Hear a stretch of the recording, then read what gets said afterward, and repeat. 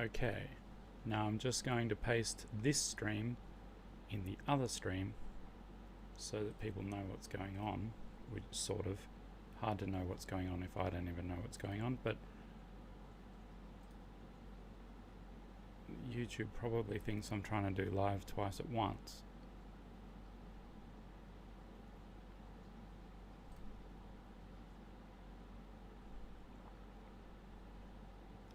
Yes. Okay.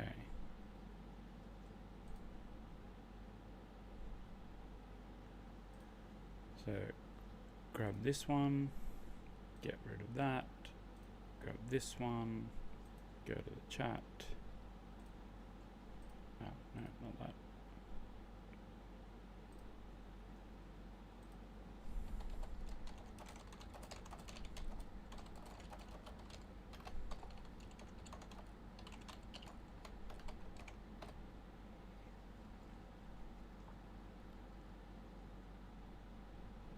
And now there probably should be some people watching with this one.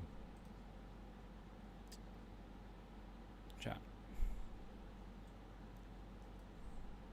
Okay, we got some people here. Cool. Alright, that was an even more confusing start than on all the other days, and I thought I had it set up today. I thought I was good, but no, OBS doesn't like it when you create the stream in YouTube first and then get rid of that and then try to get into that. It doesn't work, at least not for me. So yeah, hey, how you going?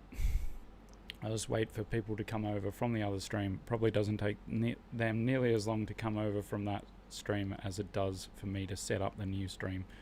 Anyway, most people seem to have found their way here. Today there's no lunch break because I've already had my lunch and now I'm drinking my iced coffee and it is flippin' hot in Australia. I have the aircon going and it's still hot as it can't compete. It's trying to make the room 19 degrees. Good luck, buddy.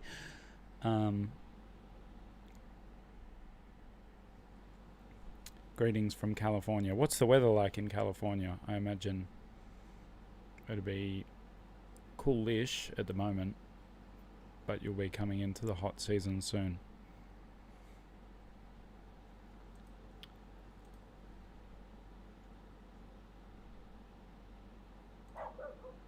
Oh, and there's the dog as well. So I think I don't know that the other stream that I had to abandon is it just doomed to sit there as waiting for me for the rest of time.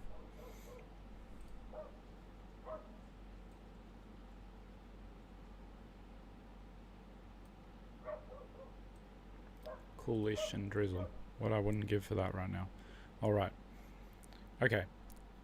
If anyone has got both windows open and they see anyone chatting in the old stream that says it's called... Wait, they're both called the same thing. I should have called the new one. The difference is that the new one, the current one that you are actually watching, it's got a capitals for with a. So the whole thing is Spanish learning with a special guest and the whole thing is in caps. The old one, if it has with a in lowercase, that is not the one. It's dead and buried.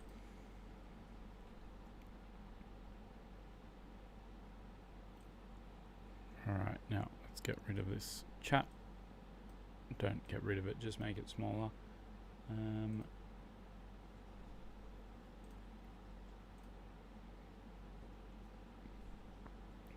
And I'll just check something.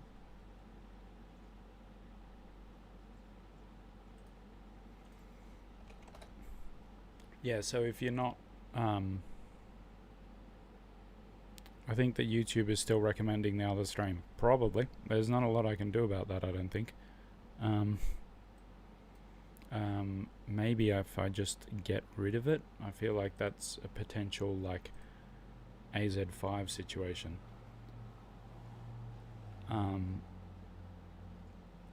Some people are not going to know what I'm talking about if I say an AZ5 situation. An AZ5 where you try it, so taken from the series Chernobyl, when you try to fix something and like completely annihilates everything. Options, delete forever. I understand that deleting is permanent and cannot be undone. Delete forever. Alright. If anyone was still in that stream, they just got booted out.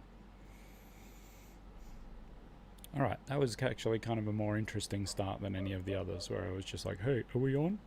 I'm like, I know we're on, but I'm in the wrong place. Now it's recommending this one. Yeah, we can't recommend the other one because it's gone. Okay, so, as you know, we have a special guest coming in about 2.5 hours. And I know some people are like, oh, I can't stay that long. Well, sorry. You're just going to have to watch it back later. And until then, I'm going to do some Anki. Excellent news, and by excellent news, I mean annoying and horrible, is that yesterday's stream also got content ID'd. This time for an even more ridiculous reason than the first one. The first one was like, oh yeah, I can see how that confusion. Well, no, actually, both of them, I can see how there is. I can see how that is confusing. But the first one was for an ad, Busu. When I was doing Busu, it played an ad, and that music was content ID'd.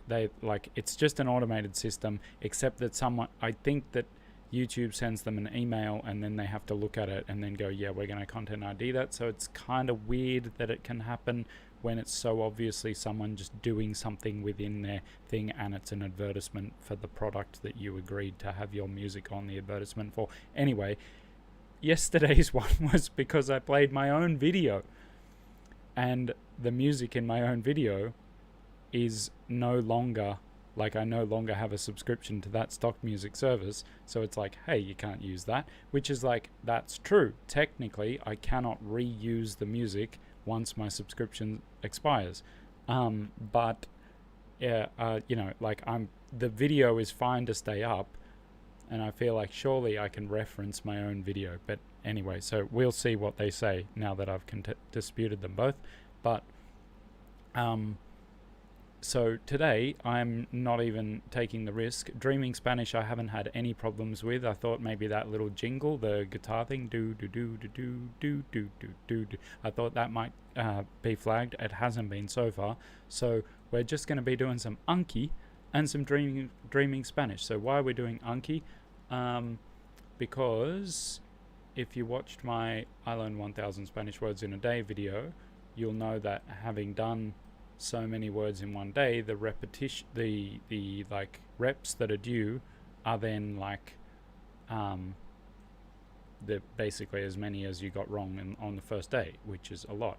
I have done it a few times since then. I've actually caught up my reps pretty well, but I haven't done it in a while because I've been really busy organizing other things. So I looked today and I see I've got 152 reps due. So super exciting. We're going to do them. And here we are. Oh wait, no, let's get rid of this up under my face.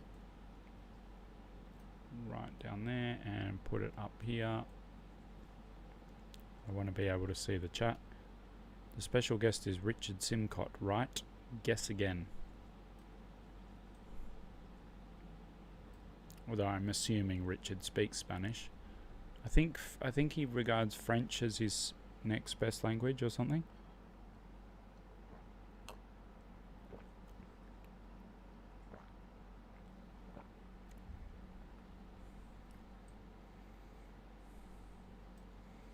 Okay, let's go. Refold ES1K. Prestar. That means to lend. Le presti mi cámara. Mi cámara. No, mi cámara. Le presti mi cámara. Le presté mi cámara. Le preste mi cámara. It's not presti. That would be like for a different conjugation or something. Le presti mi cámara. Oh, I don't know that I can keep the chat on top and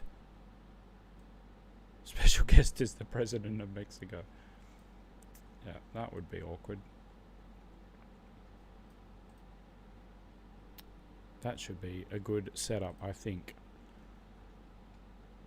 So I'm going to say I got that right. Vía. Via. Okay, this is one I got wrong a few times. This is like a repeating mistake. I don't know. It's obviously in English it's like by way of from Latin. Via.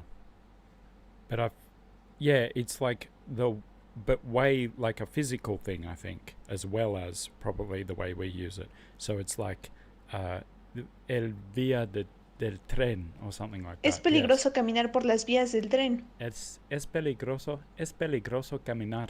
Es peligroso caminar. I just practice small bits sometimes, as much as I can manage. Es peligroso caminar por las vías del tren. Es peligroso caminar por las vías del tren. Destacar. Destacar. Destacar. El destaca entre. Okay, I probably needed the context for that. I don't think I would have gotten that. But the closest English word would be like to distinguish, but it's to stand out. So like to distinguish oneself. El destaca entre los pintores de su tiempo. He is distinguished. He stands out among other painters of the time. Yeah, it's not Luca either. The time can give you a bit of a clue for those who are very keen to figure it out. It's going to be at 2:30 p.m. Australian time. That would be like very early in the morning in Europe. So probably not going to be there. Él destaca entre los pintores de su tiempo.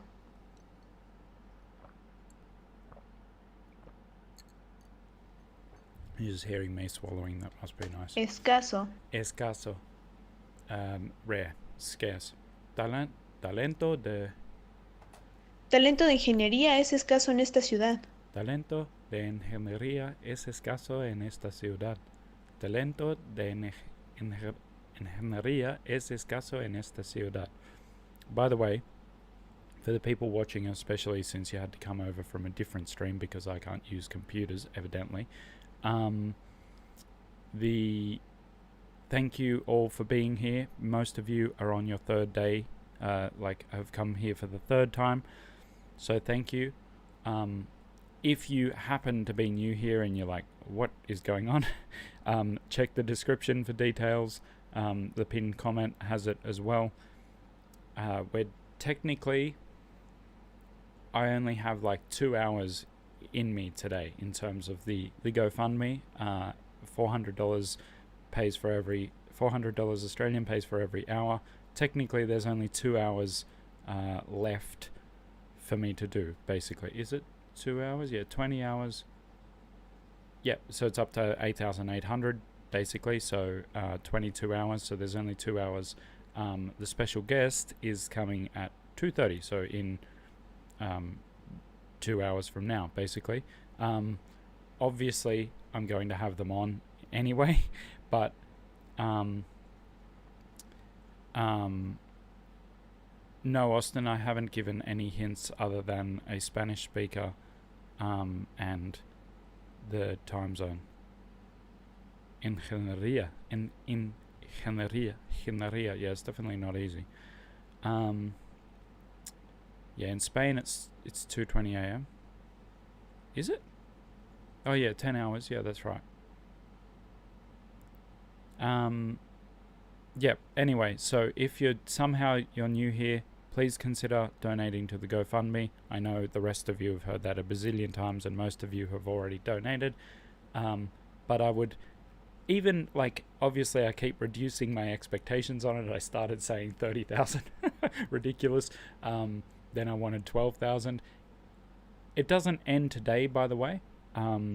So it doesn't, you can keep giving to it, and they've essentially got it set up that they will kind of lend the families who can't afford to go. They will kind of lend them the money, but the more that can be crowdfunded, the more that can be fundraised, basically, the less they will have to lend, and eventually the less that the families will have to pay back, if that makes sense. So it doesn't end today, but it would be awesome to see it cross, I don't know, let's say 9,200. We might as well use an arbitrary number. It would be awesome to see it cross 9,200 today. Just because 9,000 seems a little bit too close. I don't want to lower my expectations quite that much, but 9,200. And if it were that kind of stream, I'd just do a Mr. Beast and just sit here saying 9,200, 9,200 times. Mexico City is UTC plus 18. It could basically be anywhere in any of the Americas. It could be in New Zealand. It could be in the Pacific Islands. That's unlikely, I'm going to be honest. It could be in Asia. So yeah, keep working on it. Escaso. Yes, I got this. Scares very little. Escaso. It always reminds me of escape.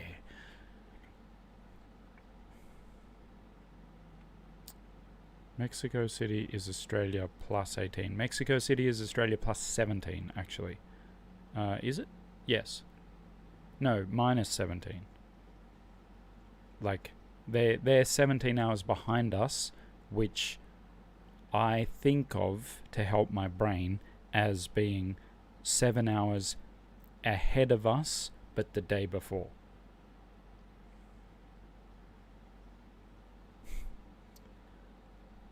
Cosecha.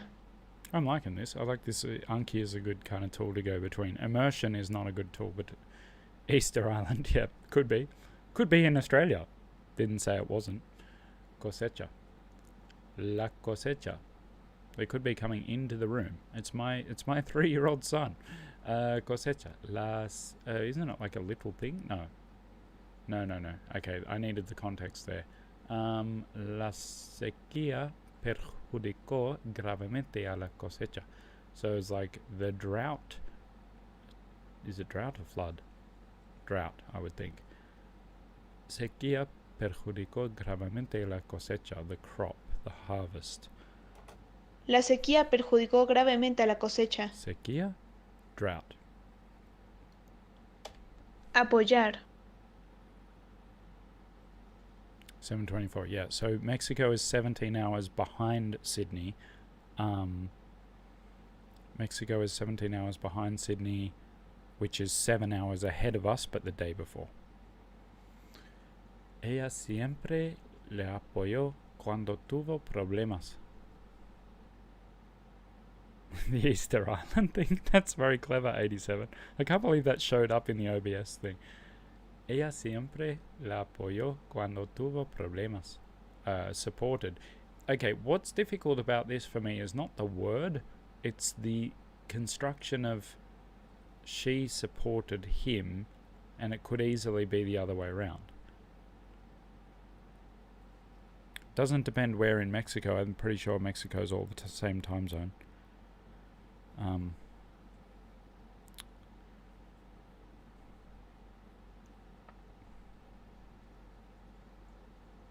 No, most of my viewers are not European. Technically, most of my viewers are from the States, by a pretty big margin, actually.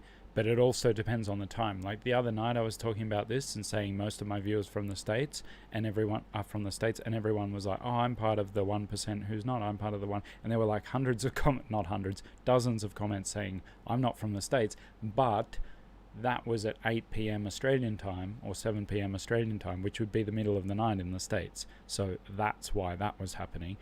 At this time, what is it? It's about... on the west coast it's like 7 p.m. On the west coast it's 5 p.m. now. Yeah, about 5 p.m. and on the east coast it's about 9 p.m. or something. So most people in theory would now be in the States. In theory, most of my viewers, Mexico has more than one time zone. Okay, sorry. Yeah, USA. But like, and I guarantee you, no matter, it's probably different in live streams. So in live streams, I don't know, this probably skews the numbers no matter what. Yeah, you're from the USA, exactly, because this is a good time for the USA. This suits. But the other night I was talking about it at 7 p.m. and that was in the middle of the night for the USA. Pretty much any of the Americas could be awake right now.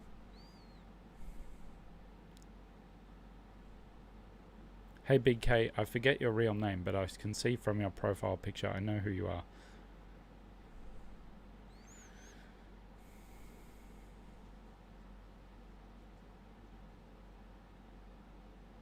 I just got everyone talking about time zones. That's fine. Another thing you have to consider, I'm pretty good at thinking about time zones. Another thing you have to consider with time zones is what time is normal to be awake in that country. So I find that with Mexico, for example, I think a lot of them still have a siesta, I think. Well, but at least they stay up like really late. Like it's pretty common for Mexicans to be like taking English lessons with me at like 11 o'clock at night. Whereas in Australia that would be less common, and I feel like that needs to be taken into account. Probably like Germany, Denmark, Sweden. Obviously, it depends on the age. They're generally going to bed like 10 p.m. I would think. And then there's winter as well, which is like, you know, winter in those countries. It's getting dark at 3-4 p.m. Ella siempre la apoyó cuando tuvo problemas. Ella siempre le apoyó cuando tuvo problemas.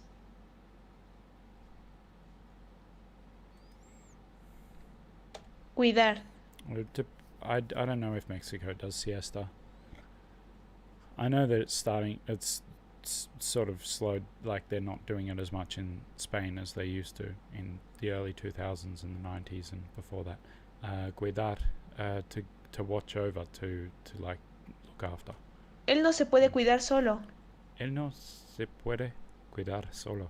Él no se puede cuidar solo. Recién.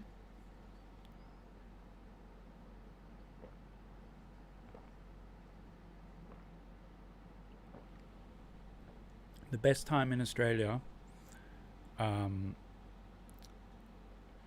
well, it's not that bad. It's better in summer because you're so far out that you've almost gone full circle.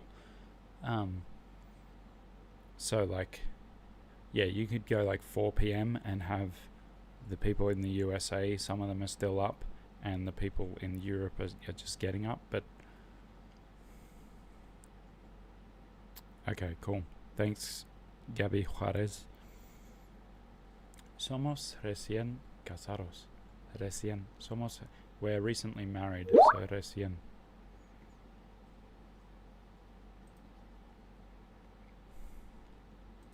Hang on one sec.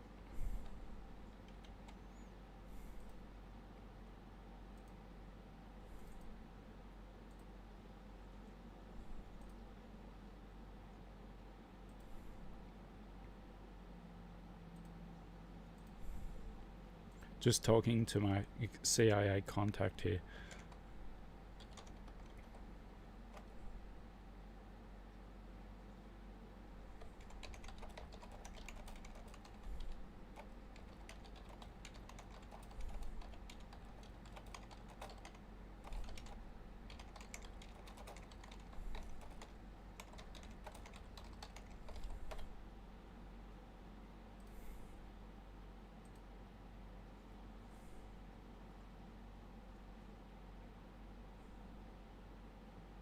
Colombia. Yeah, I haven't had anyone say that they're from Colombia.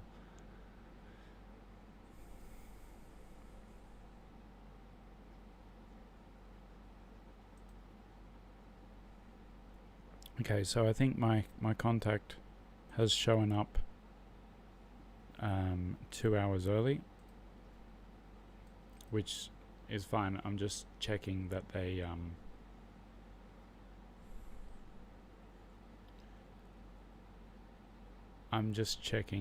they know that we weren't supposed to be on for another 2 hours. But if they want to do it now, we can do it now. And then the people in the chat will be happy that we're doing it now. Soy sueco y hablo un poco de español. Lo siento, pero ahora tengo que dormir. Sí, no entiendo. Well, not. Yep. Okay.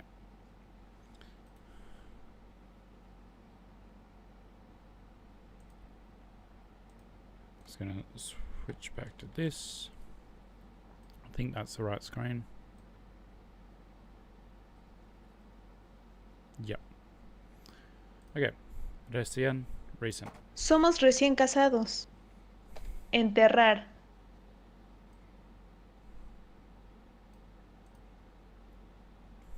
Enterrar. A menudo. A menudo. A menudo. A menudo. Los perros entierran huesos. A menudo. Often. Dogs bury bones. Enterrar. A menudo los perros entierran huesos. Recuerdo. Recuerdo. Recuerdo.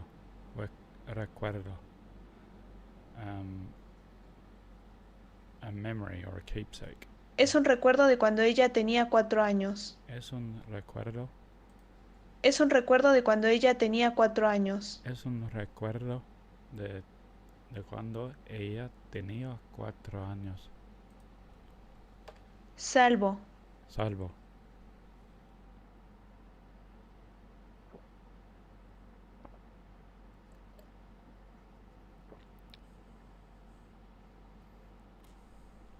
No, to my knowledge, most US states still use daylight savings time, but they're not on it at the moment.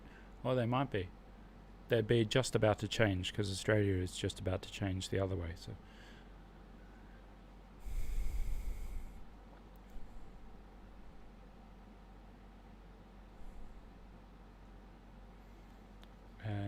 salvo.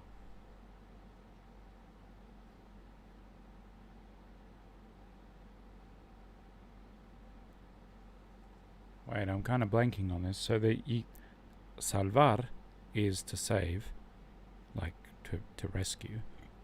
Salvo. It's got to be related to that. Salvo los niños, todos murieron. It's like the English save for the. Salvo. I'm actually going to edit the translation of that so that I can remember it better. That sentence is so dark.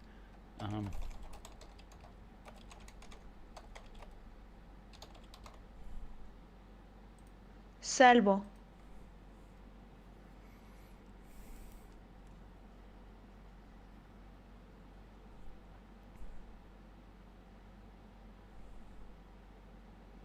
$2:30 in Norway. 2:30 in the morning, that is. Salvo. Save for the kids, yeah. Salvo los periódico. Periódico. As not a journalist, that's a una periodista. Periódico would be like the journal or the column. Este periódico es gratis. 7.5 months. Acostar. Failed that, so I have to do it again. Acostar. Me acuesto. To wake up. Me acuesto muy Other way temprano. around. Ah, damn it. Me acuesto muy temprano. Peor. Eso es lo peor. The worst. Bad. Estoy preparado para lo peor. Or worst. I'm starting to see English speakers who don't know that distinction, worse and worst. Peor. Estoy preparado para lo peor. Yeah, so PIE or pie or whatever PIE, it could be PIE in Spanish or pie in English or something else. Anki, we're doing Anki because I keep getting copyright struck for anything else I do. So now I bet Refold copyrights me for this. Verde. Green. Ella lleva un suéter verde. Ella lleva un suéter verde.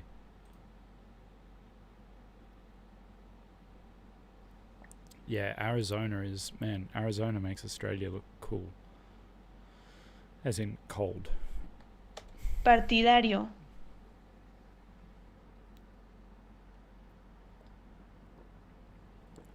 Austin, I remember watching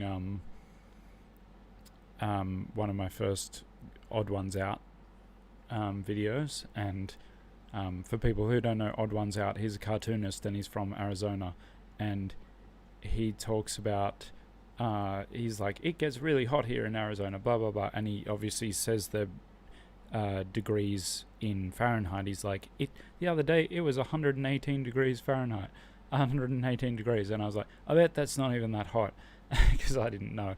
And so I go and like Google the conversion, it's like 47 degrees. I was like, oh yeah, that's quite warm.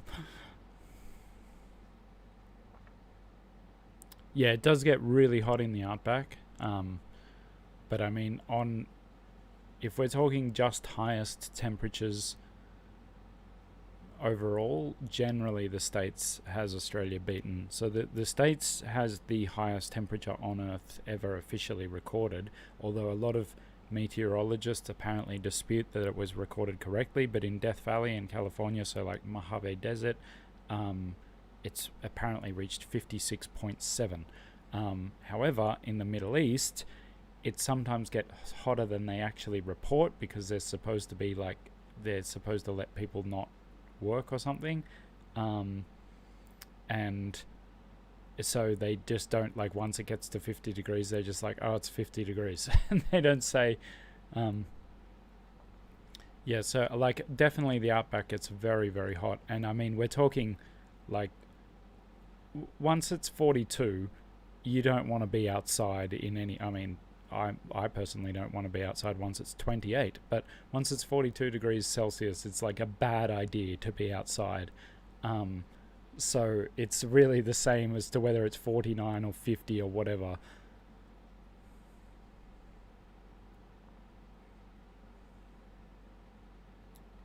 Shoes melting in Nevada. Yeah, I mean, you see on occasion in Australia, you see the road, like the tar that joins all the like little pieces of concrete, or tar, I guess it's all like that. Yeah, you see it melting. We're in Australia. I'm in Wollongong, which is about an hour south of Sydney. It's basically the same weather as Sydney, although it's a little bit cooler because we're that tiny little bit further south and we're mostly on the coast.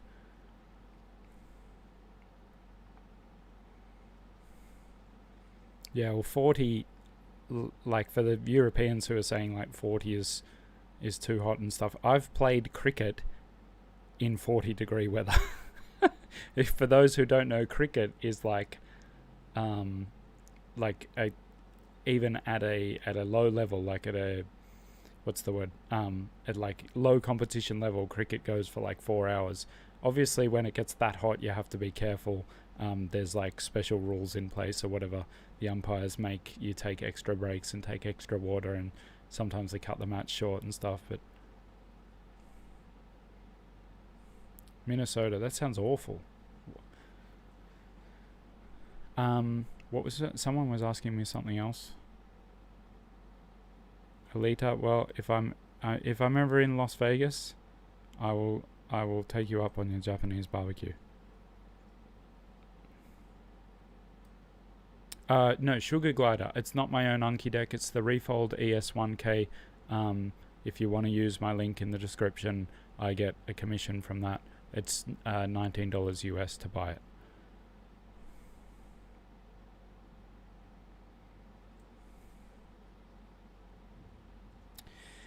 Alita, yes, there was some huge international biking event that happened in Wollongong a few months ago. So UCI, something in French, it's like, yeah, Union de Cyclistes Internationale, and it was a complete flop, basically. It was a complete disaster. They told us all, like, it went almost down my street. That's how close it came to our house, and we were told, like, oh, it'll bring all this business to the city and it's going to be amazing and there's going to be so many tourists, and people were being encouraged to like put their houses up on Airbnb and saying like, you can get like $10,000 for the week for your house. And like, I very, very, very seriously considered doing it, because I was like, I don't want to be here, I don't care about the cycling, let's go to a different place that's less crowded, much cheaper to stay, and get $10,000 for our house. So I considered doing it. I'm glad we didn't, because it was a total flop. I swear about 37 international tourists turned up, and all the roads were closed at every time you wanted to go anywhere, and the detours weren't even good. Like, the detours just made you go other places that led to more closed roads. Like, they literally didn't even do the detours correctly, so that, like, they were like, detour this way, and you just get to another closed road and be like, now where do I go? And they're like, oh, sorry, you have to go back and all the way around. It's like, they messed it up so badly, and no one got anything in exchange for it. And there's still what I would call graffiti on the roads that it, like, barracking for different cyclists and stuff, like saying, like, you know, go this person and whatever. And it's still there because no one's washed it off, and it looks really ugly and stupid and confuses people, because they're like, they think it's like a sign, like saying, like, you know, stop here or whatever, except it's in foreign languages. And it was just a disaster. And like, what there was a woman up the road from me who's one of those people who probably, like, complains more than she does things, but she was like, I'm not going to pay my rates and stuff. And I'm like, well, if you're gonna, so, like, she's referring to council rates, because they were the ones who started the whole thing.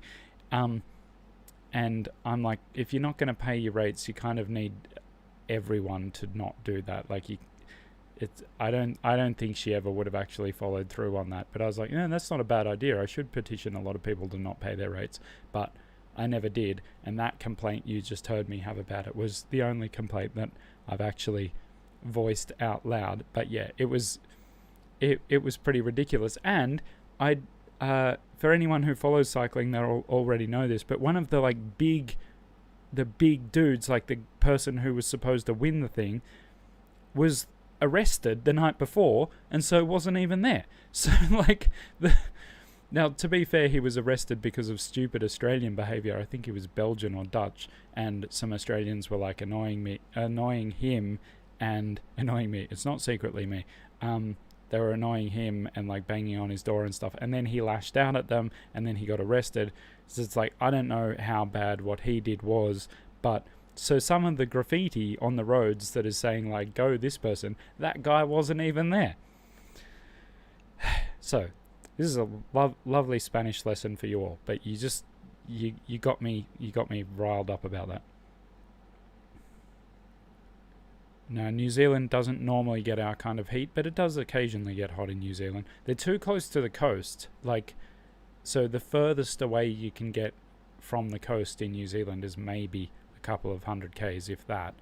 And then it's also too close to Antarctica. But an absolutely beautiful country. If you're ever going to come to Australia, and you have time, add a trip to New Zealand in there, or just go to New Zealand, because it's an amazing country.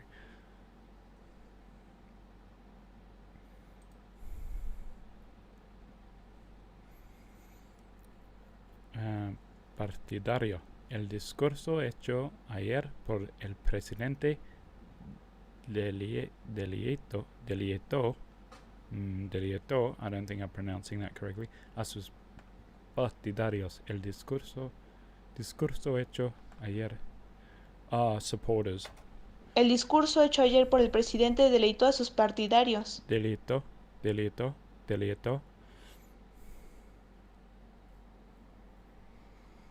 Convenir.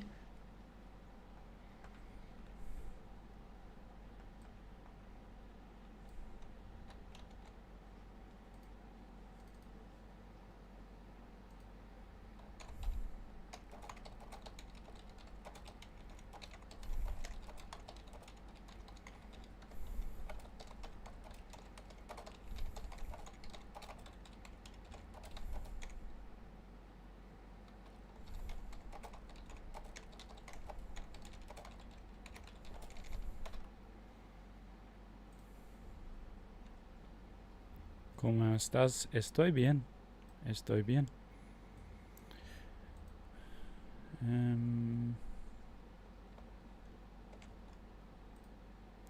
convenir. Los hermanos deben convenir juntos en cómo apoyar a sus padres.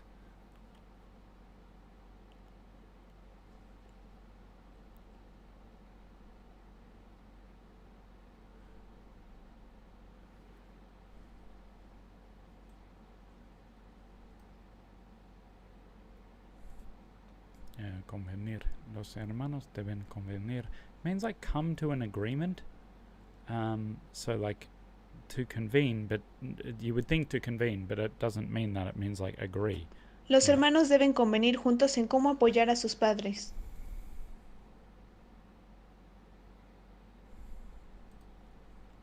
Salvo.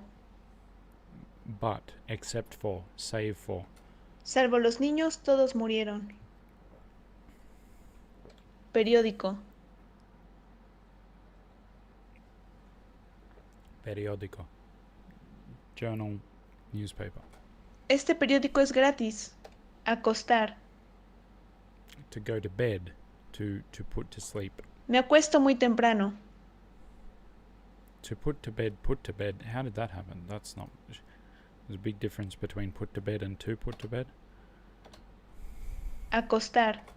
Me acuesto muy temprano. I think I'm finally getting used to the streaming and just doing my own thing no matter what's going on in the chat, whatever. But it's kind of weird because every now and then I'm like, oh yeah, I'm on. Atravesar. Atravesar. Atravesar. To cross. Yeah. Atravesaron las montañas en la noche. Like traverse. Atravesaron los montañas en la noche. En la noche.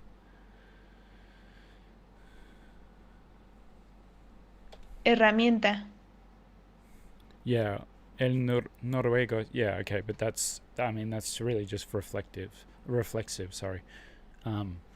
But I was more one of them is what was I going to say? One of them was said to put to bed, and one of them is put to bed, and it's like that's just the same thing except one is missing the two. Herramienta. No quiero hacerlo sin las herramientas adecuadas. Herramienta is like tool or necessary, like object. No quiero hacerlo sin las herramientas adecuadas. No quiero hacerlo sin las herramientas adecuadas. Adequate. No quiero hacerlo sin las herramientas adecuadas. Sin las herramientas adecuadas. Ejercer. Ejercer. El gobierno debe ejercer. To enforce. To El gobierno debe ejercer la ley inmediatamente. El gobierno debe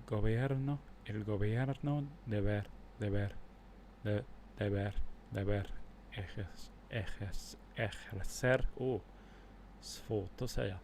Ejercer la ley inmediatamente.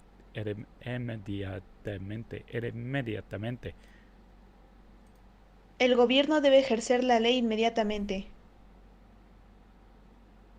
Yeah, when 87 Advil, when I said adecuado and then like and then said adequate, I wasn't saying it means adequate. I was saying like there's an obvious cognate there, like that's obviously like adequate must come from the same Latin root as the word adequado. I wasn't saying they mean the same thing.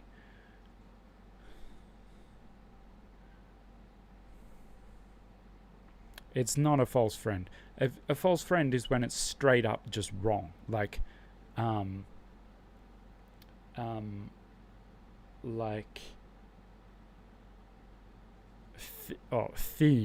in I don't know why I'm using one that's not in English here, but fin in Swedish and fin in French, both F-I-N. Oh, and fin in English. None of them mean the same thing. So fin like a shark fin or a fish fin, right? Has nothing to do with to finish, to end, which is what it is in French, and then fin, that's fin, and then fin in Swedish is like nice or lovely, which is where the word Finland comes from. Finland, beautiful country. And also related to the English word fine. So yeah, Sitio. a false friend to me is when it's like almost dangerously wrong. Like, I'm trying to think of a good Swedish one. Slut in Swedish, right? S-L-U-T, very different meaning in English, but slut in Swedish means the same as fin in French. The end, finish.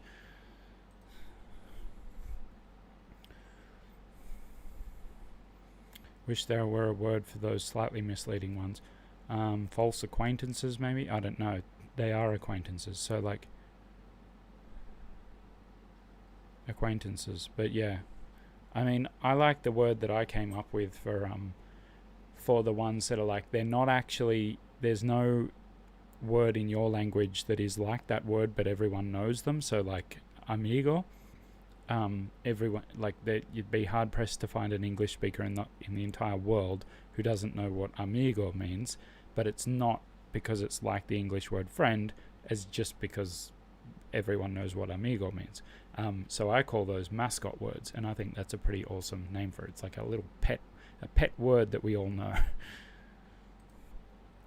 And plus it takes into account the whole mascot thing. Well, I suppose mascota is not a mascot word, because mascota is more like an acquaintance word.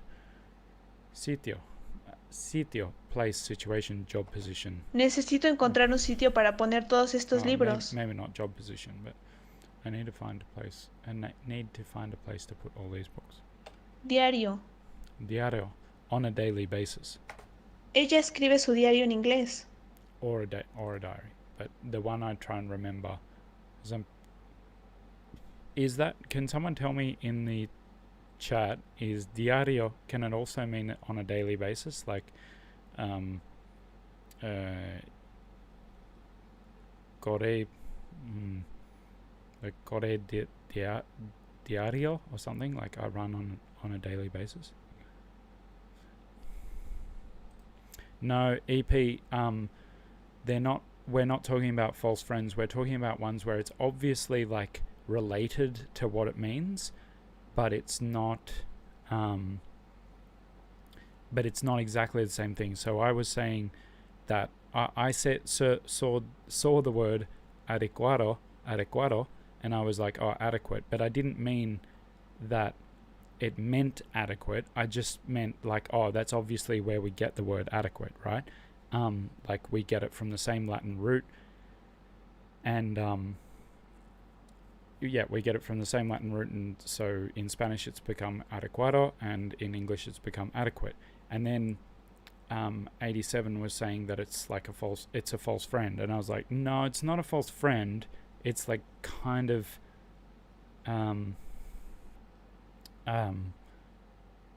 it's not a false friend. It's like, yeah, it's related. Like a false friend is when it's straight up wrong. Like slut in Swedish, S-L-U-T, has nothing to do with that English word. So where that it's not called a false friend. Adecuado and adequate are close enough that they're not false friends. They're friends with benefits. I don't know. Dormir.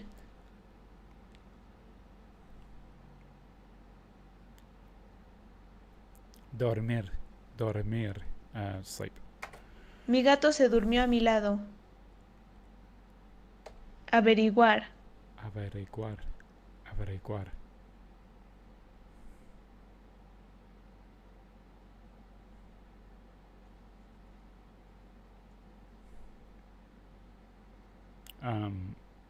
Investigate or find out. Eso es lo que quiero averiguar. Enfermo. Enfermo. Sick. Sí, estoy muy enfermo. Sin embargo, su padre cayó enfermo y no podía viajar. Película. Film. ¿Quieres ver una película francesa, verdad? Pretender. Okay, this is a false friend. I would call this a proper false friend, because you're going to think in English that means to pretend, to fake, to imagine that something is happening.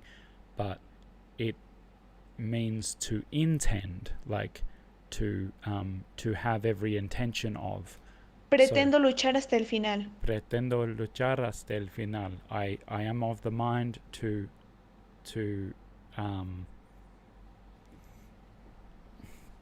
I am of the mind to fight to the end. I intend to fight to the end, but it's not pretend. I pretend to fight to the end would mean a very different thing.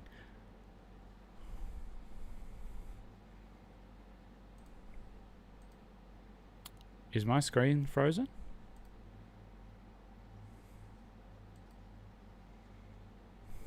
Delante. Someone tell me if I just switched to the word delante. If you're not seeing that, if someone's not seeing that, and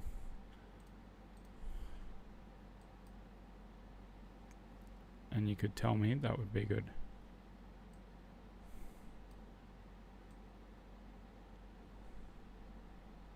Because I see everything as being fine at this end.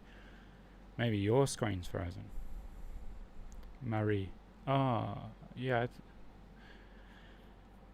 Delante. ¿Qué puedes ver allí delante? Up ahead. ¿Qué puedes ver allí delante? Okay, cool. Permanecer. Asistir. Yeah, that. It doesn't mean to assist or to help, yeah. Permanecer. Permanecer.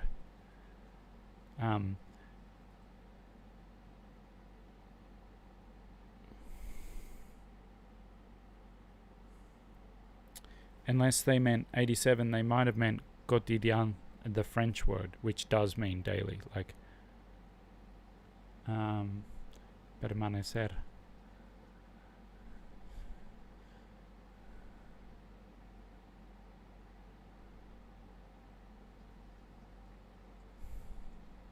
To remain in. Permanecimos en silencio. Permanecimos en silencio. Puesto.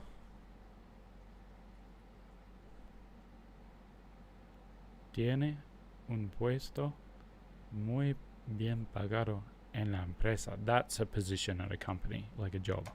Tiene un puesto muy bien pagado en la empresa. I'm going to fail that because I wouldn't have known it without the context. Ambiente. Ambiente. Nuestro ambiente de trabajo era bueno. Nuestro ambiente de trabajo era bueno. Environment. Nuestro ambiente de trabajo era bueno. Nuestro ambiente de trabajo era bueno. Era bueno. Devolver. Devolver.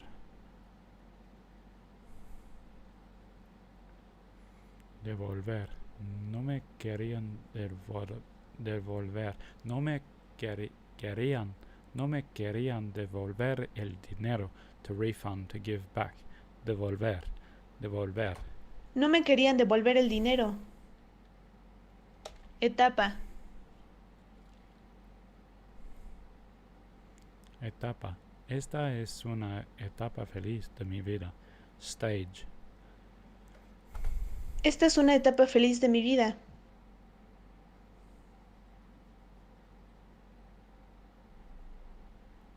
Very good observation, 87. I would say acquaintance words are the ones where knowing the cognate ultimately helps way more than it hurts. Exactly. Although the only problem I have with that is sometimes it's sometimes I use it. Yeah, no, you're right. That's true. Sometimes I use false friends to remember the false friend. Actually, the best false friend in Swedish versus English, this is the one to go to, is semester. Semester in French. Did I say French? The semester in Swedish means holiday, not semester and not term and not academic year or academic half year or whatever. Volver is sort of a false friend to Volvo.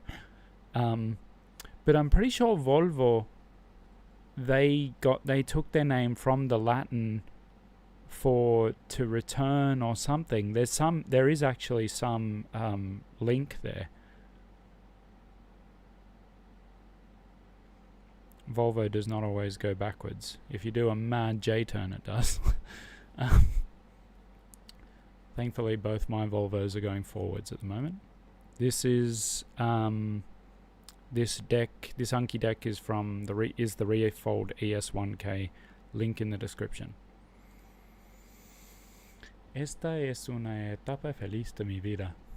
Esta es una etapa feliz de mi vida. Yep, stage period. Recorrer.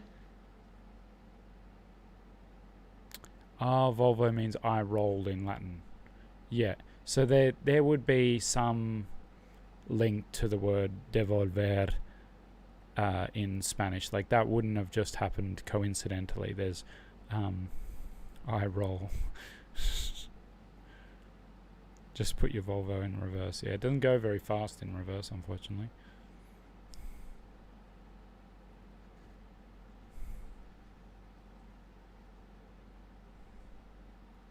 Recorrer. Yeah, so people just joining. We've got a guest in about an hour and a half. Recorrer.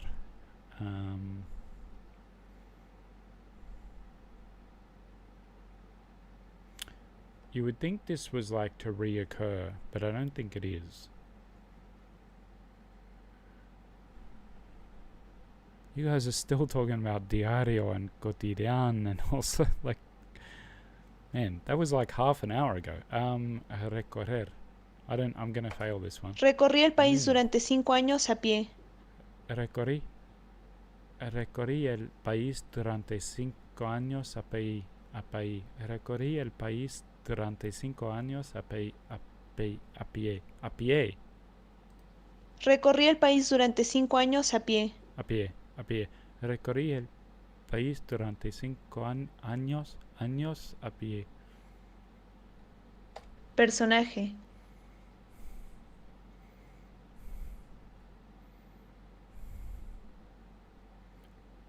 Character. El personaje principal es un hombre cuyo nombre desconocemos.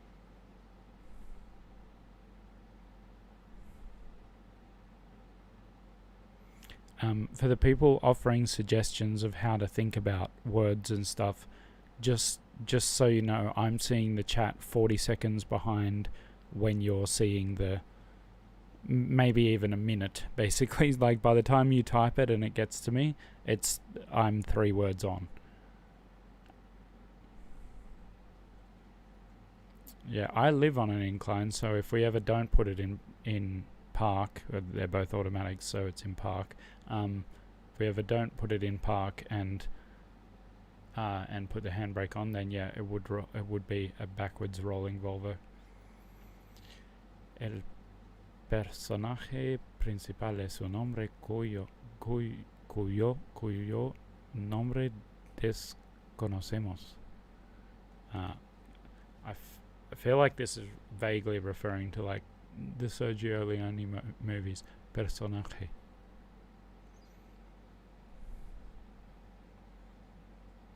Exigir. Don't know what you're talking about, Captain Bummus. Exigir. Demanded, called for. La situación exige medidas drásticas. Stuff like personaje, persona. No, I think that's fair enough, because if it's normally in Spanish referring to a character, that's different to a persona. A persona is like a character that you take on in your everyday life, whereas a character in a film, if it's just I went to say it in French then, personaje, that's like going to come up all the time, whereas the word persona in English doesn't come up very often.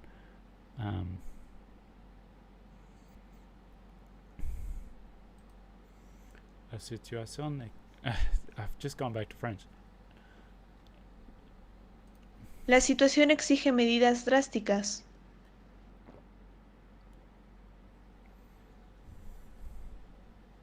Apenas. Sergio Leone movies, top tier, absolutely. I saw them in sort of reverse order. Not quite reverse order. I saw Once Upon a Time in the West first. Straight up masterpiece. Top 5 for me. Maybe I should have pinned a comment about what kind of Anki deck it is. It is the Refold ES1K. Stop asking. No, I'm joking. Apenas. Hardly? Yeah. Apenas podía oír lo que estabas diciendo. Barely an inconvenience. That was a bad it was a bad Canadian accent technically, but it was a bad accent in any case. Jamás, never. Jamás. Ellos jamás mienten. Ellos jamás mienten. They never lie. And they never lie. They're the precogs. Manejar. TV persona, yeah, but you don't say that about like the character in a film. Like, as in, even in my videos, you could say like, oh, he's got like a persona in his videos, right? That isn't how he normally is in his normal life. And you can say that about anyone who's on TV.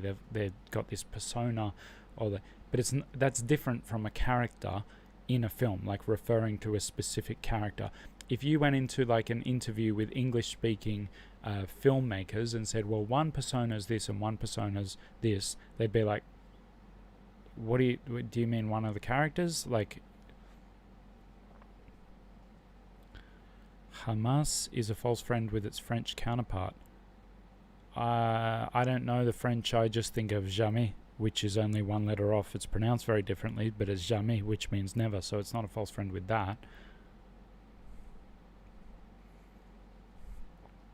Netflix subscription is becoming increasingly terrible value.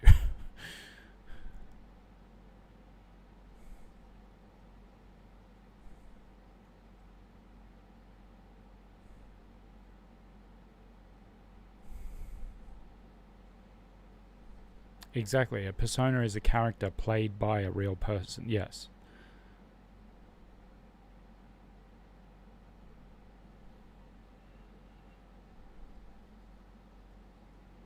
Manejar. That means to drive or to manage? Or just No me gusta manejar. No me gusta manejar. Manejar. See, but like if I think between Spanish and English, you can think of almost everything as being some kind of cognate if you wanted, because I could think of like, okay, you always say drive in English, but you could drive a manual car and then it'd be like manejar, manual, mane. And it does actually come from the same, because manual as in to do things with your hands, like manual labor. And so, yeah, manejar, to manage, like the word manage probably comes from that as well. So, los manos.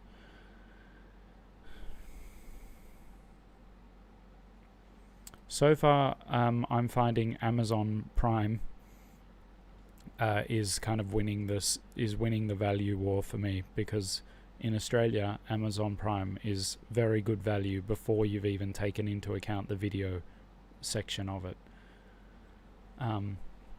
And it's like, I get that, you know, Amazon's a pretty terrible company to be plugging, but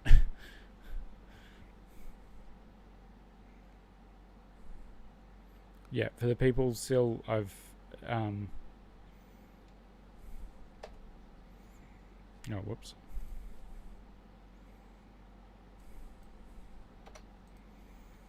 Actual.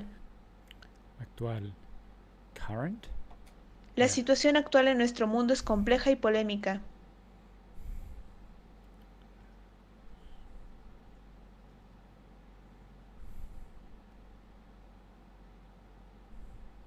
Is Mr. Robot on Amazon Prime? It's not on Amazon Prime in Australia. I bought it on Blu-ray only because, like, I don't buy stuff normally anymore, but it was kind of a long story, and it was like, you know, basically buy 4 for the price of 2, or actually it was more like buy 3 for the price of 1 kind of thing. So I got Mr. Robot season 1. Didn't heaps love it, but anyway.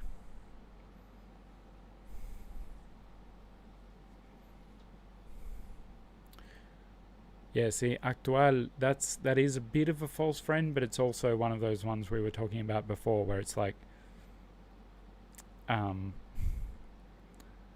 jamás nunca would be like maybe never ever in English. Never ever. Amazon is a Volvo, by the way. What?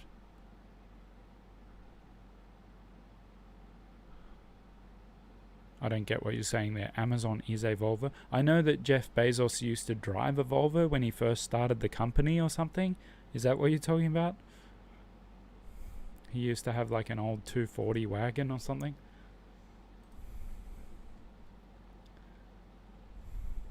Puesto.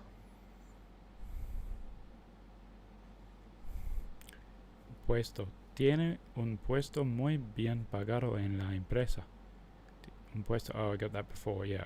Puesto, position, job, place. Tiene un puesto muy bien pagado en la empresa. Yeah. For the people who are Estrenar. just writing the answers for what we see, maybe if you're doing it to help yourself in your own memory, that's completely fine. But otherwise, I'm seeing these like a minute behind. So if you're telling me, then it's like old news. Estrenar. You might like think of it as the same as writing a comment on a video, which amazingly. This wasn't when he had Bezos money. We're talking like late 90s, maybe early 2000s. This was before he was like super rich. He used to drive around. There is a Volvo named an Amazon. Okay. Yeah, I'm pretty sure he used to drive a Volvo 240 and just deliver. He just did like the one city for deliveries or something.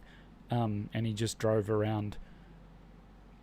No, that might not be true. But no, when Amazon started being successful and he was still driving around this old Volvo 240, someone asked him why he didn't upgrade his car. And he was like, because at the moment I put all the money that I make back into Amazon to make it a better product.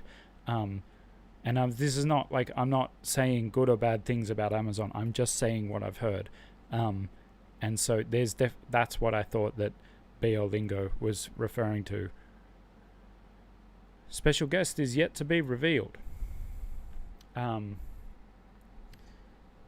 So yeah, no, I'm talking pre, like when Bezos was not worth $300 billion or whatever he is.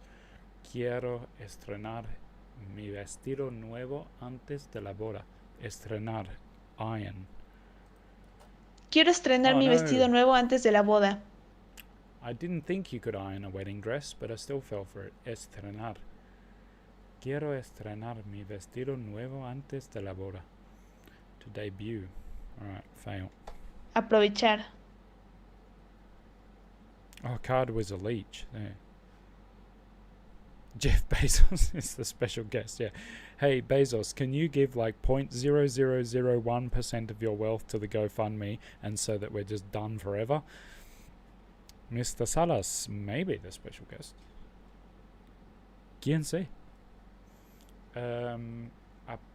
I went to say, vem vet then? Bezos. That would be like most ambitious crossover ever. Bezos, the special guest, because he once said a word in Spanish. Because the Amazon River goes through Spanish-speaking countries. Aprovechar. Él se aprovechó to take advantage of. Él se aprovechó de mi ignorancia y me engañó. Encuentro. Encuentro. El encuentro es mañana. El encuentro. The match. El encuentro es mañana. Skirmish, yeah, that'll look. I'm good for 782 Swedish krona. What's that, like $100 US? El encuentro es mañana.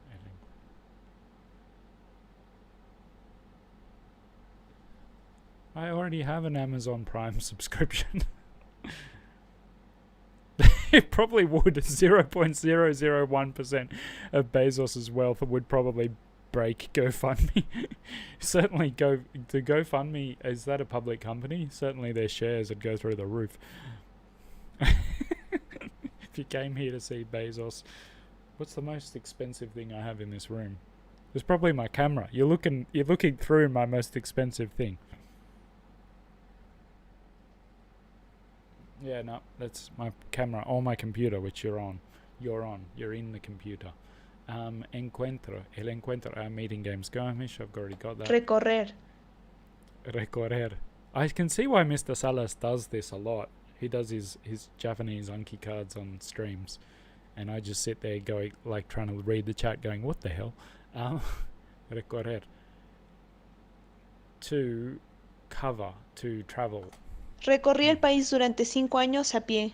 Recorrí el país durante 5 años. Durante 5 años a pie. Regresar. Can someone who is not on streaming, Andrew, I think plenty of people have tipped already. I think if you're allowed to do, my wife reckoned you were allowed to do 0, and I was like, well, how do they make any money? I think they take 3% at the other end, so I don't think it's necessarily. Don't do it. Like, that's really bad, eh? But it's you who is priceless. Thanks, Harry. Regresar. I can see. Anyway, I was saying I can see why Mr. Salas does this a lot, because it's quite fun. You can at least somewhat learn from your Anki cards and engage with the chat. Regresar. Although he gets a lot more chats, so he just pretty much just does the Anki. Regresar. To go back. Yeah, to go back. ¿Podemos regresar ahora? Yeah, you can change the tip to 0. Don't like. That's a bit dishonest. No, not really. Like, I don't think it's. Australia has no tipping culture at all. Items cost what they cost. Oh no, sorry, that's not true. We don't have no tipping culture at all. At restaurants and cafes, there's often a tip jar, and these days it's starting to be more often there's like a button on the FPOS thing to do a tip, but it's not like people don't. Yeah, aren't you from Australia, Andrew? I don't know. Just do like, can you do like 3% or something? Just do that. It's not. I don't think it's dishonest. I think when you think about what GoFundMe is, they make a fair bit of money from just being the platform that people do, that people support stuff through. I'm sure they make plenty of money. But Australia, you will not get frowned upon in Australia unless you're at a pretty expensive restaurant, which I haven't been to for a very long time.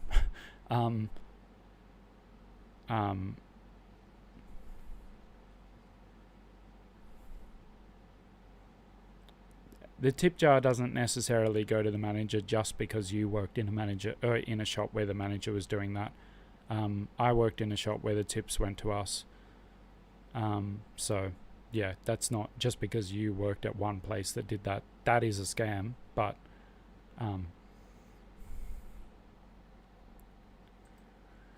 Sofia Vergara, vem vet? Best channel ever. Thanks, Captain Barmis. I don't know how to say that name. Yeah, that's okay, Andrew. Thanks for your donation. Wait on, let's go back to just my screen.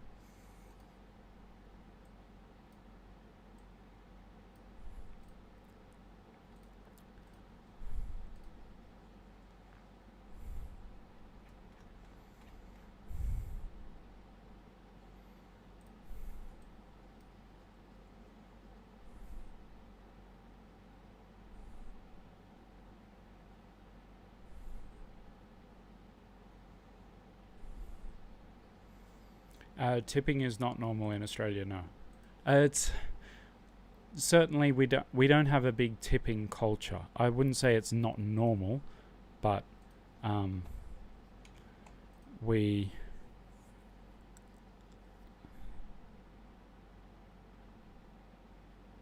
and it should be illegal in the US because it's a massive part of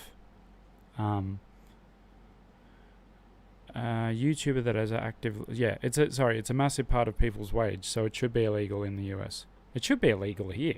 Like, it doesn't matter whether, like, that's what imagine if you had on your tipping jar, all tips go directly to the manager. No one would put money in it, so that is theft. Or it'd be like me saying, it'd be like this GoFundMe if it ended up actually just taking the money myself.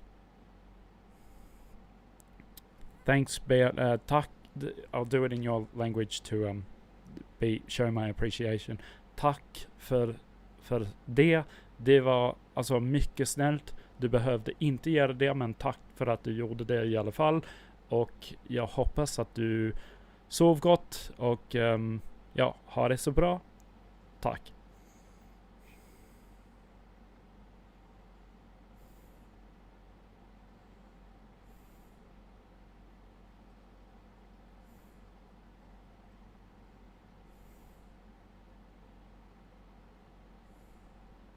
Tipping is considered rude in Japan. They take it as pity money. Yeah, it's like not certain places, but there are certain aren't there certain times in Western culture when paying for something that is considered to be free would be considered rude. Like, so it's an interesting thing. I quite enjoy thinking about all these things. There's a book called Predictably Irrational by an Israeli guy named Dan Ariely or something.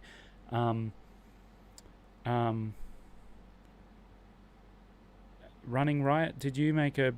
Sorry, yeah, not everyone's being thanked equally. No matter what your donation, thank you so much for it. It doesn't matter what it was, because some people don't have as much money, so if they make a small donation, it's still a big donation for them. So I just wanted to take the opportunity to thank everyone for their donations, whether it's through the super chats or the GoFundMe. It means a lot to us and to the team, who are pretty much texting me like every day, going, "Hey, the GoFundMe's up to this." It's like, I know, I'm checking, it's part of my thing, but they're pretty much just saying that's their way of saying thanks. But I need to pass that thanks on to you, because it wasn't me who made the GoFundMe go so high. El Noruego, you should hear my Swedish when I'm actually in the habit of speaking Swedish and not speaking Spanish.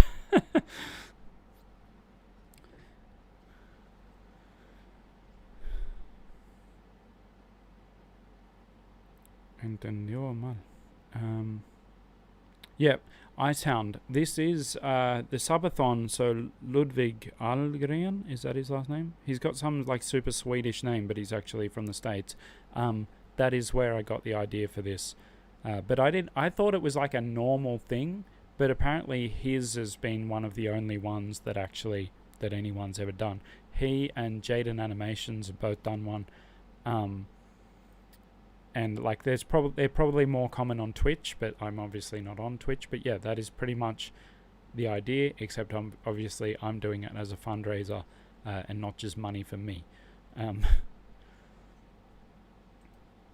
But if you guys want to, like, when you're done watching this, if you want to put one of my videos on repeat and on loop and just go do something, do so. Because that, even if you don't see ads on that, it still pays me in that YouTube gets more engagement with the algorithm and boosts it it boosts those videos to other people. Regresar, to return to a place.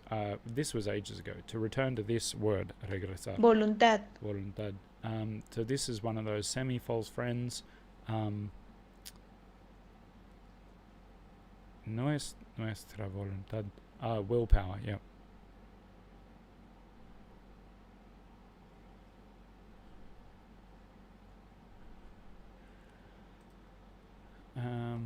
No es nuestra voluntad la que nos hace retirar. Yeah, no, I don't really know. Genghis-Khan? I don't really know how far. Ludwig. I should try and get Ludwig in a stream and teach him Swedish or something, because I've heard him mention that's right, he was trying to pronounce Greta Thunberg, and he was like, I don't know how to say it, and sorry about that, because I'm meant to be Swedish. So he obviously knows that he's like he obviously knows that he's got like Swedish heritage, which he obviously does from his name.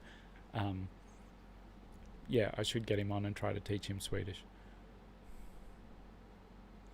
Retirar. It doesn't mean to retire.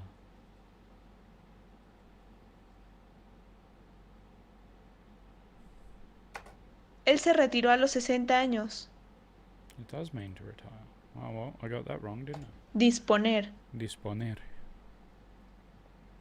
To have available. Solo Yeah. dispongo de tiempo para limpiar la cocina. Solo dispongo de tiempo para limpiar la cocina.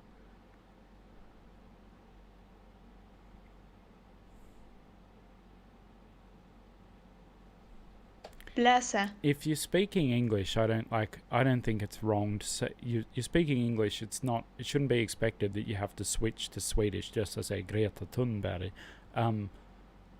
But yeah, Thunberg. I would say Thunberg. If I was speaking English and I just had to refer to it and make no reference to the fact that I can actually speak Swedish, I would just say Greta Thunberg. Thunberg. I would say the G. Plaza. This is not what you think. Well, it is plaza. Yeah. Había muchos niños en la plaza. In Australia, we normally call those plazas. Peligro. Peligro. Danger. Mi vida estaba en peligro. Peligro. No, it's different to peligroso, which is the emphasis is on the gro. Peligro. Mediante. Mediante. Ella está relacionada con el mediante matrimonio.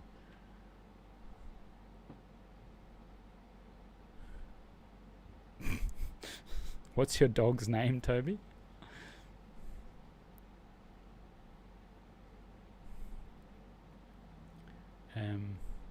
Con el mediante, that's like by means of, by way of. Ella está relacionada con él mediante matrimonio.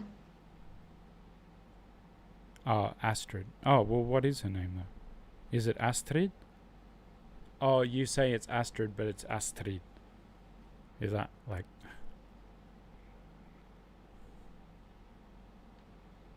Frase. Frase.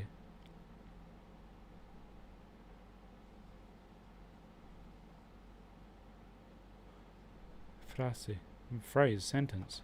¿Qué quiere decir esta frase? Surely that's a false friend, come on. Not false friend, that's a cognate. What is the meaning of this phrase? Frase. Lectura. Lectura.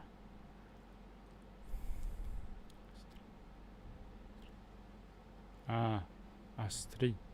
Right. Lectura. Reading. A mi marido la lectura le parece aburrida. Advertir.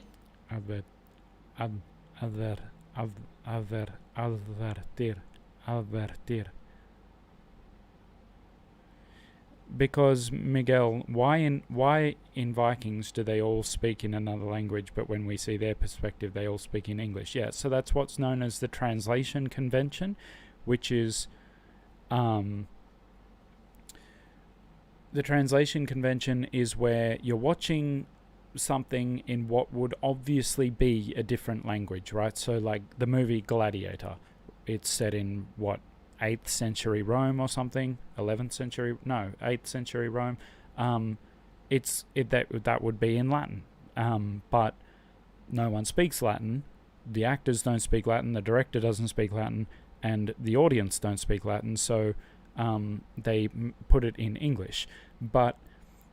And so that's like more or less the perfect use of the translation convention, in that it doesn't really ever get in the way of the film. However, in Vikings, it does get in the way of the series because they go to England and then they have to explain I remember there's that scene on the beach where they're like, vi vikingar, or something like that. And it's like, it just comes out really awkwardly. And it really doesn't matter what, it's pretty much always going to happen. One day I want to do a video on the translation convention because it is actually really interesting, and I think another good example is the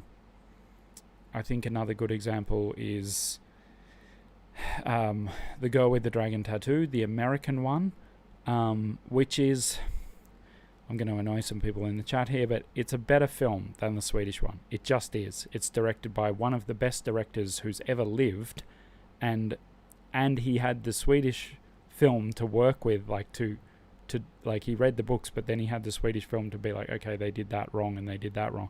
It's just a better film. It's got amazing music, it's got amazing direction, but it's in English. It's the wrong language. And there's some interesting stuff in that, where like Rooney Mara, who plays the girl Lisbeth, she actually speaks Swedish for a short time, for like one word of that. The interesting part of that is that a few of them were told, they were told, the actors, to do like a kind of vague Swedish accent, right? But Daniel Craig thought it was stupid, so he didn't do it. So he's got his normal British accent. But Rooney Mara, she does quite a good Swedish accent, and a lot of Swedes are like, oh no, it sounds more Russian and stuff. I'm sorry, but you guys are not good judges of what you sound like when you speak English. She did a very good Swedish accent. For like, not all Swedes have the same English accent. It's not like a lot of Italian people, they talk like these. It's not like that kind of thing. Swedes all have like different accents, but if there is like a generic Swedish accent, Rooney Mara pretty much nailed that. But the weird thing is, it's still weird. There's like, they went to the effort of doing a Swedish accent. They have a lot of the signs and stuff are in Swedish. There's a lot of things, props that would have been deliberately made for the film that are in Swedish, but they're speaking English. As a vague Swedish accent, as in it's vaguely, is there any such thing as a vague Swedish accent? I mean, it wasn't really like strong and like notable, and it wasn't distracting. For me, it was just right. No, they didn't remake the second and third films in English, because the first one, although it did turn a profit, it didn't turn enough of a profit that they would be sure that they could turn profit for the second and third films, basically. Fincher was keen to make all of them, but what was I going to say? Fincher was keen to make all of them, but they just didn't make enough money that the studios were keen to invest in all of them. It's also, by the way, when I say it's a better film, there's a good video on why it's a better film, and it starts with the disclaimer that like the budget was 10 times the amount.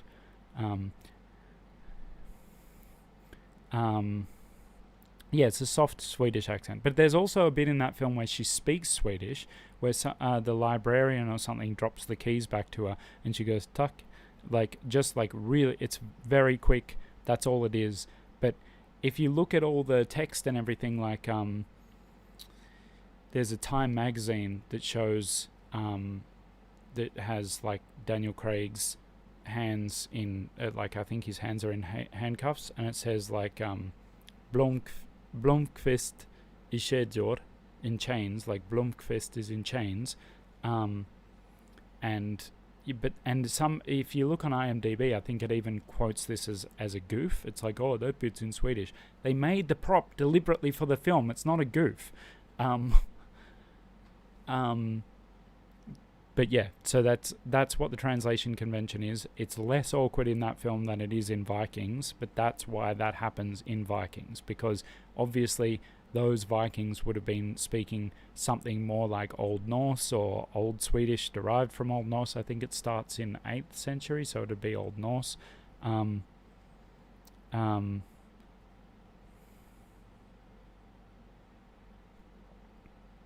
Maybe it's AOC. Who's AOC? It's not AOC, because I've just given away that I don't even know who that is. So yeah, as you can see, I have some thoughts on the translation convention. So I'm just going to move this. This is suddenly going to go through the door. It was already facing the right way. Oh man, Toby, you've got to see. It's like, it's kind of a disappointment the first time because you hear that it's better. I heard that it was better, and I saw it and I was like, it was pretty much the same. But now when I go back and watch the Swedish one, I'm like, The only thing that's better about this is that it's in Swedish. Oh, and in the series, that's the other thing about the TV. The Swedish was actually a series cut down to a film length thing, so it kind of didn't work.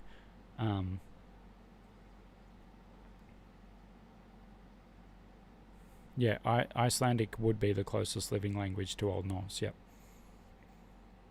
Who's not up on American politics? Oh, AOC. Yeah, no, I'm not up on American politics. Advertir. Alexandria Ocasio-Cortez. No. Yeah, I know who you're talking about now that I think about it.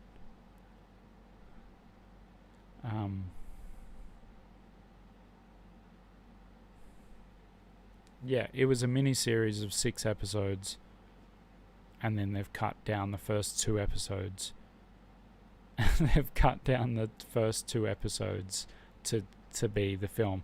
The title sequence in the Swedish one, not the movie title sequence, but the series title sequence is super cool. And I don't much like the title sequence from the American one. I think it's a bit too, like, it feels very James Bondy, particularly because it's Daniel Craig as well. I just don't think it really works that well. But that's the only bit I don't like. The rest of it, oh, and there's an extended score you can buy. Like, you can buy the score by Trent Reznor and Atticus Ross. Atticus Ross, yeah, that's right.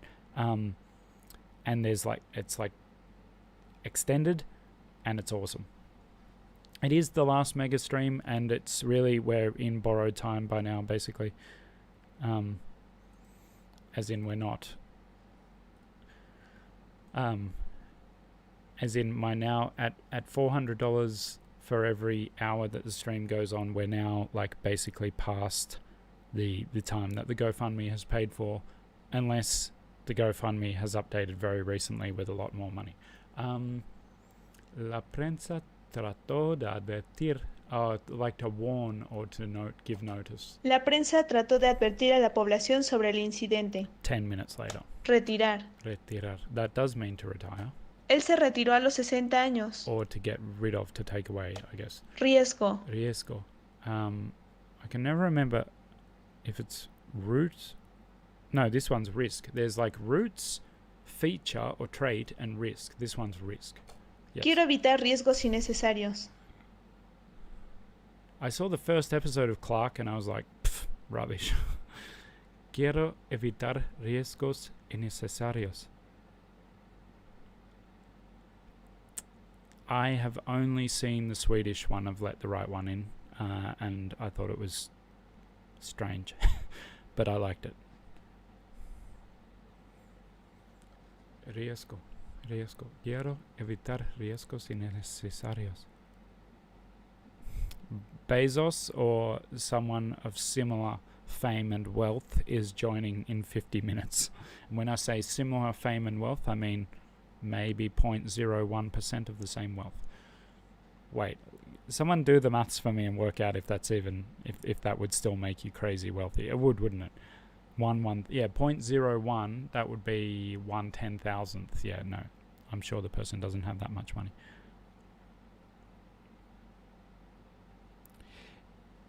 Normally they are unnecessary.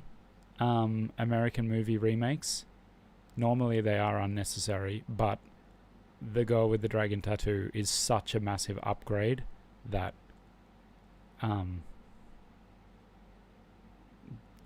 The Girl with the Dragon Tattoo is such a massive upgrade that I don't think it's necessary.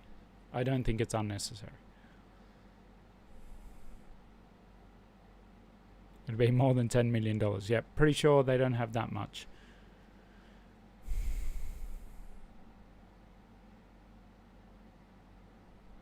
That's very common, Toby, that books are always more full-on than movies. Even Game of Thrones. People were talking about how full-on that series was. Thanks, Captain Bummis. Thank you, man. See ya. People were talking about how full-on that series was, but the books are whoa. And it's also very, very common that characters are more likable in movies and series than they are in books. Often the main character in a book is like much more cunning and deliberate, and in the movie they'll just be portrayed as like something happened to them. So the Talented Mr. Ripley is another version of that. In the movie, everything's like planned and calculated. Sorry, in the book everything's planned and calculated. In the movie, he only starts being like that once he needs to be. Tratarse de. To be about. Yeah. El amor se trata de sentimientos, no lógica. No lógica. El amor se trata de sentimientos, no lógica. Merecer. To deserve. Este libro merece atención. Este libro merece atención. Pareja. Pareja. Pair, as in a couple. Yes. No somos una pareja. No somos una pareja. Gana. Nah, I just do a bit of everything on Dreaming Spanish. I mainly watch intermediates.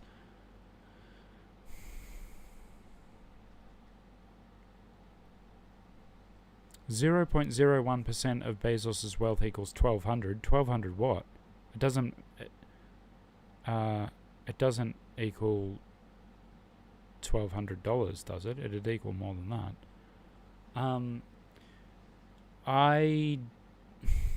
About Tom Hanks remaking En man som heter Ove.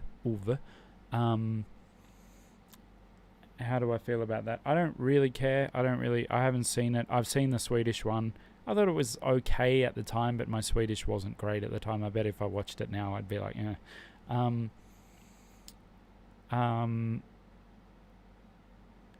And what was the other thing? The book. I haven't read the book, but I've read 2 books by that same author, and one of them I really liked, and I think that was probably more like En man som heter Ove. That was Britt-Marie Varhar. I liked that, but I didn't like Bjørnstad. And then HBO Nordic made Bjørnstad, and that was one of my favorite TV series. That's my 3rd favorite TV series in Swedish, I would think. Typo. Okay. So yeah, I don't know. I don't really. $1.15 million. Million, I would assume. Yeah, pretty sure they don't have that much, or they probably wouldn't come on a stream with me for free. Podría ayudarlo, pero no me da la gana. Feel like the desire, the willingness. Podría ayudarlo, pero no me da la gana.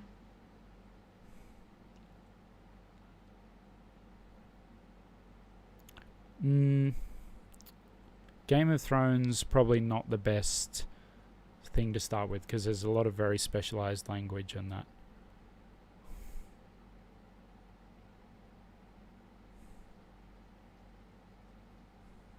I haven't read Anxious People. Is that called that in Swedish? Oh yeah, it is. I've heard. Wait, is that a Netflix series as well? Backman is the most read author in Serbia. Really? What a weird statistic. I can't believe it's not an English-speaking author. Like, hey MAP, welcome back. What's with? Okay, just go for the most outrageous guesses in the chat. Elon Musk. We've had Elon Musk. We've had that like half Mexican English-speaking politician. We've had Jeff Bezos a lot. A one that would make sense would be PewDiePie. At least he's Swedish. It's not called Anxious People in English, but it's called, yeah. And I think it is called that in Swedish, but I just can't remember what it's like. It's not Oroade människor. I don't think.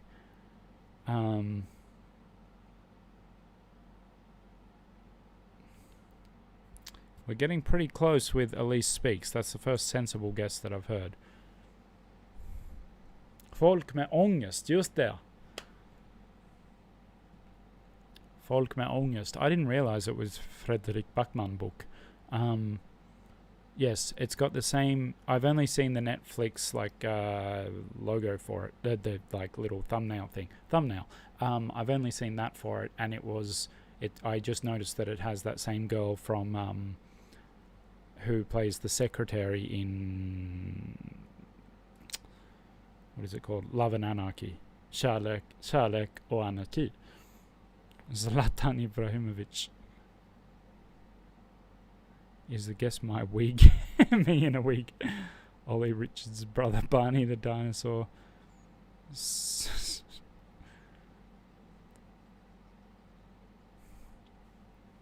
Ollie Richards I have actually spoken to before, so that wouldn't be that wild. Seabolt Speaks. I'm going to say they're more famous than Seabolt Speaks. Kärlek och anarki. Tack Toby. Lindy Boates. No, it's not Lindy, but her name doesn't have a Y, it has an I. Señor Bigotes. I've never heard of that person. Boca. La boca abierta. Greta Thunberg. Nej, det är inte. Mi boca estaba seca. Mi boca estaba seca. Tamaño. Size? Es del tamaño perfecto. Some people have guessed Mr. Salas, and I didn't say it wasn't. Some people Alma. have guessed Luca Lampariello, but if you think about the time zone, that'd be a really weird time for him to join a stream. Couch Polyglot.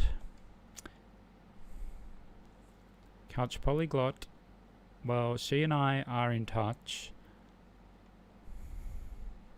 Language Simp hasn't gotten back to me. I did ask him, but he hasn't gotten back to me. I would want it to have him on. I would want to come up with some way that I feel like we both make kind of different videos in the language learning space, as in we both make them different from the way other people make their language learning videos. I feel like there's something we could do where like I could be like really serious and he could just be playing the normal language sim character, and do something really fun with that, where I'm thinking about it right now. I could be like, I spent like 4 years learning this language, and he was like, and then he'd be like, well, that was stupid because I learned it in 4 days or something. Sergio Leone, I would totally have him if he weren't dead. He is in France right now. Yeah, I saw it on Instagram. Siento alma. Oh, that's soul, everyone. Siento en mi propia alma que deberíamos estar juntos. It's from Rango. Creen que tú salvaré sus pequeñas almas. Yeah, he was in Paris a few days ago, so. Pésimo.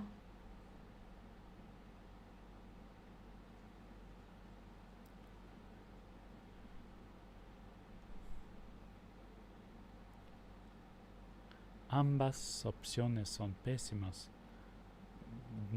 Bad. Ambas opciones son pésimas. Particularly bad. Fuente. Source. No puedo revelar mis No fuentes. puedo revelar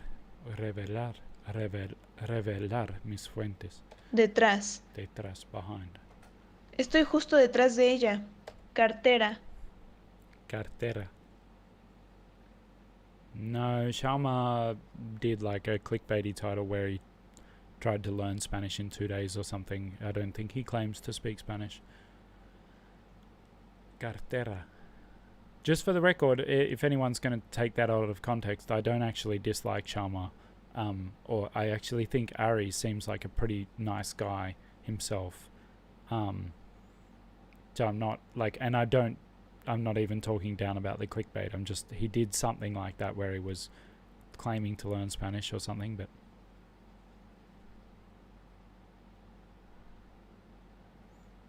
Cartera. Le robaron wallet. Le robaron la cartera. Banco. Banco. El banco está sacó Seco? El banco está seco? Bank. Mi hermano trabaja en un banco. Or a bench. I always forget that one. Tender. Tender. Cartera. Yeah, or cartera, wallet. I mean, if a woman in Australia, if a woman says wallet, she means purse. And tender. Él se tendió en el suelo. Él se tendió en el suelo. To lie down. Él se tendió en el suelo. To lay out. That's absolutely, if the people who were talking about false friends before, that's 100% a false friend. It doesn't mean to tend. Speaks like A1 level Spanish. Yeah, well, he and I would get on well. No, it's maybe A2 for me. Sangre. Sangre fría, no. La policía encontró sangre en el suelo. Is it el sangre or la sangre? Someone told me that. So is it sangre fría or sangre frío? Antonio Banderas.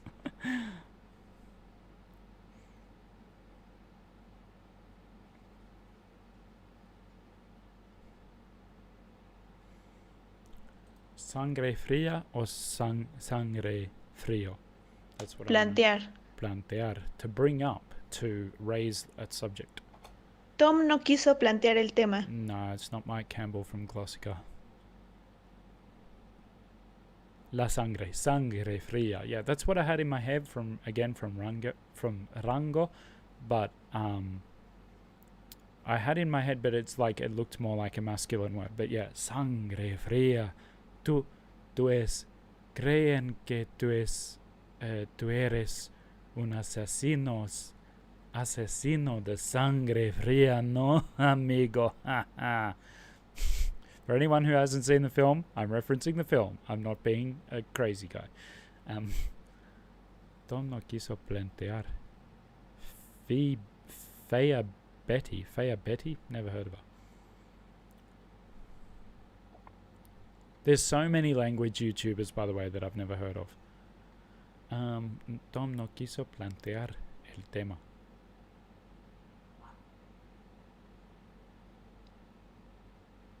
Aumentar. Aumentar.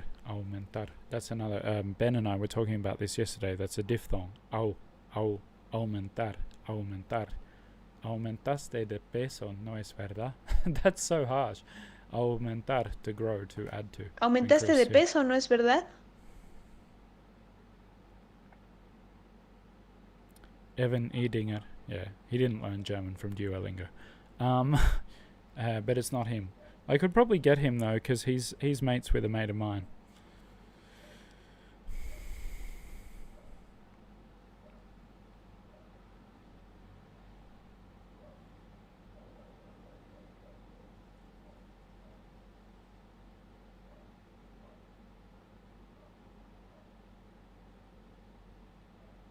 Valioso. Valuable. Yeah. En las minas se encuentran minerales valiosos. En las minas se encuentran minerales valiosos. Remedio.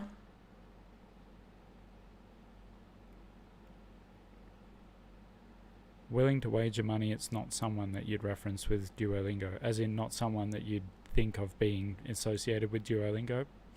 That's true.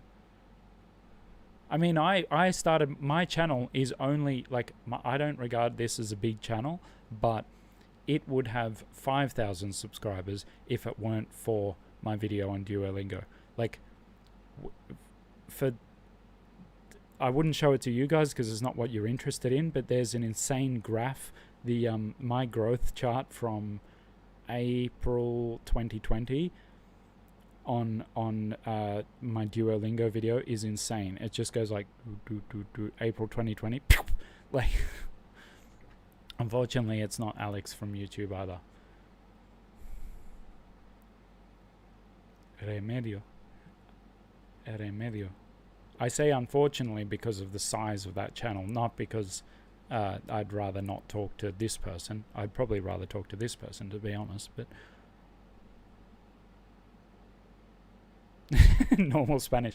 Me gusta comer manzana. Duolingo. Soy una manzana. Sí. Soy una manzana. Pero soy. Eso es lo que soy. Remedio. Remedio? Surely like remedial, to repair, to fix. ¿Cuánto tiempo tengo que tomar este remedio? ¿Cuánto tiempo tengo que tomar este remedio? No, that's wrong. Remedy. Duh. Sencillo. Who's Muzzy? Dead set. Who is Muzzy? Who are you guys talking about? Sencillo. No es una solución sencilla. No es una solución sencilla. Yes, that's true. That video actually did comparatively well too. Like really well.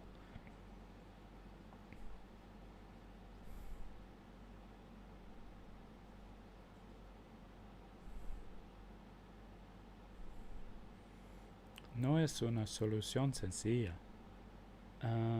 Simple. No es una solución sencilla. Madera. ¿Cómo va todo? Ah, Daniel. Hola, Daniel. Daniel, for those who don't know, is my teacher from yesterday and the day before, and the guy who transcribed the script from Rango for me.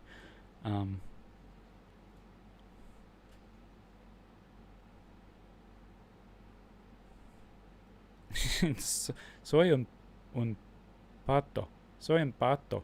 Y yo hablo inglés is a real Duolingo phrase. Yeah, if it's a language learning program for kids, no wonder I haven't seen it.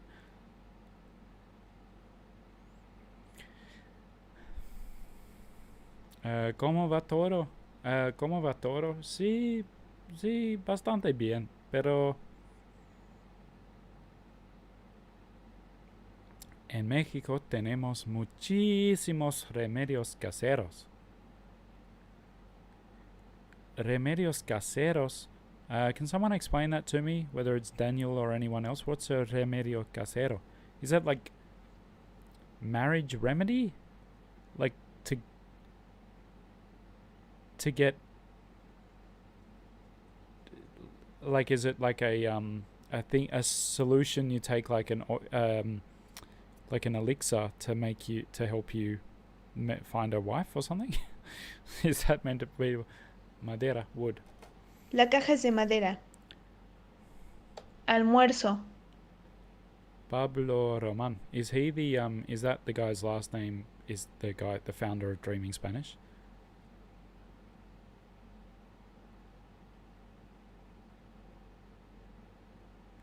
Ah, casero. Sí.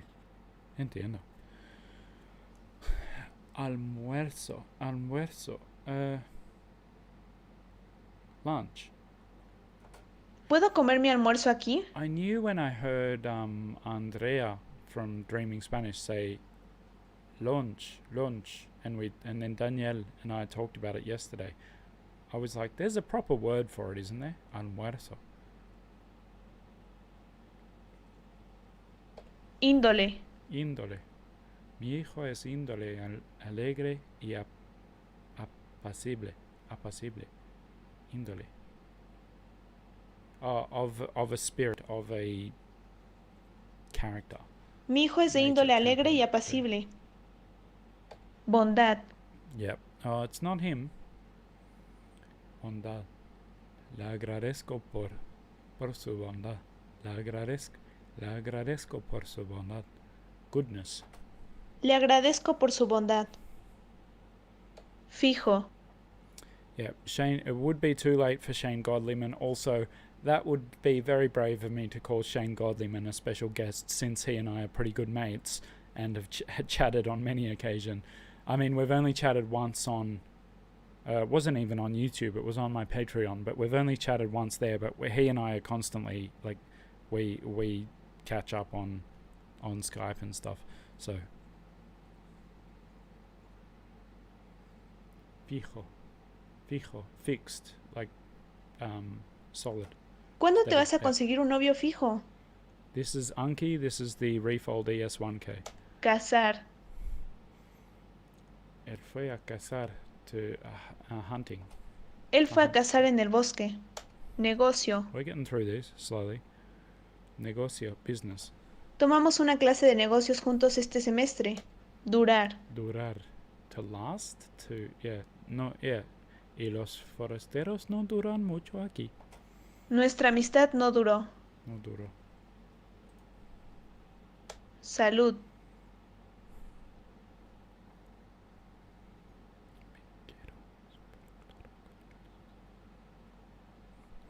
Salud. Health. Ella se preocupa por mi salud. Lanzar. To throw. El avión lanzó bombas sobre la ciudad. Piel. Piel. Skin. Tengo la piel seca. Atrever. Oh, to dare. I always think of dare to atrever. No, it's because it's 1K, but it actually covers something more like 5,000 words when you remove the like, all, because it removes a bunch of cognates and stuff. They haven't removed every cognate as far as I'm concerned, but they've removed a lot of stuff that normal frequency lists would have, and so they've removed that, which it means it actually covers more like 5,000 words, even though it's only 1,000 itself, and they've got the example sentences. So although, like, I wouldn't really call the word atrever to dare, como ella se atreve a desobedecer a su madre. That's not A1 when you think about it. Like, if you could actually master that sentence. ¿Cómo that'd ella be se more atreve a like B2. desobedecer a su madre? Well done on the hat. Cool, thanks. I bought another hat that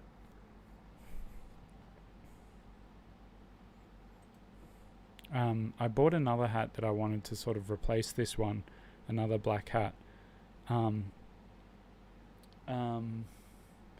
But it ended up being a bit too big and just looks really weird. Sala. Sala.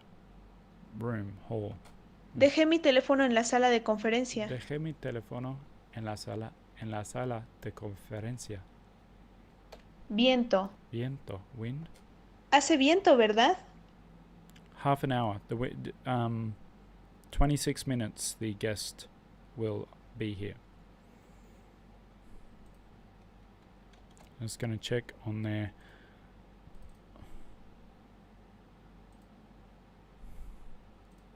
I'll be back, they say.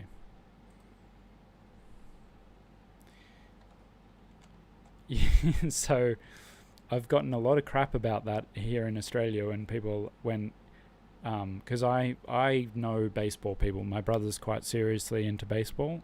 He was like very good player when he was a kid, and so I was like, hey, I'm going to the home of the World Series winners, and I'm going to get some World Series merch and stuff. And my brother was like, yeah, cheaters. But anyway, so I don't know. Like, I kind of think that what they did was actually pretty flippin' clever. So yeah, I probably will get an Astros hat. I'll probably get some piece of merch that I quite like.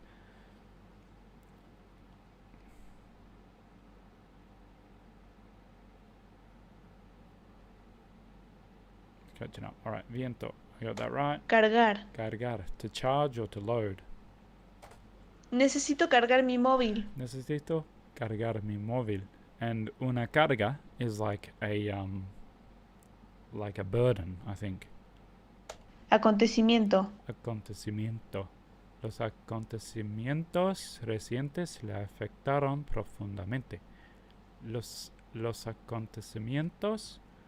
Wait, I just realized I'm just going to take care of something. You can see that I'm very focused when I do this stuff. I'm not thinking about 17 things at once at all.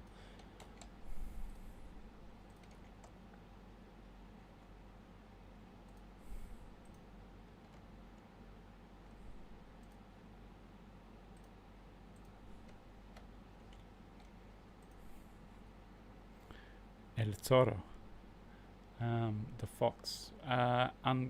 Acontecimiento. See, I have learned something from doing streaming. I learned that zorro was fox. Los acontecimientos recientes le afectaron profundamente. Developments?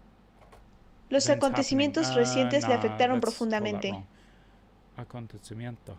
Los acontecimientos, events. Marcar. Marcar. En caso de emergencia, marcar al 112. Marcar.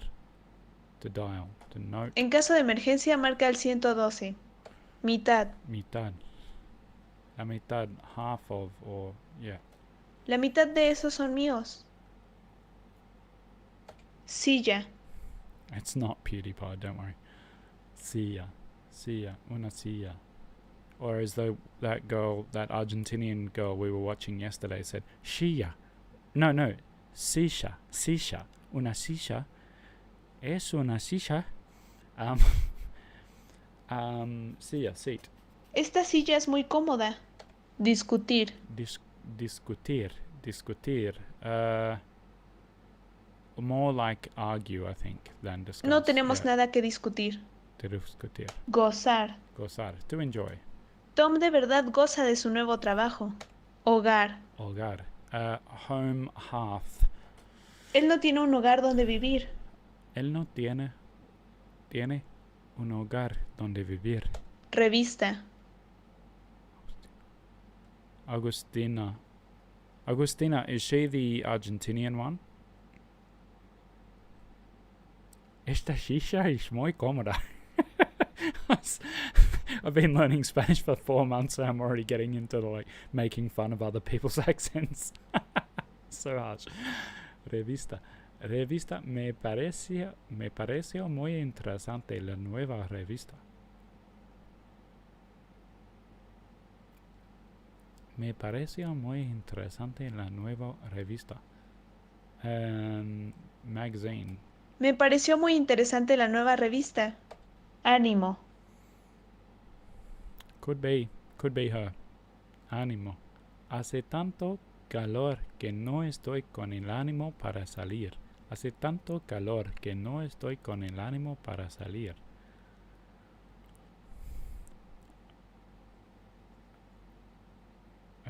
Okay, it's like mood, spirit, didn't feel like. Hace tanto calor que no estoy con el ánimo para salir.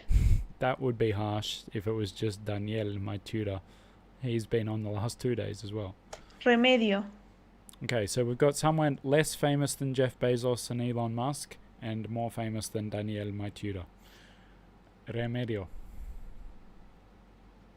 Remedy, or like solution. ¿Cuánto tiempo tengo que tomar este remedio? ¿Cuánto tiempo, mi hermano? Pertenecer. Cuéntame, ¿cómo te va? Pertenecer. To pertain to belong to. Él pertenece a una familia numerosa. A una familia numerosa. Ojalá.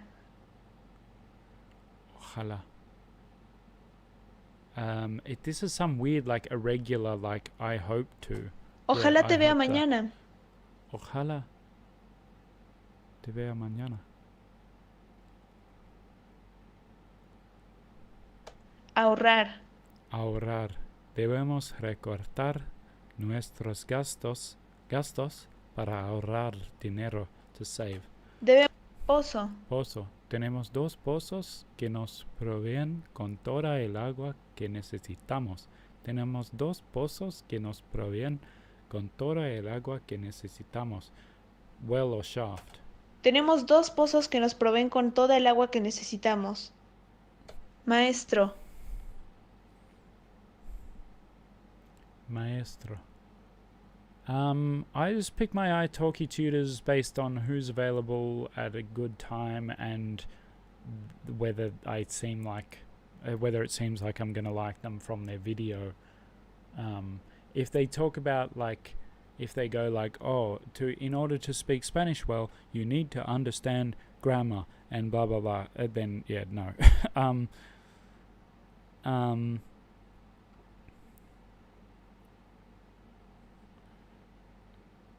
Yeah, the special guest is coming at 2:30 my time, which is in like 18 minutes.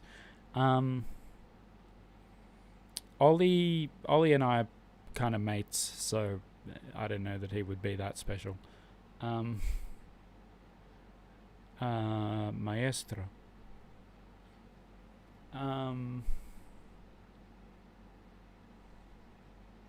Teacher. Sorry, Eres el mejor maestro that del wasn't me mundo. trying to think of the word. That was me just going, what am I doing again? Poseer. Poseer.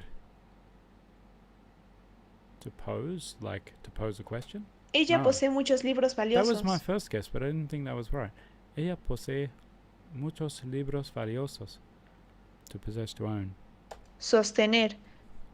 My son knows who Markiplier is, but I don't really know who that is. Isn't he like a gaming YouTuber or something? Sostener. To sustain, to keep up, to support. María empezó a trabajar para sostener a su familia. Terreno. Ollie doesn't think he's special. Terreno. Terreno. Land. Terrain. El terreno se dividió en 8 partes. Desarrollo. Desarrollo. Andrea, right time zone, I think. Desarrollo. That is development. El desarrollo de la conciencia política requiere tiempo. Alumno. Alumno. Alumno. Student.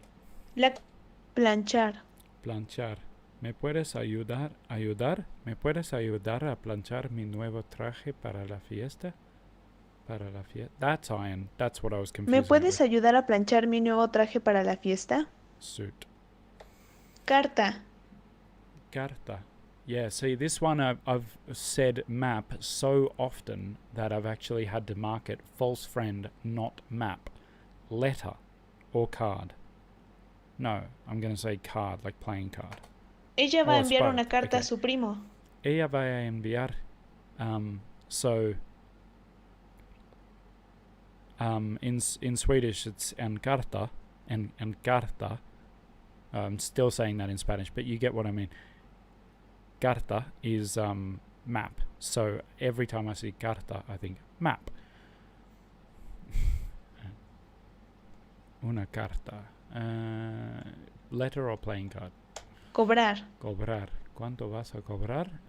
So this means how much are you going to be paid or how much are you going to charge. But cobrar means to charge. ¿Cuánto vas a cobrar? Subir. Subir.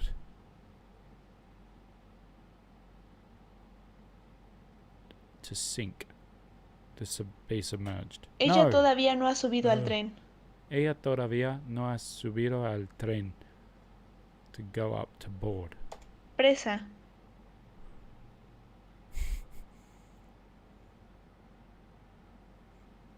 La presa se rompió el dam, but I probably wouldn't get La that. presa se rompió e inundó toda la ciudad. Gota. Yeah, so we have that in English as well. Cartographer is someone who makes maps. And like if for people who are old enough to remember a land before the internet, we had Microsoft Encarta, which was like a sort of encyclopedia on a CD-ROM. Gota. No queda ni una gota de agua. No queda ni una gota de agua. Drop. No queda ni una gota de agua. Guardar. Guardar. To save, to keep. Tienes derecho a guardar silencio. Guardar Cargo. silencio. Subir and bajar are opposites, yeah. Dejar is to leave, yeah. Hay un cargo charge. Hay un cargo administrativo de 60. Amanecer. Amanecer. Me desperté al amanecer. Amanecer, dawn. Daybreak, Me desperté al amanecer. yeah. Me desperté. Listen to that really carefully. Me desperté al amanecer. She, in that, I don't know if that's common, but she absolutely just makes those the same. Me desperté al amanecer. Me desperté al amanecer. Me desperté al amanecer.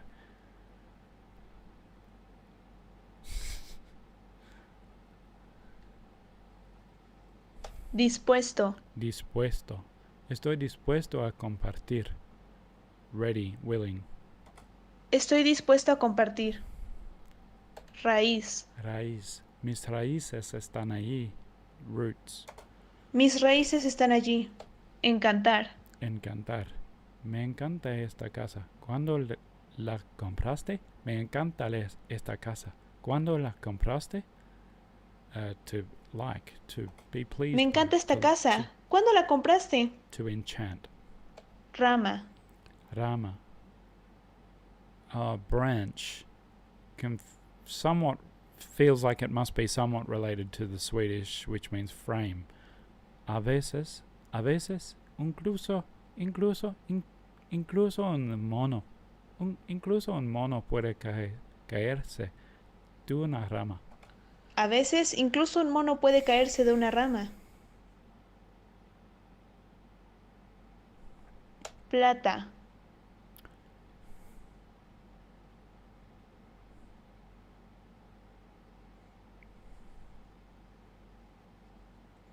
Plata. Silver, I think. Yeah. Le compro plata a un hombre que tiene una mina. Rueda. Rueda. La rueda de mi... wheel. This is what, for those who were present really late last night, rueda, for me really late last night, la rueda de mi está rota. We were talking about the difference between wheel and rim and tire. La rueda de mi bicicleta está rota. Ramification. Wow, I've never thought about that. Huh. Arrastrar. That's a good... You're coming out with some good stuff, 87. Keep it up. Arrastrar. No quiero arrastrar a otras personas en esto. ¿Está bien? Arrastrar, to drag. But that's only because I remember this whole sentence. No quiero arrastrar a otras personas en esto. ¿Está bien? ¿Está bien? No quiero arrastrar a otras personas en esto. ¿Está bien? Equivocar. To be wrong. Parece que me equivocaba sobre eso. That's a very, very false friend, because you would think equivalent, which would be right. Like equivalent is equal, right? Equivalent equal. Equivocar. Si no me equivoco, to be wrong. It's the other way around. Acontecimiento. Acontecimiento. Events, happenings. Los acontecimientos. Dedo. Dedo. Finger. Tenemos 5 dedos en cada mano. Tenemos 5 dedos en cada mano. Raya. Raya. Su hijo se pasó de la raya con mi hija. Su hijo se pasó de la raya con mi hija. Oh, you know what?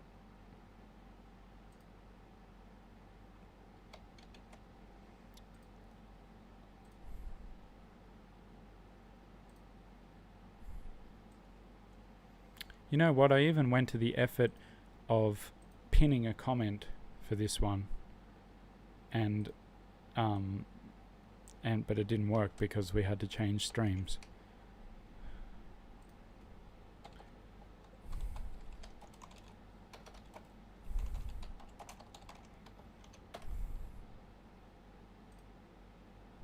So I'm gonna have to do that. Just give me 1 sec and I'll bring the screen back in a minute.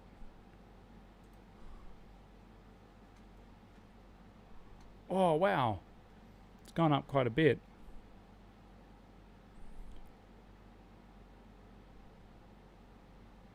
Huh. Someone's name I want to comment on. Hang on a sec. Someone who made the how much time am I the secret guest? How much time is in theory left in the stream? My name is Lamont, Lamont. It's Scottish, not French. Wait, who crossed the line?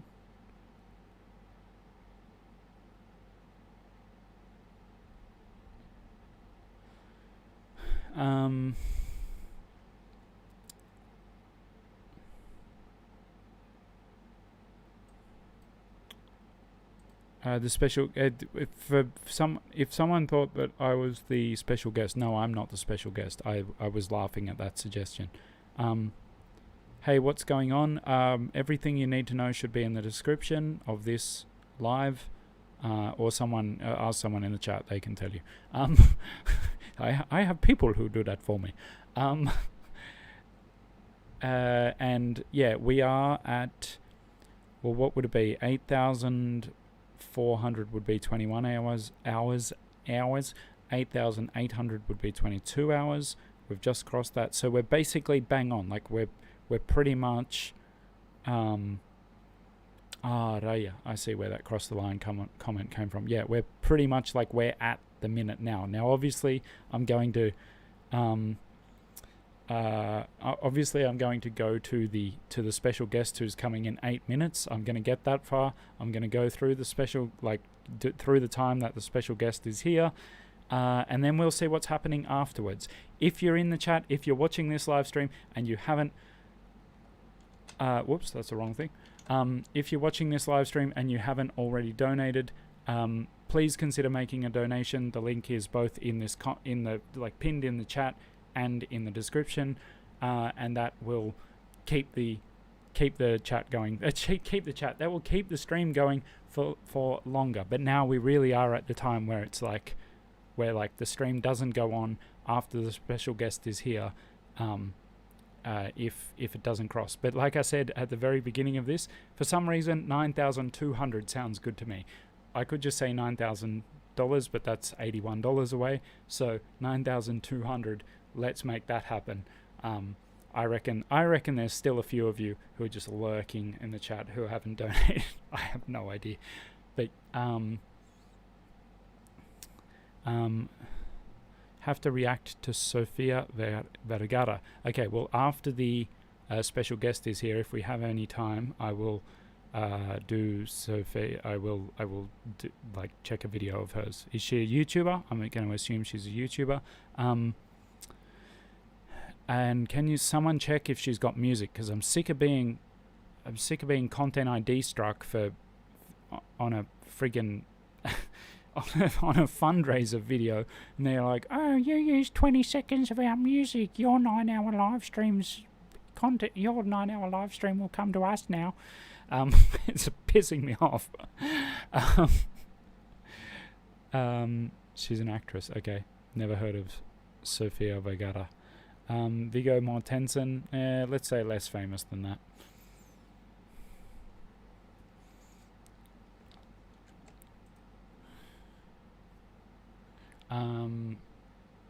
Yeah, equivocation. Yeah, I don't think I've ever used that word in English, so I just think of equivalent, and equivocar is wrong, so it's not equivalent at all.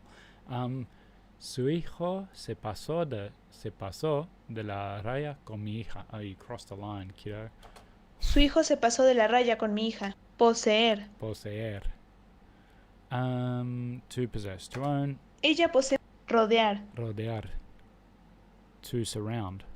Las montañas rodeaban la ciudad. Las montañas rodeaban la ciudad. Hervir. She's Latin? Latin American? Hervir. El agua comenzará a hervir, to boil. El agua comenzará a hervir en 5 minutos. Perseguir. To chase, which is like to persecute. Él persiguió al ladrón. Al ladrón. Disfrutar. Oh, she plays the older guy's wife. She's Colombian in that show. Is that her? Okay. Disfrutar. Is she Colombian though, or is she just she plays Colombian? Because there's the woman who there's the woman in My Name is Earl who plays a Mexican, but she's actually Puerto Rican. Okay.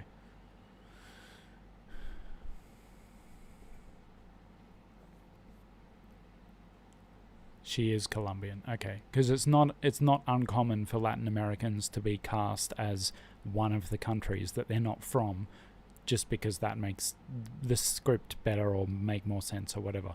So like that meant, I don't know her name, but the woman who was in My Name is Earl as the cleaner at the motel they're staying at, she plays a Mexican, but she is actually Puerto Rican. Disfrutar. To enjoy. Disfruto ser. Subir. Subir, to go up, to board, to join. Ella todo. Fracaso. Fracaso. Al final, la operación entera fue un fracaso. Failure. Al final, rasgo. Rasgo. Mi cabello rubio es mi mejor rasgo. Mi cabello rubio. Rasgo is feature or trait. Cabello rubio is blonde hair. Mi cabello rubio es mi mejor rasgo. Espalda. Espalda. ¿Te duele la espalda? Back. ¿Te duele el bello? Bello. Bello. Is not beautiful? Yeah. Este libro tiene muchas imágenes bellas. Echar. Echar. El hecho, to throw out, to chuck. Él echó la comida en la basura. The echara is something that's going to be harder when it comes up. Procurar. Procurar. Oh, we're still on. I'm not seeing any chat for a while. Ah, there we go. Procurar. Procurar ser más cuidadoso la próxima vez. Procura ser. I'm struggling with that. Hang Procura ser más cuidadoso la próxima vez. Another to try or seek. Procurar. Procura. Sur. South. Prenda. Prenda. Like item, specifically item of clothing it can be, but... Solo puedes no, pasar piece 4 of prendas clothing. al probador. Figurar. Figurar.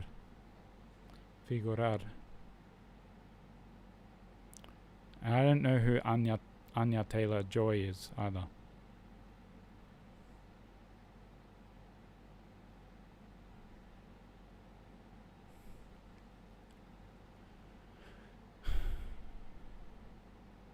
Anya Taylor-Joy. Oh, is that the Puerto Rican actress I was mentioning?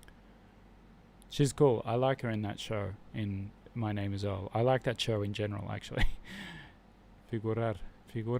To appear, to show up in. Yeah. Su nombre no figura en la lista de invitados. Ooh. Rato. Hang on, guys. Let's go to this.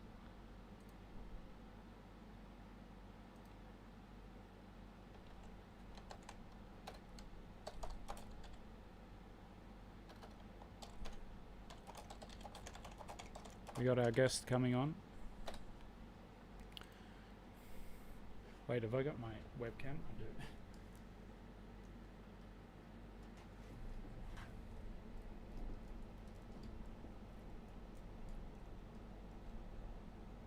Alright, this is super professional, I know. There we go.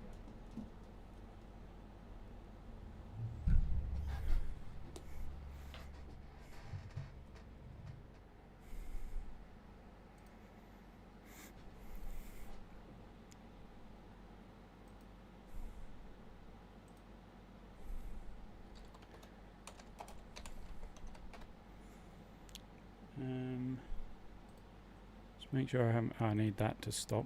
Go away.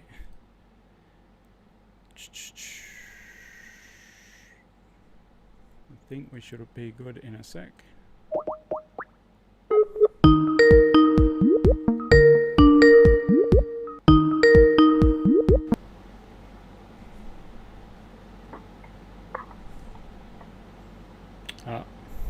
Sorry, you don't have my camera. Give me 1 sec. Okay. I'm going to stay on the call. I'll just get rid of this. Remove. And then I'll do this. Sorry, bear with me, guys.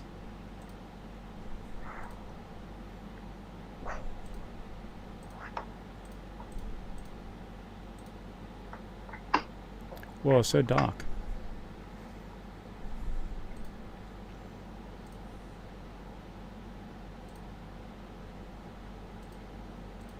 Is that better?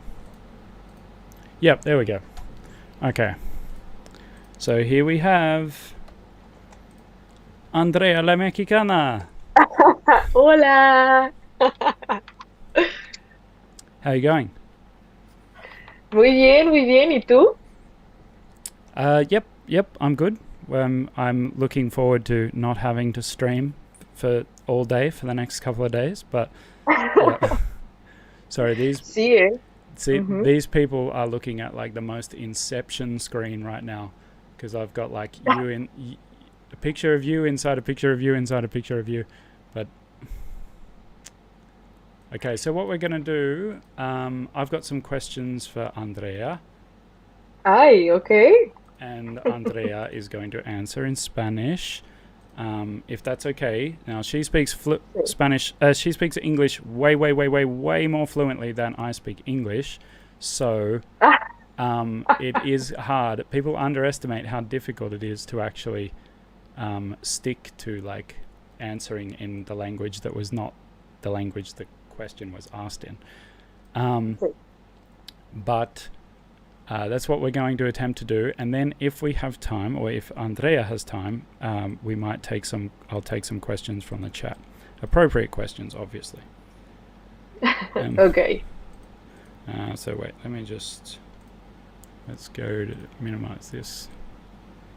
So, I was thinking, like, I've been wondering this for a while, actually. You are the second most prolific video creator on Dreaming Spanish, after Pablo himself. So he has like 1,000 videos and you've got 350 or something like that. And then the next is, I think, another person who was there from like close to the beginning. And then after that, it's like miles behind. There's someone that has 150 or something like that. And I was just wondering, do you think you're ever going to run out of stories?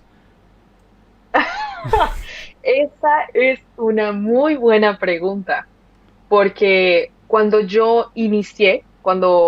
entré a Dreaming Spanish, yo no sabía, yo no sé cómo tengo tantas ideas en mi cabeza, like, no sé, pero no creo que siempre voy a tener algo, porque las historias son de mi vida personal o de historias que estudiantes me han contado a mí. See, and there's there's like sometimes a made up character or something. I forget her name, but I feel like there's someone whom you kind of write a story for and say this happened to this other person. So, sí, no, es verdad, todo es verdad. Intento que todo sea real. Okay, okay. So there's no fiction on there. Tal vez algunas cosas, pero me gusta ser real, transparente con mi contenido. Mm-hmm. Yeah. Well, I mean that leads to my second question, which is that sometimes you share some pretty personal stuff on there. Is that just part of your personality? Is that like something that you don't mind doing, or did you sort of have to work up to that? Creo que las personas conectan más cuando eres honesta o cuando eres real o tu persona. Y creo que no soy la única persona que ha tenido estas experiencias de vida. Entonces, creo que lo hago porque soy muy transparente. No sé, si digo algo diferente, me siento mal, como, no, that's not the real story, ¿sabes? No es la misma historia. Yeah. So, yeah. Yeah, okay. So, and you don't feel, I don't know, nervous about sort of saying, you know, potentially dozens, maybe even hundreds or thousands of people are going to see this. I'm thinking specifically about one where you unprofessional actors, and there was one actor who treated you like straight up assault, like. Yeah, but that's, I don't know. You were fine with that, with telling that story. Sí, creo que me siento bien con las historias que cuento. Y, y sí, es raro porque ustedes me conocen mucho. Cuando yo veo calle o alguien me escribe, ustedes saben mi historia. Es muy loco. Sí. Yep. Yep. Someone actually wrote in the uh, by the way, I told you you were famous because someone wrote in the. It's not available on this one anymore because there were problems with the live. But when I put up the thumbnail for this live, it had your face but blurred out quite heavily. And the first comment was, "Is that Andrea la Mexicana?" So it's Ah, like, apparently I have to blur it more. And someone else wrote that, like, if it is who I think it is, then there's no way I'd never not recognize her because I've watched like 200 hours of her or something. sí. Vi esa imagen y yo dije, soy yo. Like, Yeah. there's no way, como no hay otra manera de que no vean que soy yo, you know? Yeah. Si me conoces, like, si has visto mis videos, Yeah. yeah. Well, and it was actually deliberate. I didn't want to blur it so much that it could be literally anyone, because then that's not tantalizing, right? It's got to be like, hey, is that Andrea, or could it be someone else? But there's been a lot of that's been the main topic of chat today so far, has been who the special guest would be. What is I got here? Yeah, does it make you proud, like the in the Spanish learning community, as far as I'm aware, not that I'm very familiar with it because I've only been learning for a few months, but dreaming Spanish is pretty well known. Does it make you proud that you're helping people to learn Spanish, or would it be exactly the same to you if Pablo said, "Oh, we're not going to do that anymore. Now you're going to help people to understand Venn diagrams or something, and you will still get paid exactly the same"? Like, or is it really good for you that you're helping people to learn Spanish? Es muy bonito ver que mi trabajo ayuda a otros. Es algo, me emociono.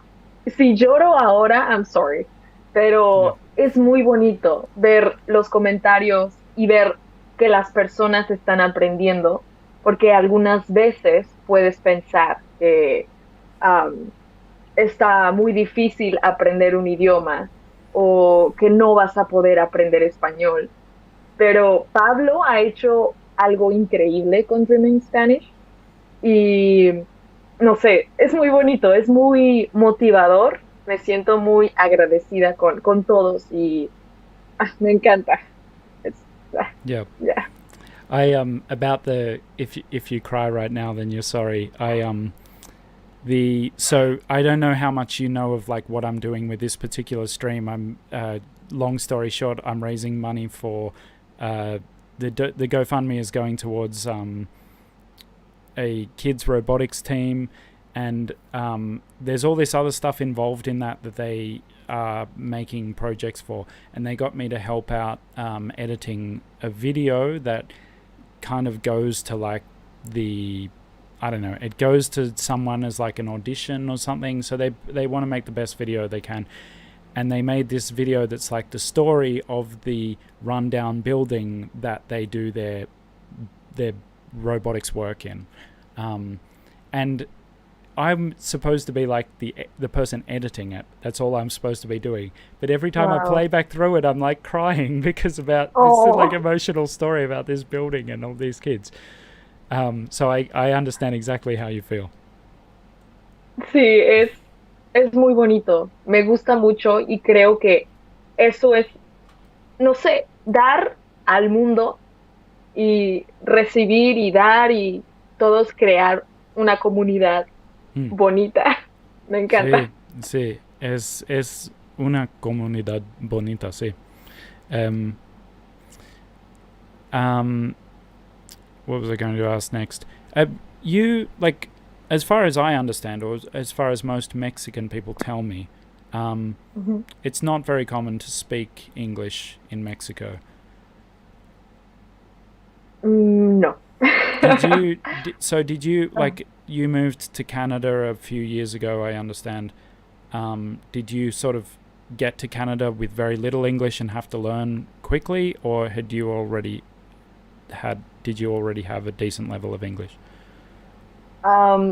Mi historia con el inglés ha sido un poco larga porque en México, por lo menos en mi escuela, cuando estaba pequeña, el inglés era muy malo en la escuela. Las maestras no enseñaban muy bien.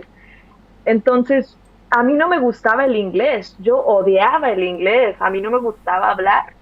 Y después, cuando tenía como 15 años, aprendí en una escuela de inglés, aprendí más. Y cuando tenía 16 años, vine a Canadá a estudiar inglés por 10 meses. Entonces, vivir aquí en Canadá 10 meses, hablando todos los días, fue lo que cambió mi mente. Y ahora hablaba inglés.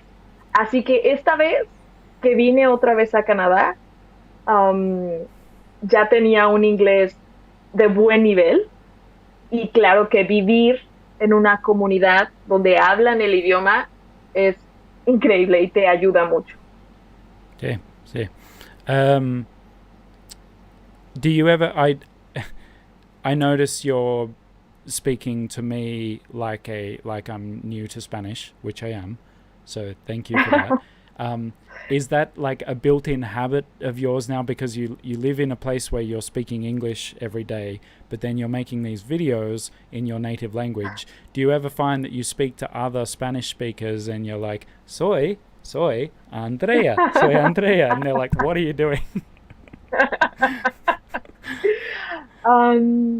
A veces, pero es raro porque cuando yo inicié con Dreaming Spanish, yo grababa videos para intermedio y nivel avanzado, Sí. nada beginner. Entonces, después Pablo dijo, ahora quiero que tú hagas videos beginner. Y yo, ok. Y fue difícil al principio porque no estaba como acostumbrada a hablar así. Pero si hablo muy rápido, you can let me know y voy a hablar más despacio.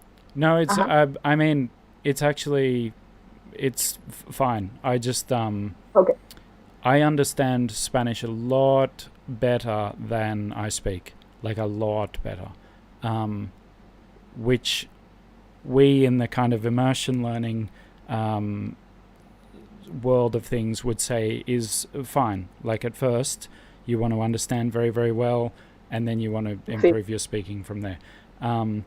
So I've understood everything you've said so far, and it probably helps that I've spent a lot of the last 2 days just watching videos in Spanish, some of your videos, some of other people's videos, and engaging with the chat. So that hasn't been entirely Spanish, but there's been a lot. So yeah, no, I understand what you're saying. I just didn't want to have to be... It's just awkward for people watching the stream if they watch me saying, sí, pero no lo sé. So I just thought I would just speak English.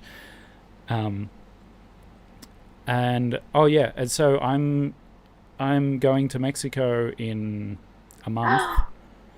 No, in serio? So that's how. Wow. So it's actually how this started. I received, some would say, a message from God to learn Spanish. I was sort of looking for a new language to learn properly. And so a lot of my followers already know this, but I was looking for a new language to learn properly.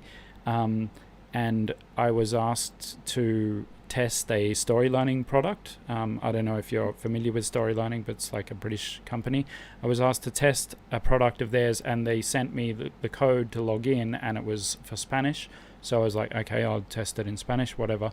And then that same day, I was at a used book sale.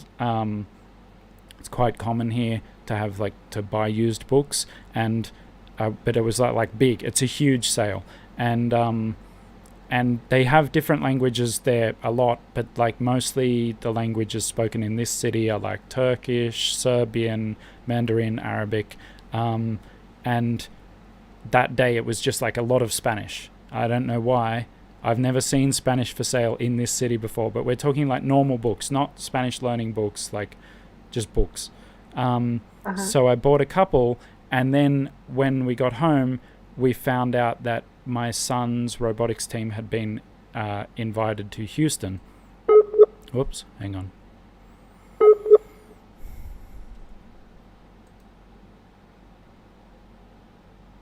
Sorry guys, we seem to have lost Andrea for a minute.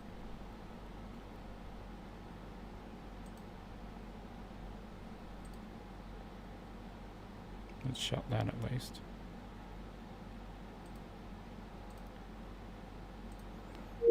Just going to try again.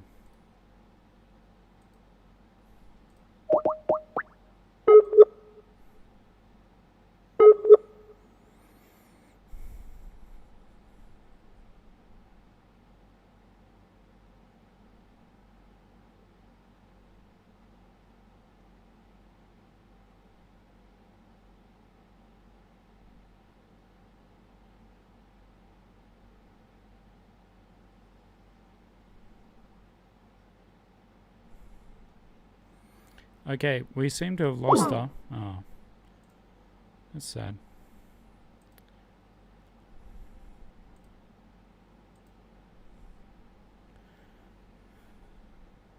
Oh, really? She lives in Vancouver. So hopefully that's not why we lost her. Hopefully it's just some Wi-Fi problem or something. Anyway, I'll have to do something else until we can possibly get Andrea back. Maybe just start writing your questions so I can have a look at them if we do get her back. Because that's pretty much the end of what I had to say to her.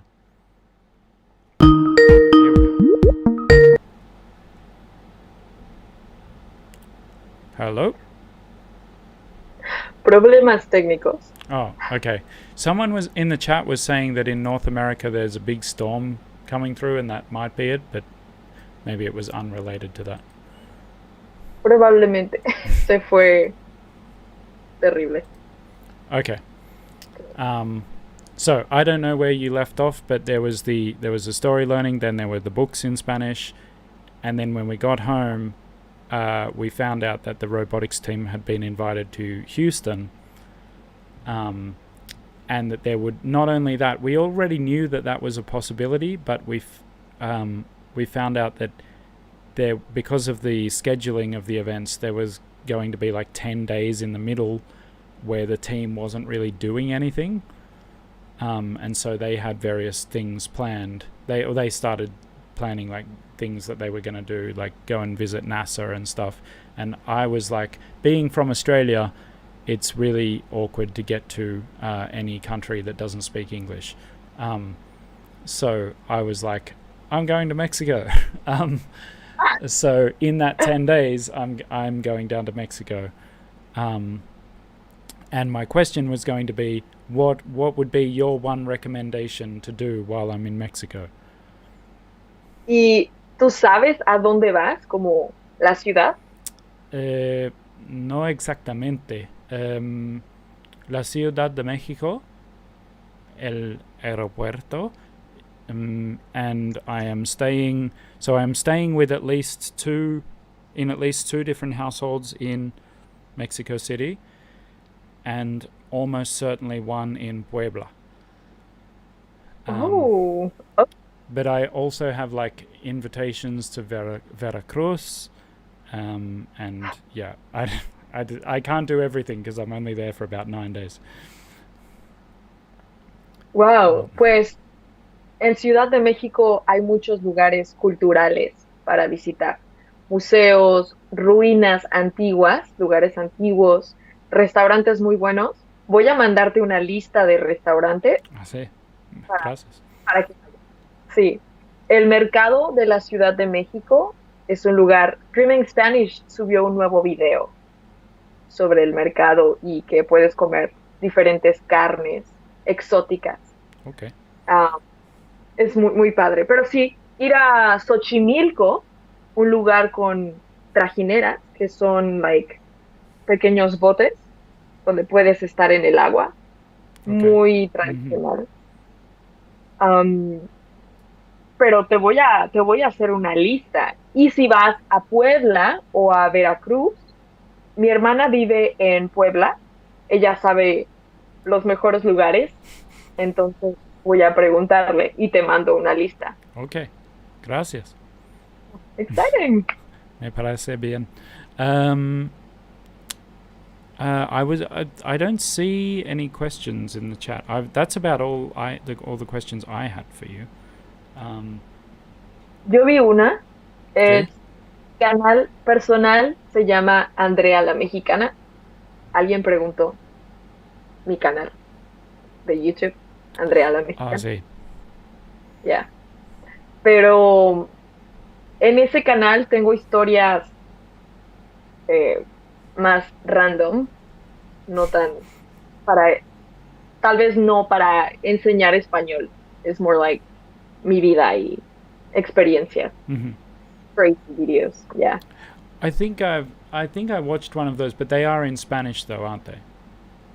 Sí, Sí. Because that can be. I mean, yeah, it wouldn't be unheard of for you to then have your own channel and just do that in English. ajá, sí, sí. Um, Someone says in the chat they're thrown off because there's no whiteboard. wait, here we go. There it is, the famous whiteboard. Sí. Um, pues, una pregunta para ti. ¿Sí? ¿Cuántos idiomas quieres hablar en total toda tu vida? Like, No mucho. Para mí es mejor hablar unos, dos, tres, ujú, pero muy bien, pero hablarlos muy bien. ujú, Entonces, mi sueco, el sueco, es bastante, hablo bastante bien. No perfectamente, no muy bien, no como un nativo, ujú, pero sí, pero no es, no quiero parar después un año y parar cuando estoy on this level, por ejemplo. ajá, Por ejemplo, mi español para mí es muy frustrating ajá, para mí. Pero a otras personas, si hablan español a este nivel, entonces dicen que sí hablo español claro. solo un poco, o hablo español o hablo español bastante bien. No me parece. Eh, habla, para mí hablo inglés, es mi idioma materna, es mi lengua materna, Ujú, y hablo sueco un nivel, sí, un nivel que es no sé, que es útil. ujú, Pero mi español no es útil, no. Entonces, to answer your question, I would be happy to speak 2 on top of English, to speak 3 like by the time I'm 50, but to speak them all really well. Bien, Yeah. ok, good. He conocido varios alumnos que quieren aprender muchos idiomas, like 5 o 3 o 2, pero creo que es muy brave de nosotros, las personas, querer aprender otra lengua, otro idioma. Qué bueno, pues felicidades. One of my friends, whom I met through Swedish, she's a Swedish teacher, but she's Polish. She lives in London and is married to a British guy, and she's a Swedish teacher, and she also speaks German to a really, really high level. Wow. So she speaks 4 to essentially a professional level, like where she could do anything with them professionally. And now she's just started learning European Portuguese, but the thing is, I know that when she says she's learning European Portuguese, she will be learning that until forever. As in she doesn't stop learning Swedish, she doesn't stop learning German, she doesn't stop learning English or Polish. She just keeps getting better and only adds one when she feels that she has time to. And that's the kind of model I would like to go for. That's the sort of person I would like to be, rather than someone who says that they can speak 7 languages but isn't actually very functional at any of them. Entiendo, sí, es verdad. Bueno, sí, creo que tienes que continuar aprendiendo el idioma, y no porque si tú sabes decir 3 palabras, doesn't mean que ya hablas el idioma. Estoy de acuerdo. Sí. Sí, es verdad. Sí. Bueno, veo que ahora hay preguntas en el chat. Yes. ¿Alguna? Oh, sorry, I thought you said that you saw. Sí, I saw. Yeah. Okay, well, I'm seeing the chat behind, on a time delay. You're probably seeing it more up to date than I am. Okay. So feel free to answer anything you like or not answer anything you don't like. Okay. Aquí alguien dice que si todo el mundo se sorprende cuando yo hablo español, o todo el mundo sabe que es mexicana en Canadá. No todo el mundo sabe que yo soy mexicana. Creo que mi acento en inglés es muy neutro. Entonces, fácilmente las personas no van a pensar que soy mexicana. Y por mis rasgos, a veces piensan que soy de otro país. Pero muy rara vez, es muy raro que alguien me diga, eres mexicana. No sé. Si me conocen por mis videos o por Dreaming Spanish, it's like, Andrea la mexicana, sí. Yeah. Is that has happened? Like random people have recognized you? Pasó 2 semanas atrás, aquí en Canadá, pero I'm not used to it. Como es raro. Yo iba caminando por la calle, era de noche, yo estaba muy cansada, mi cara estaba mal. Y alguien dijo, hey, y yo, hola. Y me dijo, ¿tú eres Andrea la mexicana? Y yo, sí, ay. Fue muy random, muy raro. Sí. I imagine that if Dreaming Spanish ever comes up with a different monetization model where it's like, instead of paying $8 a month to get all the videos, it's like they do sponsorships or something, but all the videos are just on YouTube, then it'll start happening all the time, because you'll be in like 300 YouTube videos. Sí, sí, es verdad, pero es muy bonito eso. Sí. Ahora, no sé después, pero ahora es muy bonito. Ya, It's a good thing to be known for. Yeah. ya, exacto. Y, what else? ¿Cuál es mi fruta favorita? Um, ¿Cuál es tu fruta favorita? That's Nectarines or peaches, maybe? okay. Bueno, yo no sé. Creo que toronja, like grapefruit, Oh, wow. Okay. toronja. Maybe. I don't know. Are avocados a fruit? They're a fruit, Sí, aren't they? aguacate. Ay, sí, qué rico. Ujú. Es Yeah. verdad, aguacate. Mm. Ah, ujú. What I don't know this either. What part of Mexico are you from? Yo soy de León, Guanajuato. Está muy cerca de Ciudad de México, like 4 hours manejando. Mhm. Okay. Sí, León. Okay. Ah, I was wondering if it was like because I have all these different stories from your life in my head.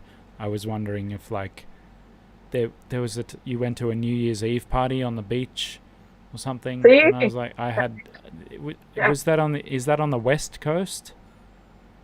ajá, Yeah, ajá. and that's where like in my mind that's where it was, although I knew that it wasn't. If that makes sense. Ujú, ujú. Yeah. What else? Varias preguntas.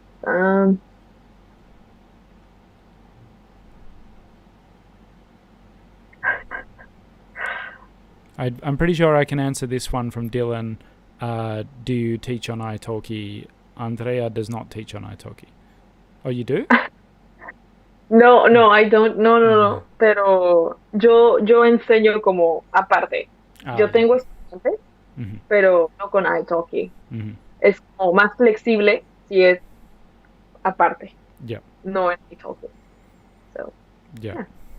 yeah. Si alguien quiere hacer un crosstalk, solo como estamos haciendo ahora, pues escríbanme en Instagram o en canal. It's it would I imagine it would be very hard for an italki teacher to get any bookings like because of the price difference between Mexico and Canada, right? So Yeah.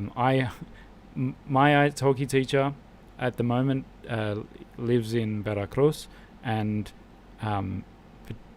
like what he charges for lessons are like is like not enough to be worth anyone's time in Canada. It would be like, yeah. So Sí, that, yeah. por aparte. Yeah. Yeah. Yeah. Oh well, I mean, I don't want to keep you. I know it's your Sunday night. I'm sure you have a lot to do. So if you can see anything else in the chat you want to answer, then go ahead. But otherwise,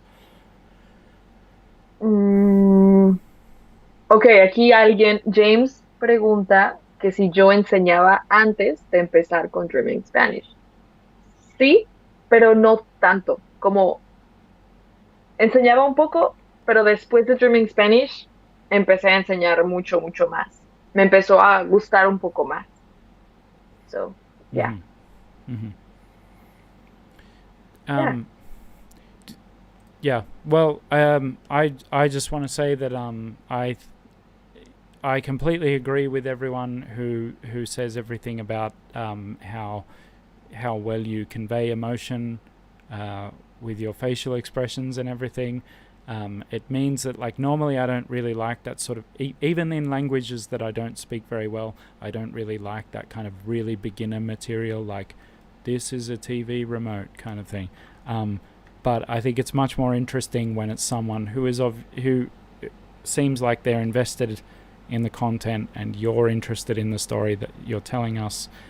And yeah, so I think from my entire community and the entire Spanish learning community, we would like to say muchas gracias. Oh.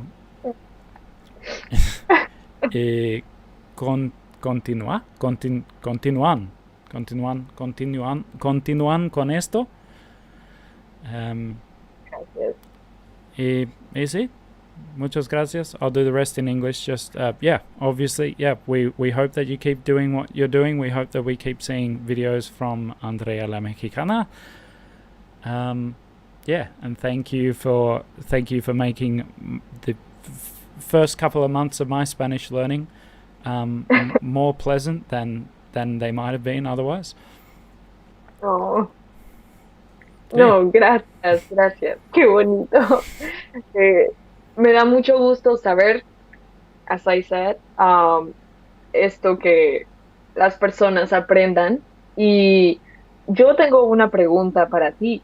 Sí. ¿Qué te gustaría que yo hiciera como next time para videos de Dreaming Spanish? ¿Qué te gustaría ver? Oh, No tienes- I like really dark things that are not like I just finished watching Chernobyl, the HBO series, but again I watched it a few years ago, and I know it's bad, but I love that. Like, it's so dark, it's so scary. I love that stuff. So and I really like, there are just a few YouTubers who do that kind of thing really well, so I really like those kinds of videos. And I've been looking for channels in Spanish that do that kind of dramatized real life stuff really well. So there's like a few ghost stories and things, but anything. I'm more of I like the dark stuff. Maybe that's why I was attracted to Swedish, because that you get a lot of that in Swedish. And maybe less so with Mexico. I more associate with La Fiesta and like, but yeah. Teach him, me voy a ir yendo. Me voy a ir yendo. Maybe that was inappropriate. I don't know what it means.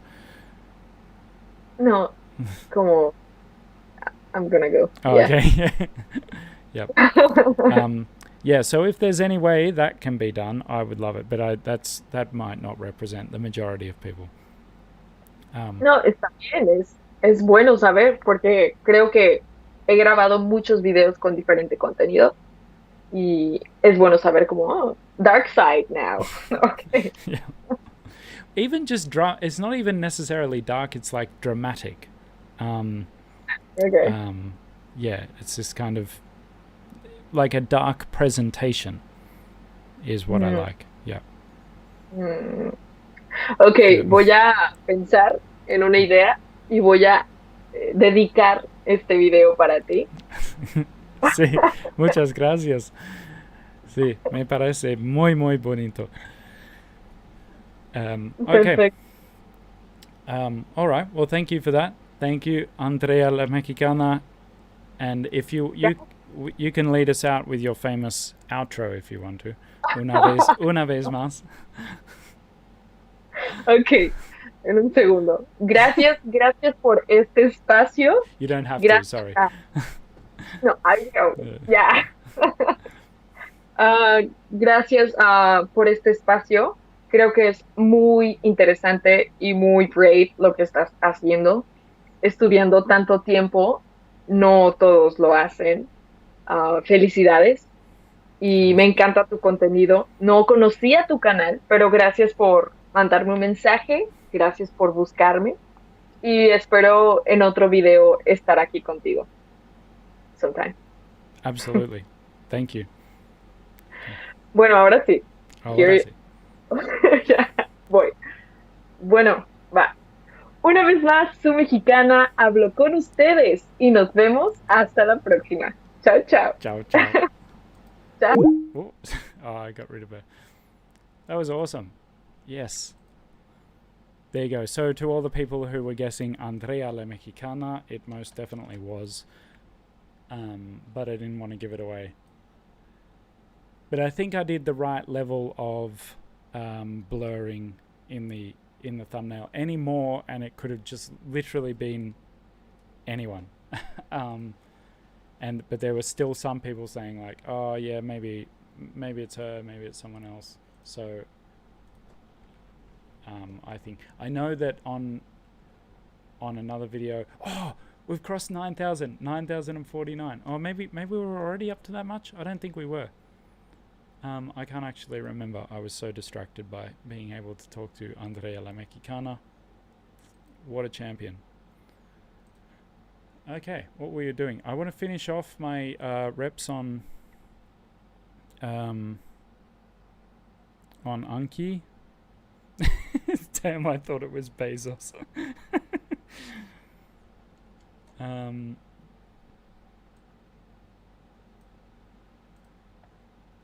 The thing is, about my Spanish, I probably could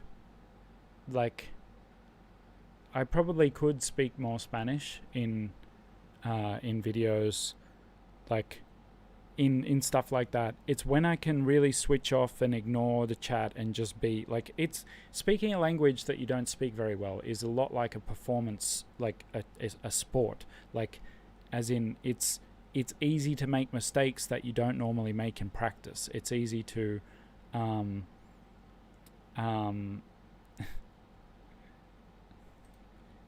gracias Andrea.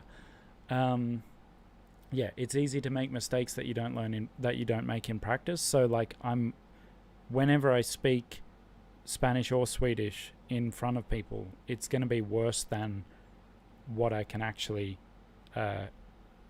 what I can normally do. So I sort of it makes me nervous, and the more nervous I get, the worse it gets, and it makes more nervous, and it becomes a downward spiral. That's why occasionally you saw me just say things in Spanish, because when I start to feel relaxed for a bit, then I just go, oh, it's easy. I know how you showed your beforehand flashcards. Do you do that again? I know you showed beforehand flashcards. Do you do that again? I don't know what that means.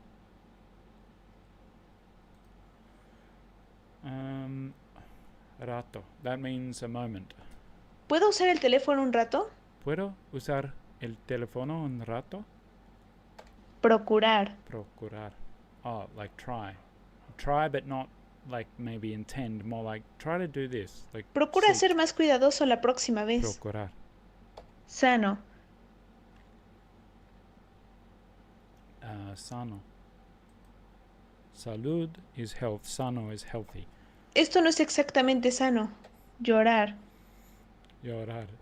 Hizo llorar a mi madre. Cry. Hizo llorar a mi madre. Andrea said that. Consejo. Consejo. Advice. No sé a quién pedir consejo. Cotidiano. Cotidiano. We had that before.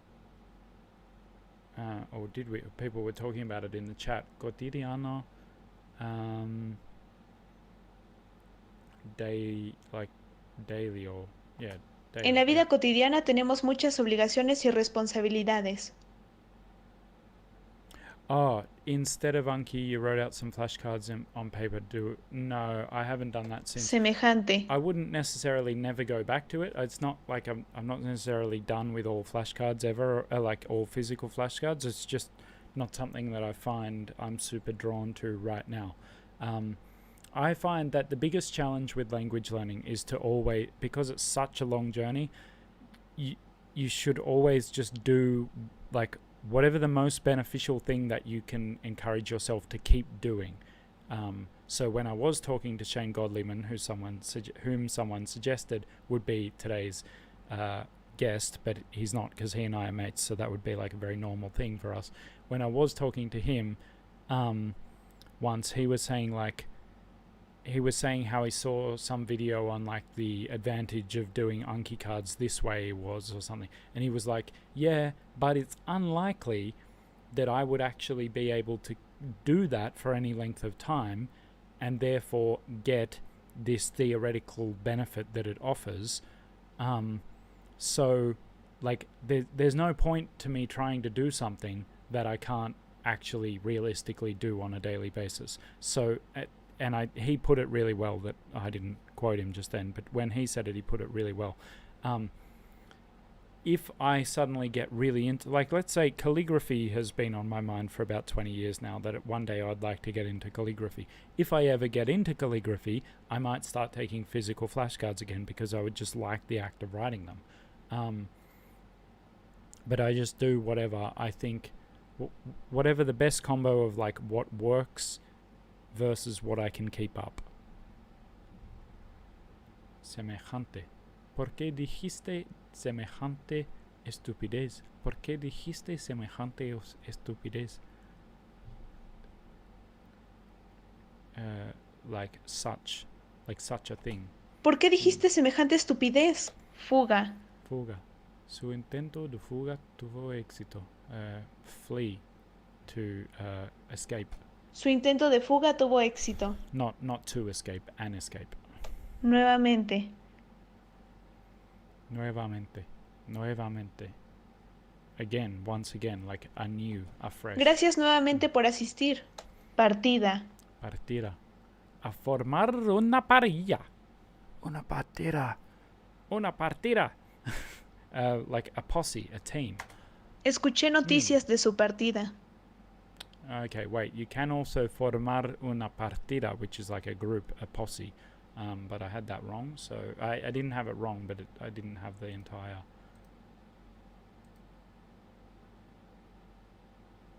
Okay, that's got quite a few meanings. Liberar. Liberar, to free. Liberaron al prisionero. Muñeca. Muñeca. For some reason, this always makes me think of Community when they're like, ¿Dónde está la biblioteca?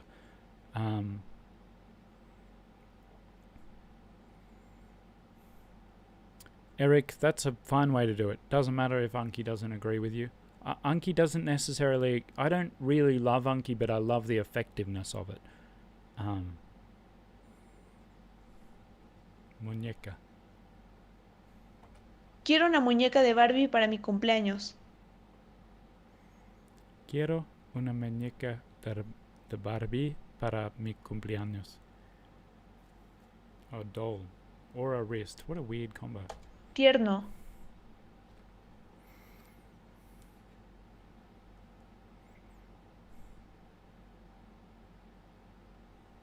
I don't know what sublime is, Toby.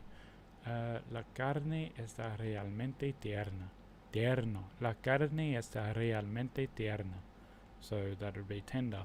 La carne está realmente tierna.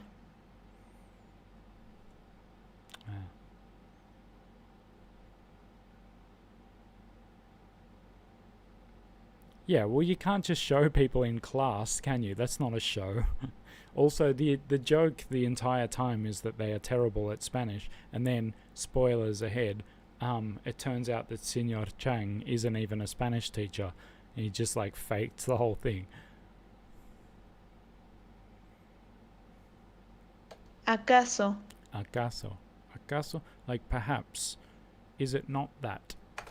¿Acaso no es negro? ¿Acaso no es negro? Partida. Partida.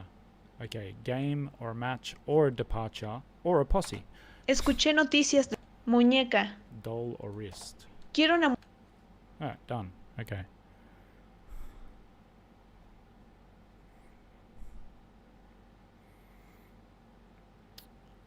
Alright, that will do for that.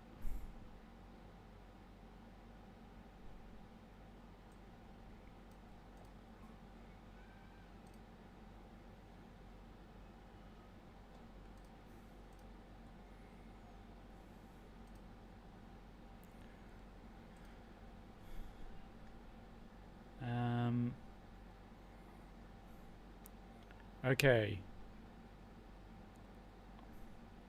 I'm going to watch this one just to get us started off, this beginner one.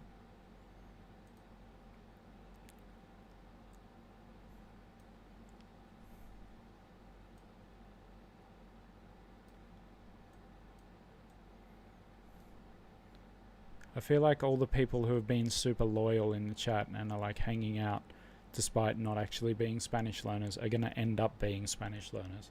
Esta es la fiesta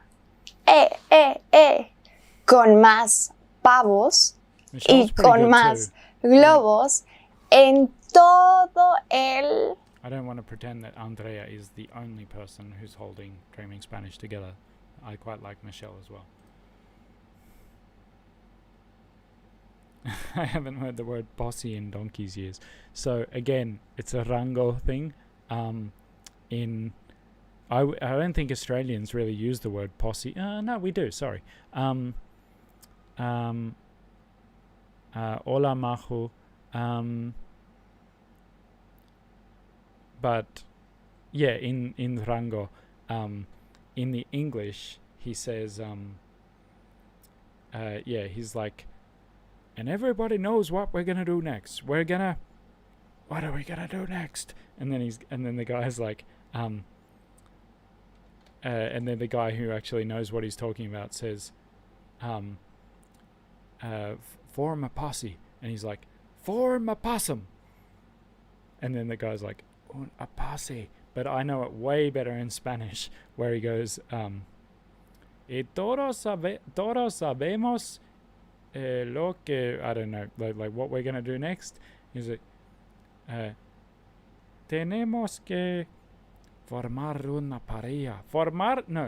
He says formar una patera. And he goes, formar una parrilla.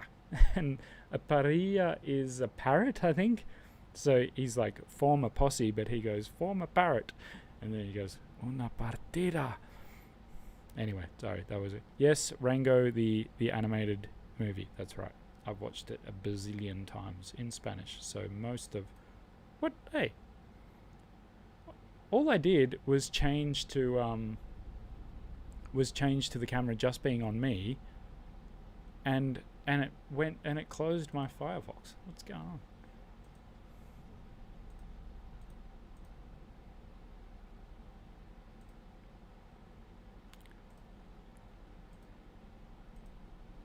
Where are we going?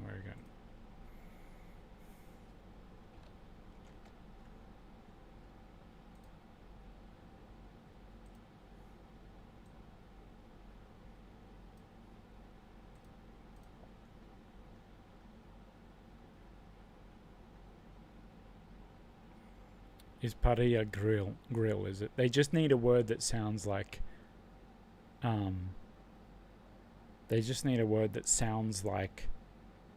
the word he was trying to say that isn't the right word. That's all they needed.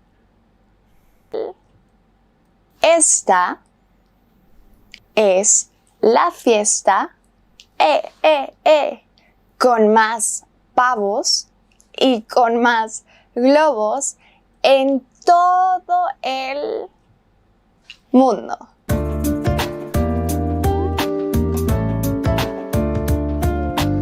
Hola, soy Michelle y te doy la bienvenida a un episodio más de esta serie llamada Festivales más importantes del mundo.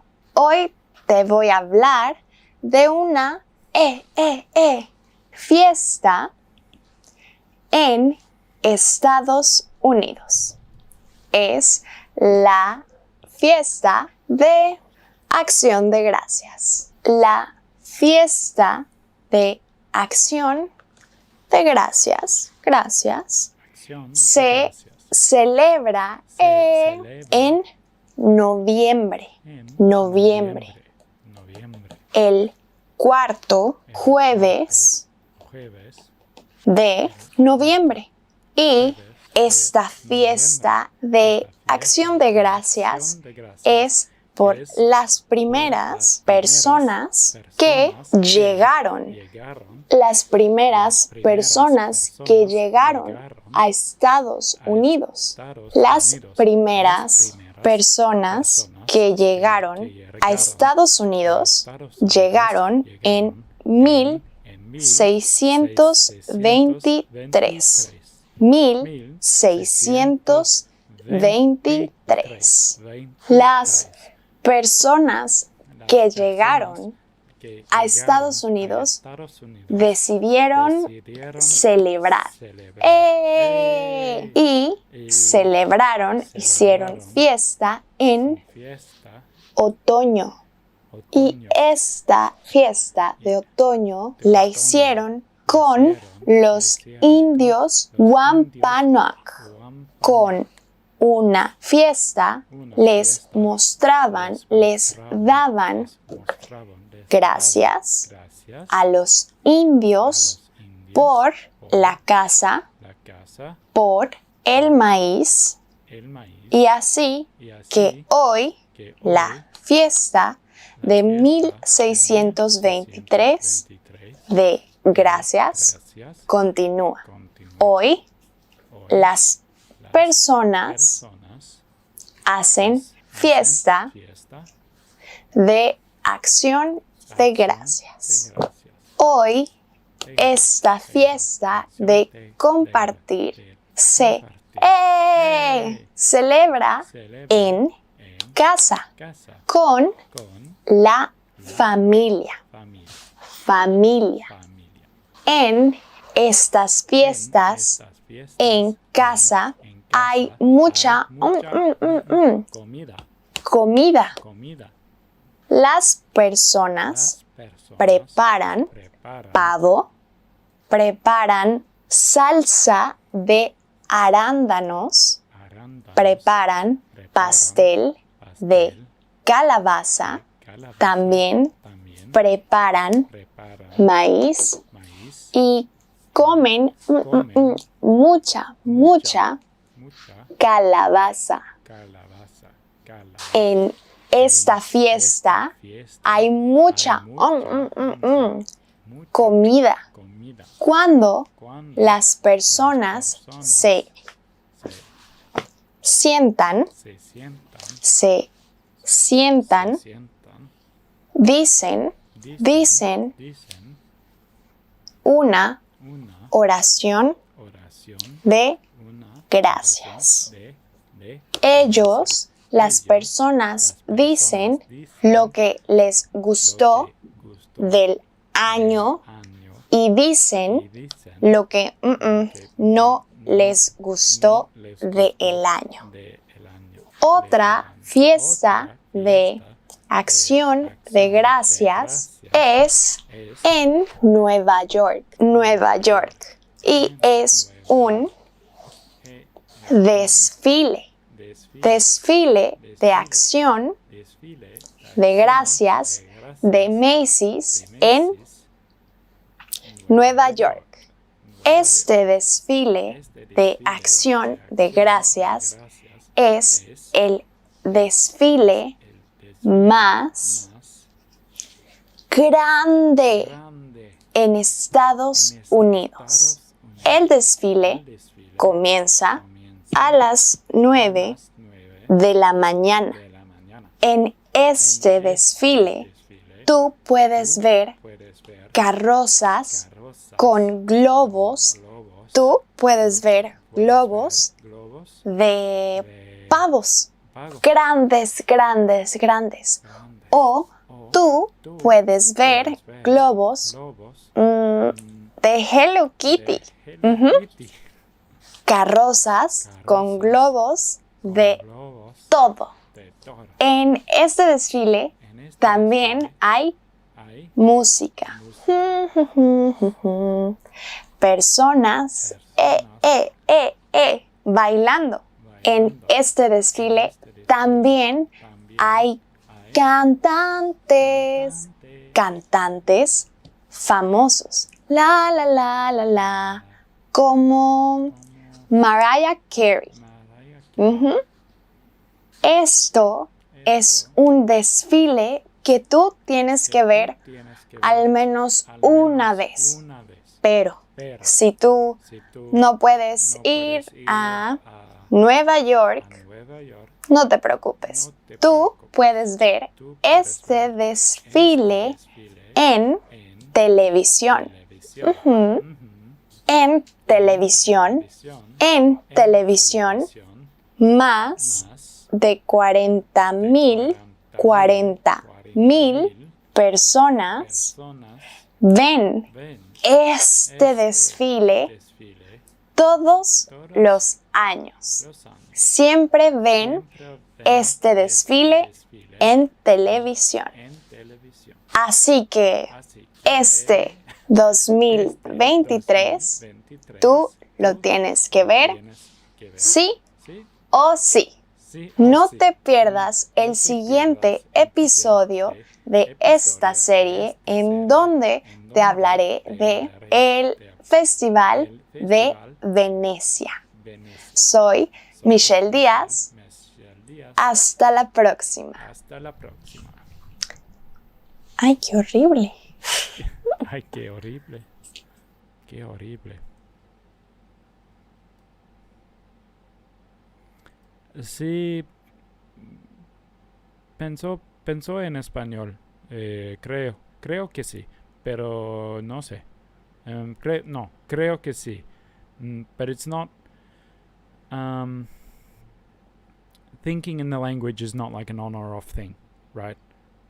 So it can actually get more difficult when you get to the stage of thinking in the language, because then you find it more difficult to go back, but from thinking in that, if you need a word and you're like, oh, I know that word, it can be more difficult to go back the other way, and like think, you go, wait, I've forgotten, I can't English right now. But yeah, I think I do think in Spanish to an extent. That is, if I say like creo que sí, I don't actually think I believe that, yes, creo que sí. I just think creo que sí. So yeah, to an extent I think in Spanish, but I don't think it's an on or off thing.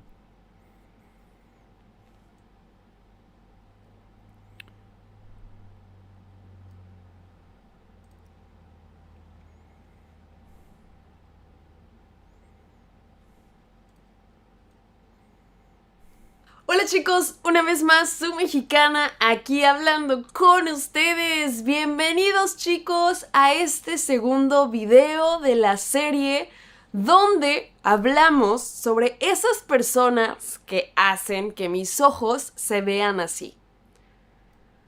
Esta acción de mis ojos.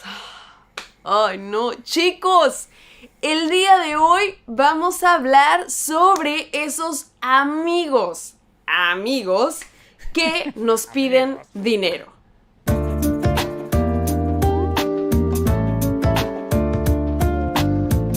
Esos amigos que nos piden dinero siempre. Sabemos, yo sé que ustedes tienen por lo menos una persona en su vida que siempre está pidiendo dinero. ¿Por qué? ¿Cuál es el motivo de su urgencia? ¿Qué es lo que ellos quieren? ¿Por qué nos piden dinero? A ver, chicos, yo quiero decirles que sí, yo sé que todos, yo también, todos alguna vez en nuestra vida hemos tenido un momento de urgencia, un momento de decir, no tengo dinero, necesito pedir prestado, alguna vez, ¿ok? Y si no, qué padre que no hayas tenido esa experiencia. Pero yo he estado en esos momentos cuando lo que necesito a veces es dinero y tengo que pedir prestado. Pero hay amigos que siempre tenemos todo el tiempo que te están pidiendo dinero, ¿no? Y eso es lo que a mí me molesta. Es como de, ¿por qué? ¿Por qué? Y sí, una cosa es prestarle dinero a un amigo y otra cosa es prestarle dinero a un desconocido. Claro que en ningún momento ningún desconocido va a llegar y nos va a decir, ¿me prestas dinero, Andrea? Tú, desconocida. Claro, ¿cuánto necesitas? Claro que no, chicos, o sea, jamás. Por eso las personas que están en la calle o las personas que piden dinero en la calle piden dinero, no te dicen, ¿me prestas dinero? Te piden dinero porque evidentemente ese dinero no te lo van a regresar.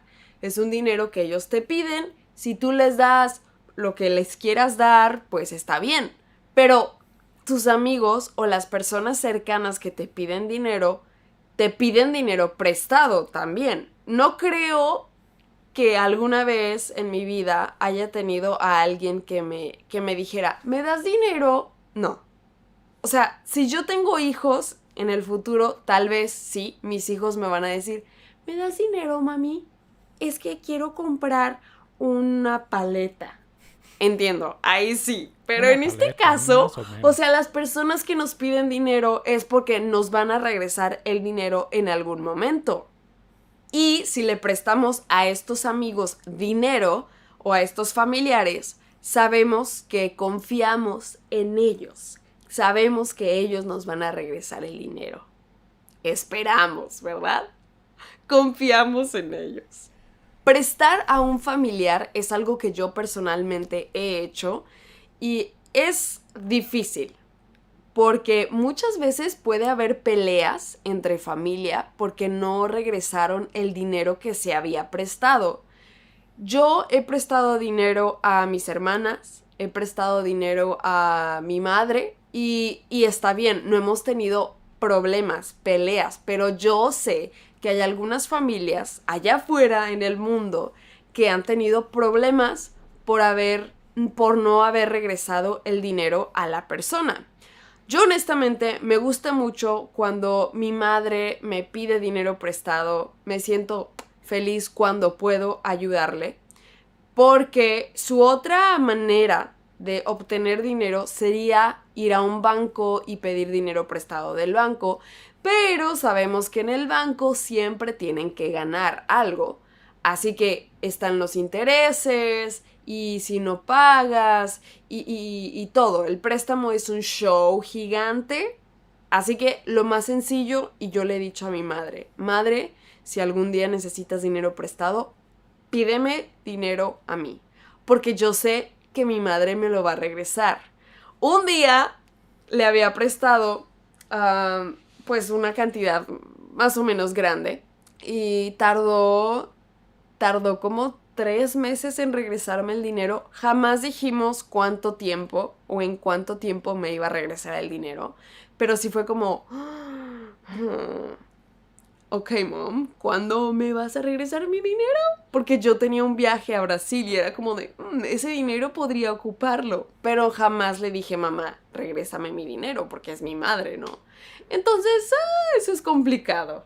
Pero los amigos que piden dinero es otra historia, en mi parecer, en mi pensar. Porque, ¿cuál es el motivo? ¿Por qué tus amigos te están pidiendo el dinero? ¿Porque quieren comprarle un regalo a su novia, a su novio? ¿Porque quieren regalarle un refrigerador a su madre? ¿Porque quieren ir al cine y no tienen dinero?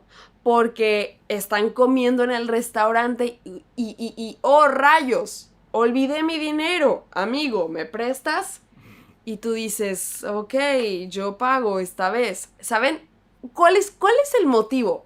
¿Es tu mejor amiga que se quiere hacer una cirugía estética, una cirugía plástica? No sé cuál sea el motivo, pero existe a su novia, a su novio, porque quieren regalarle un refrigerador a su madre, porque quieren ir al cine y no tienen dinero, porque están comiendo en el restaurante ¡oh, rayos! Olvidé mi dinero, amigo, ¿me prestas? Y tú dices, ok, yo pago esta vez. ¿Saben? ¿Cuál es el motivo? ¿Es tu mejor amiga que se quiere hacer una cirugía estética, una cirugía plástica? No sé cuál sea el motivo, pero existen motivos y existen motivos. Si tienes una amiga que se está muriendo de hambre, que no tiene $1, $1 para pagar su comida, lo entiendo. Pero si es alguien que te está pidiendo dinero porque se va a ir de fiesta con los amigos y no te invitó, y porque va a tomar y va a fumar y todo eso, y no tiene dinero para sus tequilas, para sus cervezas, oye, ¿qué onda? No, ahí es un no. Y digamos que tú hayas dicho, ok, amigo, te voy a prestar dinero, bien, pues tenemos que saber que una relación de amistad puede ponerse en peligro, puede estar en peligro si le prestas dinero a alguien que es tu amigo de hace mucho tiempo o tu amigo de hace poco tiempo, pero la amistad está en juego. La amistad se puede perder y tú lo sabes. ¿Y cómo yo lo sé? Porque lo he vivido, señores. Obviamente que he tenido amigos, amigas que han venido conmigo, que se han acercado y me dicen, amiga, ¿me prestas dinero? He pasado por estas situaciones y una de ellas, que fue la más juego, la amistad se puede perder y tú lo sabes. ¿Y cómo yo lo sé? Porque lo he vivido, señores. Obviamente que he tenido amigos, amigas que han venido conmigo, que se han acercado y me dicen, amiga, ¿me prestas dinero? He pasado por estas situaciones y una de ellas, que fue la más, no, ni tengo palabras para describir esto. Yo tengo una amiga, muy amiga mía, que llevamos 5 años de relación de amistad y ella estaba haciendo una tanda. Una tanda es algo que se hace en México y en otras partes del mundo, pero en México le llamamos tanda. Una tanda es cuando un grupo de 10 personas se juntan y dicen, ok, vamos a dar $10 cada semana a esta persona, la líder, para que ella los guarde y al final de esos 10 meses vamos a recibir nuestro dinero. Es como una alcancía. Una alcancía es donde pones tu dinero, ¿no? Donde tienes, no sé, un recipiente y pones dinero. Eso es una alcancía, eso es una tanda. Es como una forma de ahorrar dinero y que después tengas dinero. Y esto lo hacen porque algunas personas tienen la necesidad de tener dinero y para no pedir dinero hacen una tanda. Y en esa tanda hay 10 personas. En algunas hay más, en otras hay menos. En esa tanda en la que yo entré por mi amiga, había 10 personas. Yo era la número 10, o sea, era la última persona que iba a recibir el dinero. La persona número 1 recibe el dinero el primer mes y los siguientes meses ella tiene que pagar ese dinero que se le dio. Yo quise ser el número 10 porque dije, ok, voy a pagar y hasta el 10º mes, en 10 meses me van a regresar mi dinero. Bueno, pues, ¿qué pasó? Yo fui la última persona en recibir este dinero. Jamás. Mi amiga jamás me regresó este dinero porque me dijo que tuvo unos problemas con otras personas. Con las personas 7, 8 y 9 tuvo problemas. Así que el dinero que me regresó no fue el dinero completo. Y yo no le presté el dinero. Le presté el dinero, pero no se lo presté.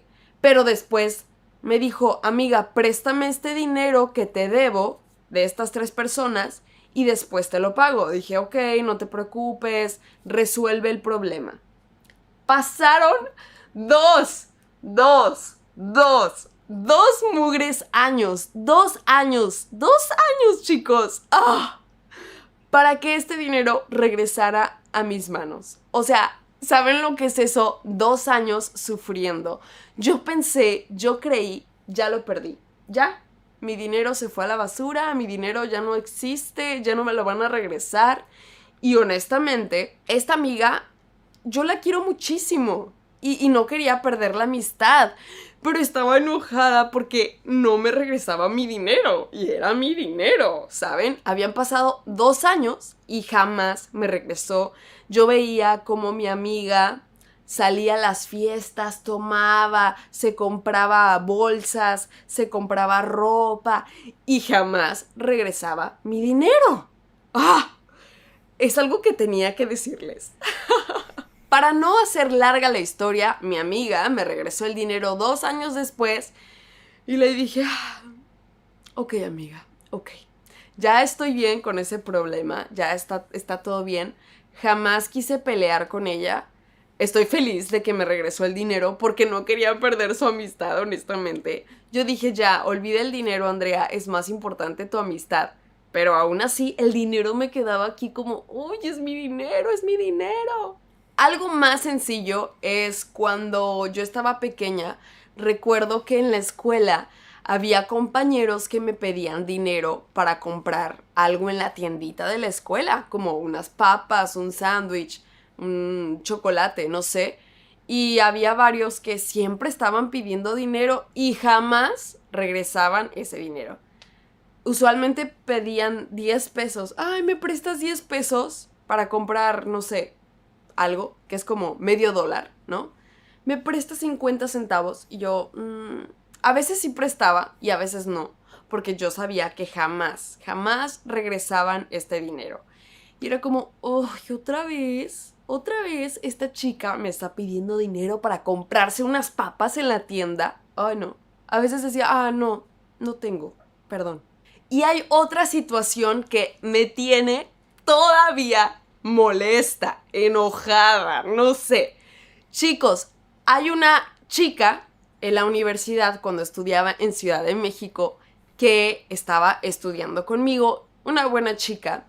Y un día, pues tuvimos que hacer un proyecto de la escuela donde yo compré el material para este proyecto y los demás me iban a pagar el dinero. Pues ese día la chica me dijo, no tengo el dinero. Y yo, ¿cómo que no tienes el dinero? Me dijo, no, es que no tengo el dinero. Y yo por dentro estaba como, ¿cómo que no tiene el dinero? O sea, Y ella me dijo, no, es que no tengo el dinero. Le dije, ok, tienes que pagarme. Me dijo, ok, préstamelo, yo te lo pago mañana. Dije, ok, está bien. Ese mañana nunca llegó, chicos. O sea, yo le tengo un nombre a esta chica. No voy a decir su nombre real, pero su nombre quedó como la chica de los 80 pesos. Que, bueno, son como... no soy buena para matemáticas, pero son como 40... No, son como $4, algo así. Pero aún así, $4. O sea, no. Y la chica me dijo, te pago mañana. El día de mañana llegó, me pagó, no me pagó. O sea, mi dinero, quién sabe dónde estaba. Y siempre corría para que yo no le preguntara por el dinero. Así que yo dije, le voy a decir la chica de los 80 pesos, la chica de los $4. O sea, no. Y hoy no me ha pagado. Y es una chica que siempre hace lo mismo porque le hizo lo mismo a otra amiga mía. Y las dos estamos como... Y por último, quiero contarles esto, que no sé qué van a pensar. Pero un día, una amiga, muy amiga mía, también de Ciudad de México, me marcó y me dijo, amiga, necesito que me prestes dinero. Ok, ¿por qué? ¿Todo bien? Lo que pasó es que mi amiga tenía a su hermano en el hospital. Su hermano estaba en el hospital y necesitaban dinero para todas sus cuentas. Tengo que decirles que el novio de mi amiga era un señor que tenía mucho dinero. Era un señor casi rico, millonario no, pero rico, que tenía dinero y que podía pagar esto, pero la cuenta del hospital era muy cara. Saben que son carísimas las cuentas de hospital y mi amiga me estaba pidiendo dinero a mí.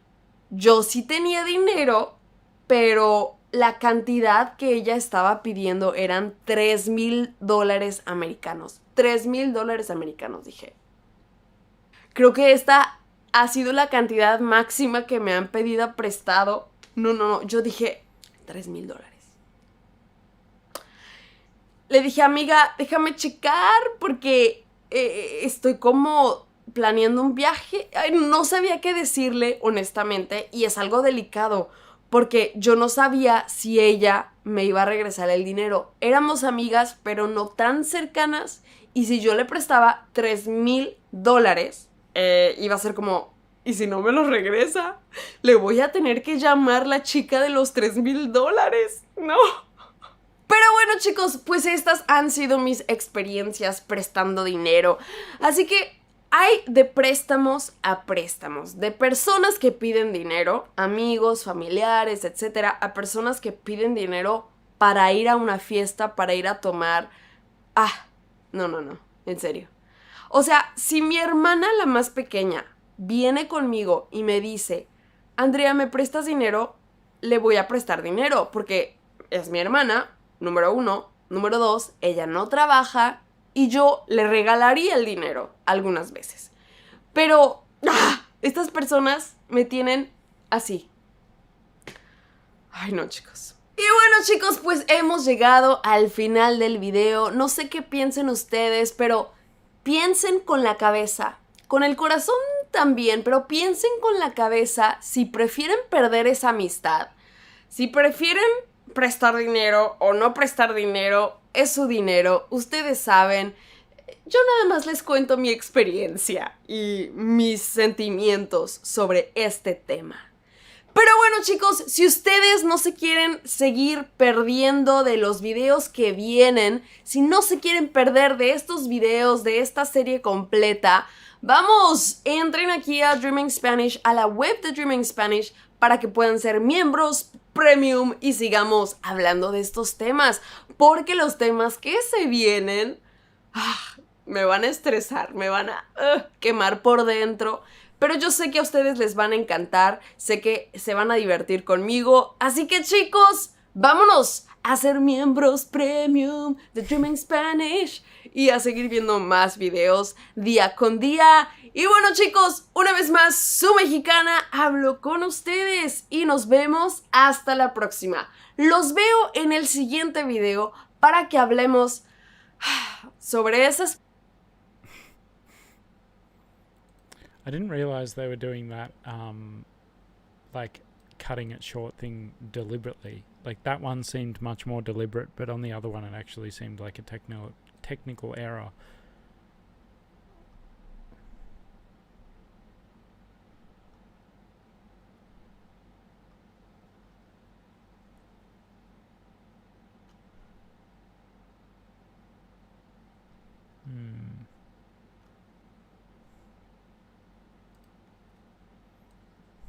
¿Sabías que en la Patagonia hay más pingüinos que personas?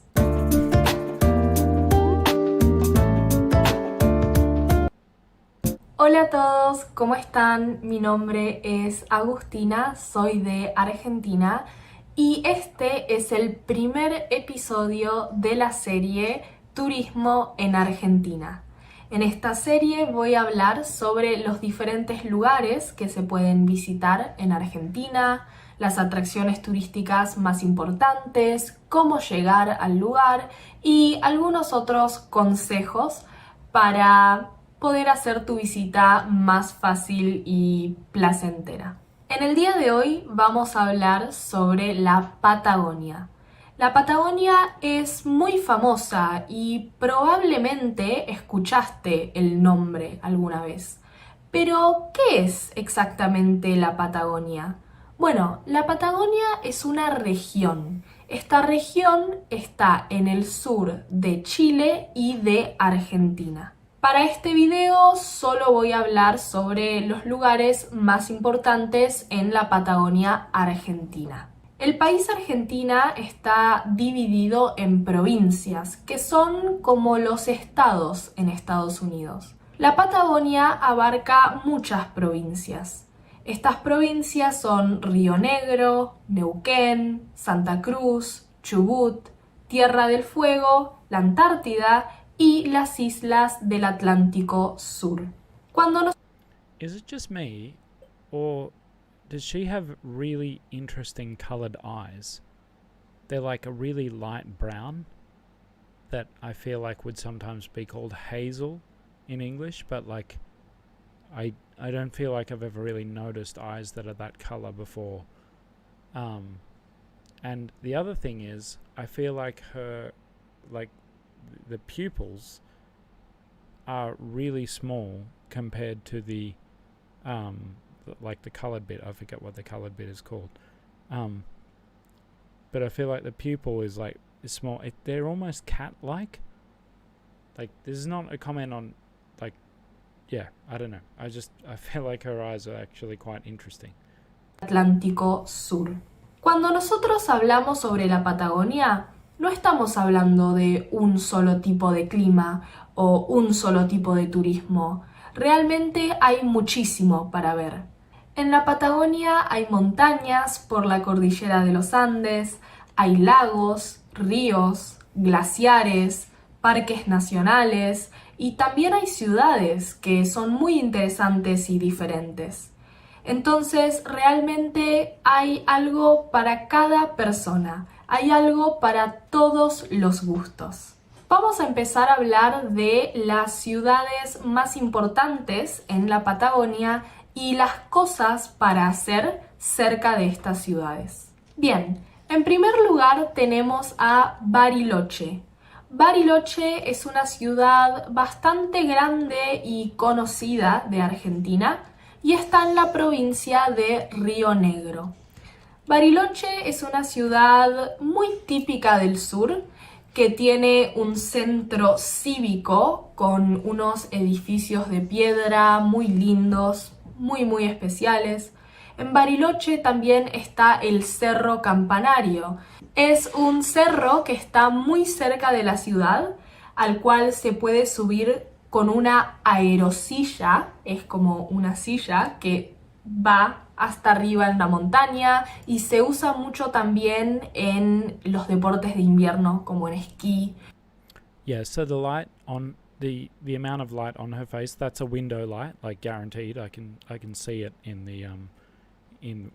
the reflections in your eyes in photos and videos are called catch lights. So the catch light it's definitely a window light. It looks like probably even a whole door that is like a whole glass sliding door. So it is very bright, but it's also the shape. Like I feel like normally when your pupils are small, they're just little circles, but she looks like, to me, they almost look like stripes, like those what we call cat's eyes. So they're like, it's just sort of like really interesting. I think it's also the fact that the catch light is somewhat, I don't think you guys can see my cursor, but the catch light is somewhat like covering the iris, and therefore, no, not the iris, the pupil, and therefore, but I think it's also a color, like, because I'm not going, oh, it's a weird color, like, look, it's hazel, it's light brown, because this is in comparison to the rest. Like, you can make your eyes any color with a color setting, right? But this is a correct color setting. Like, her skin looks like the color of skin, everything looks right, and so I think her eyes are actually that color, which is a very light brown. Just really interesting. I'm not saying it's good, I'm not saying it's bad, it's just interesting. O en snowboard. Y desde arriba del Cerro Campanario se pueden ver la ciudad, pero también muchos lagos y montañas y un hotel muy famoso en Bariloche, que es el Hotel Yao Yao. En Bariloche también hay mucha comida. El sur de Argentina se caracteriza por tener inmigración de Alemania, de Suiza. Entonces hay muchas comidas europeas de ese estilo. Hay mucho fondue de queso, también hay restaurantes alemanes y cerca de Bariloche hay un pueblo que se llama Colonia Suiza. Como el nombre lo dice, es un pueblo en donde llegaron y vivieron los inmigrantes suizos en Argentina y todos los edificios y las casas parecen un pueblo suizo. Es un lugar muy lindo para pasar la tarde y comer en algún restaurante. Desde Bariloche es muy normal hacer una ruta que se llama la Ruta de los 7 Lagos. En realidad, primero tenemos que llegar a otro pueblo que se llama Villa La Angostura. Villa La Angostura es un pueblo que está en la provincia de Neuquén. Es muy chiquito, pero es muy lindo. Tiene un río, un puente en ese río, también tiene diferentes bahías y tiene una cascada. Está bueno porque la cascada no es difícil de llegar a ella.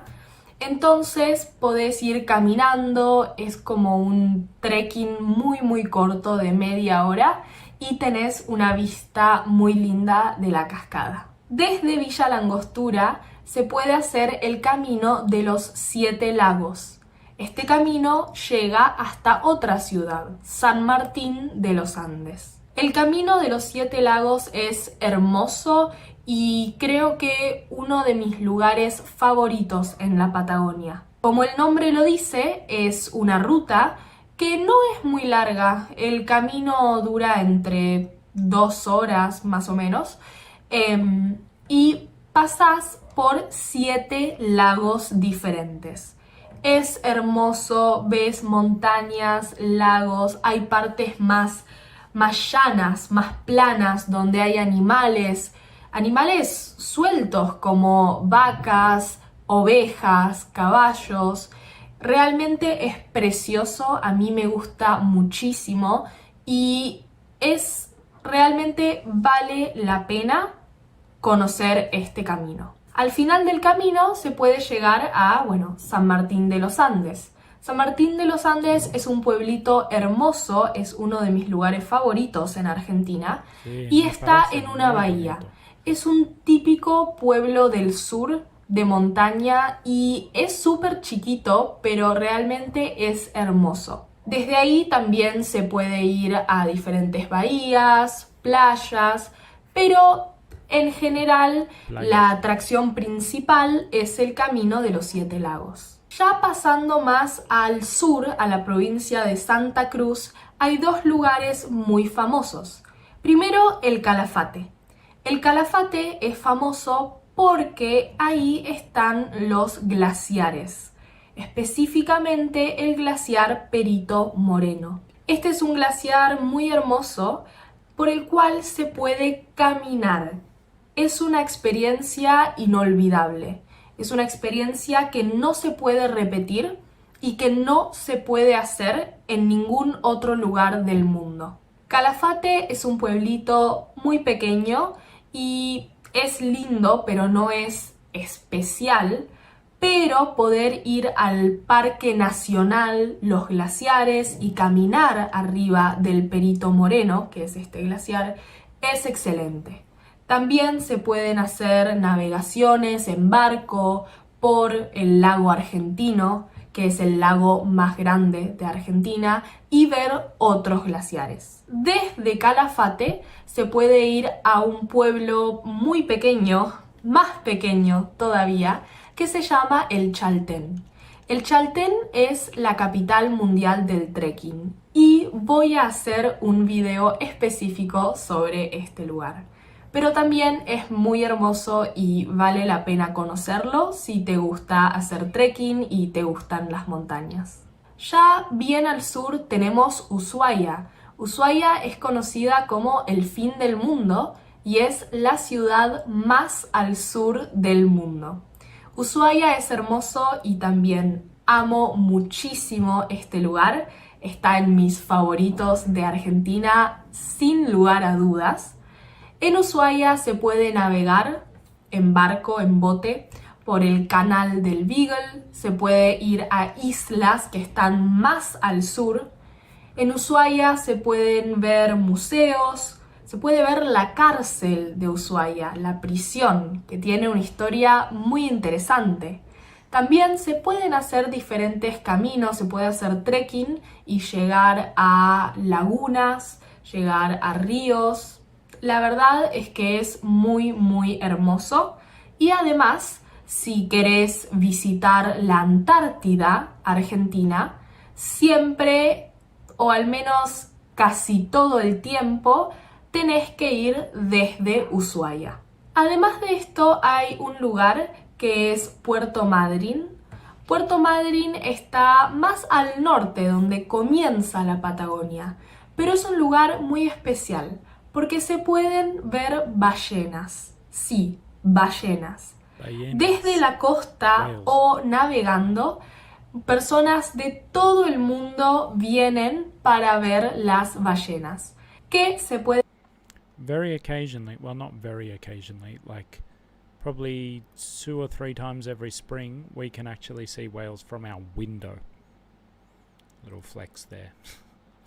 Para ver las ballenas, que se pueden ver entre mayo y noviembre. aproximadamente. Es un lugar muy especial y también muy distinto a otros en el mundo. Para llegar a Patagonia, generalmente vas a tener que estar en Buenos Aires primero y desde Buenos Aires podés tomar vuelos a cualquier ciudad en Patagonia, cualquiera de las ciudades grandes, generalmente Calafate, Bariloche, Puerto Madryn, Ushuaia, entre otros. La Patagonia es un lugar que es ideal para recorrer en auto. Entonces, mi consejo es, por ejemplo, volar a Bariloche y en Bariloche alquilar, rentar un auto y conducir hasta Villa Langostura, después San Martín. Si tenés mucho tiempo y te gusta andar en auto, podés ir desde Buenos Aires, podés ir a todo el sur y recorrer en tus propios tiempos. Pero a veces no todos tienen el tiempo para salir desde Buenos Aires en el auto, entonces volar a alguna ciudad y rentar un auto ahí y después volar a otra ciudad puede ser un poco más fácil. La ruta más importante es la ruta 40 y recorre toda la Patagonia y todos los puntos más importantes. Es una ruta nacional que está en muy buenas condiciones y que es confiable. Entonces es seguro conducir por esta ruta. En cuanto a cómo y dónde quedarse, dónde dormir en Patagonia, bueno, hay opciones para todos. Realmente hay hoteles muy hermosos, muy lujosos, de 5 estrellas en los que te podés quedar. Pero también para las personas más aventureras o que les gusta estar más en contacto con la naturaleza, hay muchísimos lugares para hacer camping. O sea que realmente están todas las opciones. En cuanto a la comida, bueno, en Patagonia hay mucha comida muy especial. Se pueden comer muchos peces, más que nada cerca de la costa o en el sur, en Ushuaia. Y se puede comer centolla, que es como un cangrejo grande muy famoso de Ushuaia. Sin embargo, en los lugares continentales, que no están en la costa, se pueden comer muchos animales como ciervo o cordero. Personalmente no soy la más fan, la más amante de estos animales, pero hay muchas personas que aman esta comida en Patagonia. Bien, en cuanto a la época del año, ¿cuándo visitar la Patagonia? Esto depende mucho de qué querés hacer. Si te gusta, no sé, el sol y el calor y te gustaría nadar en los ríos y lagos que siempre están fríos, pero bueno, y te gusta ver los árboles y los animales, entonces tenés que ir en verano. Y sí, verano. Generalmente solo en diciembre, enero y febrero se puede nadar porque la Patagonia es bastante fría y en otros meses es imposible nadar en los lagos. Obviamente que diciembre, enero y febrero es temporada alta. Entonces los precios van a ser más altos y va a haber más personas. Por otro lado, si querés disfrutar de la nieve, los deportes de invierno como esquí y snowboard, tenés que ir en junio, julio o agosto, que son los meses en donde hay nieve y el clima permite hacer estos deportes de invierno. La verdad es que las dos opciones son muy buenas y todo depende de cómo querés experimentar la Patagonia. Obviamente esas son las dos temporadas altas y también podés ir en otros meses como en mayo o en octubre. En este caso vas a ver una mezcla, no vas a poder hacer deportes de invierno y no vas a poder nadar, pero por ejemplo si vas en el otoño, en mayo, vas a ver los árboles con hojas amarillas y rojas y también va a ser muy hermoso. Entonces realmente se puede visitar la Patagonia todo el año, pero tenés que pensar bien qué es lo que querés ver y qué experiencias querés tener. Bueno, ese fue el resumen de la Patagonia. En esta serie voy a hacer videos específicos sobre algunos de los lugares que mencioné. Si te gustaría ver más videos como este, te invito a entrar en la web de Dreaming Spanish para ver el próximo video sobre los lugares y el turismo en Buenos Aires. Muchas gracias por ver este video y nos vemos en el próximo. ¡Chao!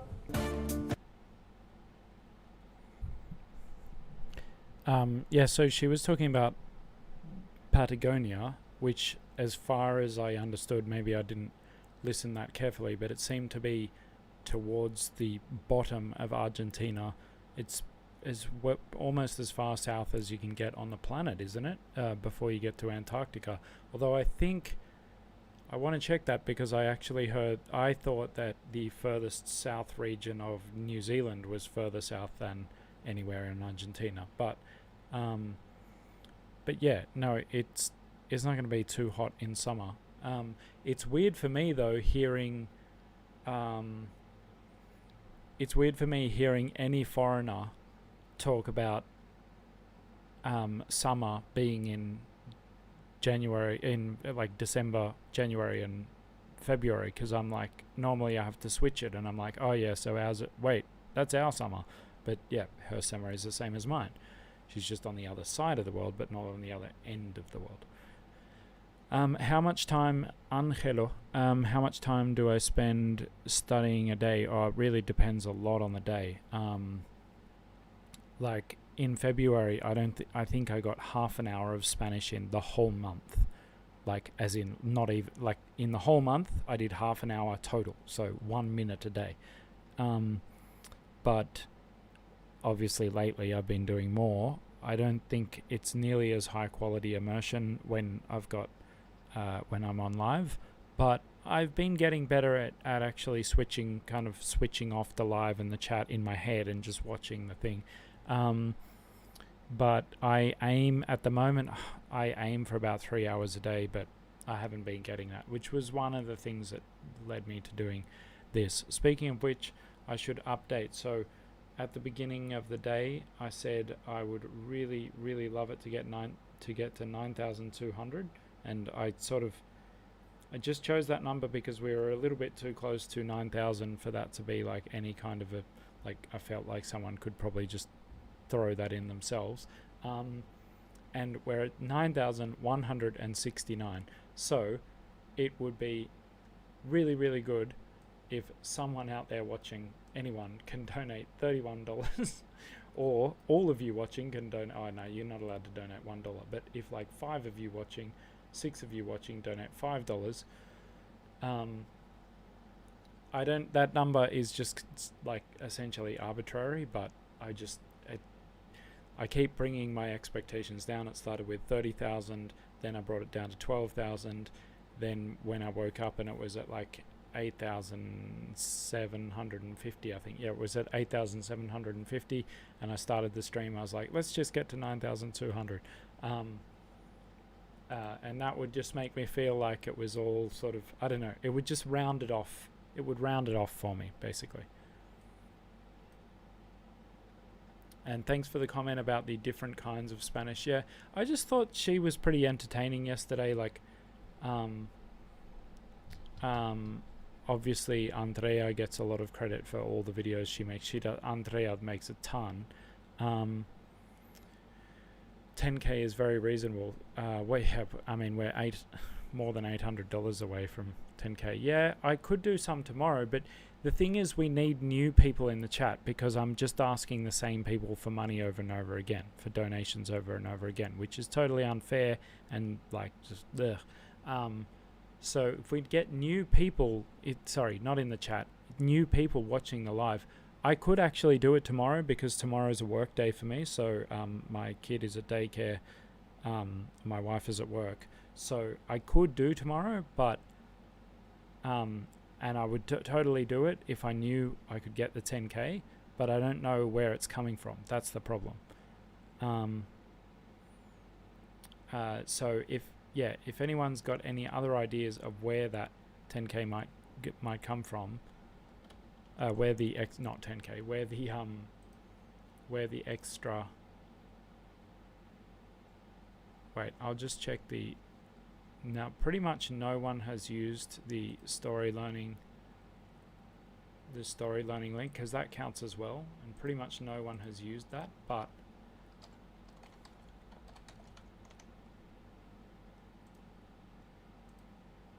okay, good night, MEP.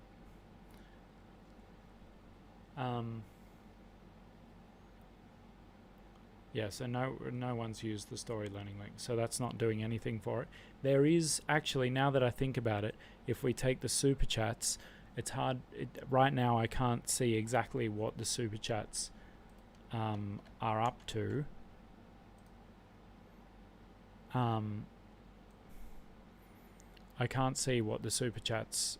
Yeah, I can't check what they're up to, but I know that it must be something like $200 Australian. So if we're at about close to 9,400, and I could you're right, I could absolutely get 10K by doing another day, but like I said, it has to be new people in the stream. Maybe if I made another promo video that was called something that would attract a different bunch of people. GN, are you into crypto, milk drinker? What video do you guys want to watch?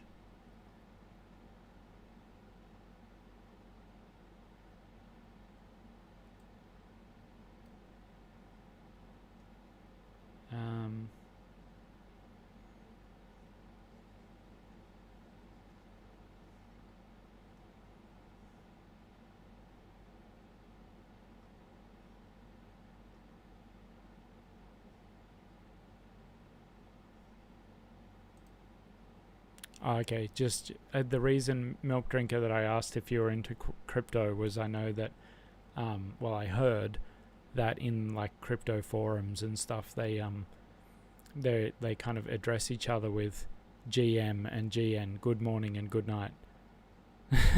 No, if milk drinker, if you were into crypto, unless you're one of the very lucky ones, you wouldn't be able to donate anything to the stream.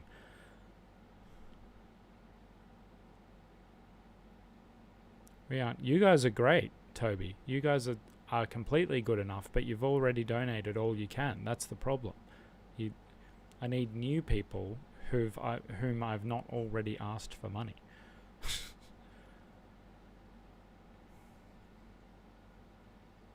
Italian influence on Argentina. I didn't see that one. Okay, that was my first one. So that was my first suggestion. So let's find that one. What? Wait. It's right there. Por ejemplo, una de las palabras que nosotros usamos en Argentina es la palabra pibe. Esta palabra la tomamos de la palabra pibe o pibeto de la lengua de Génova.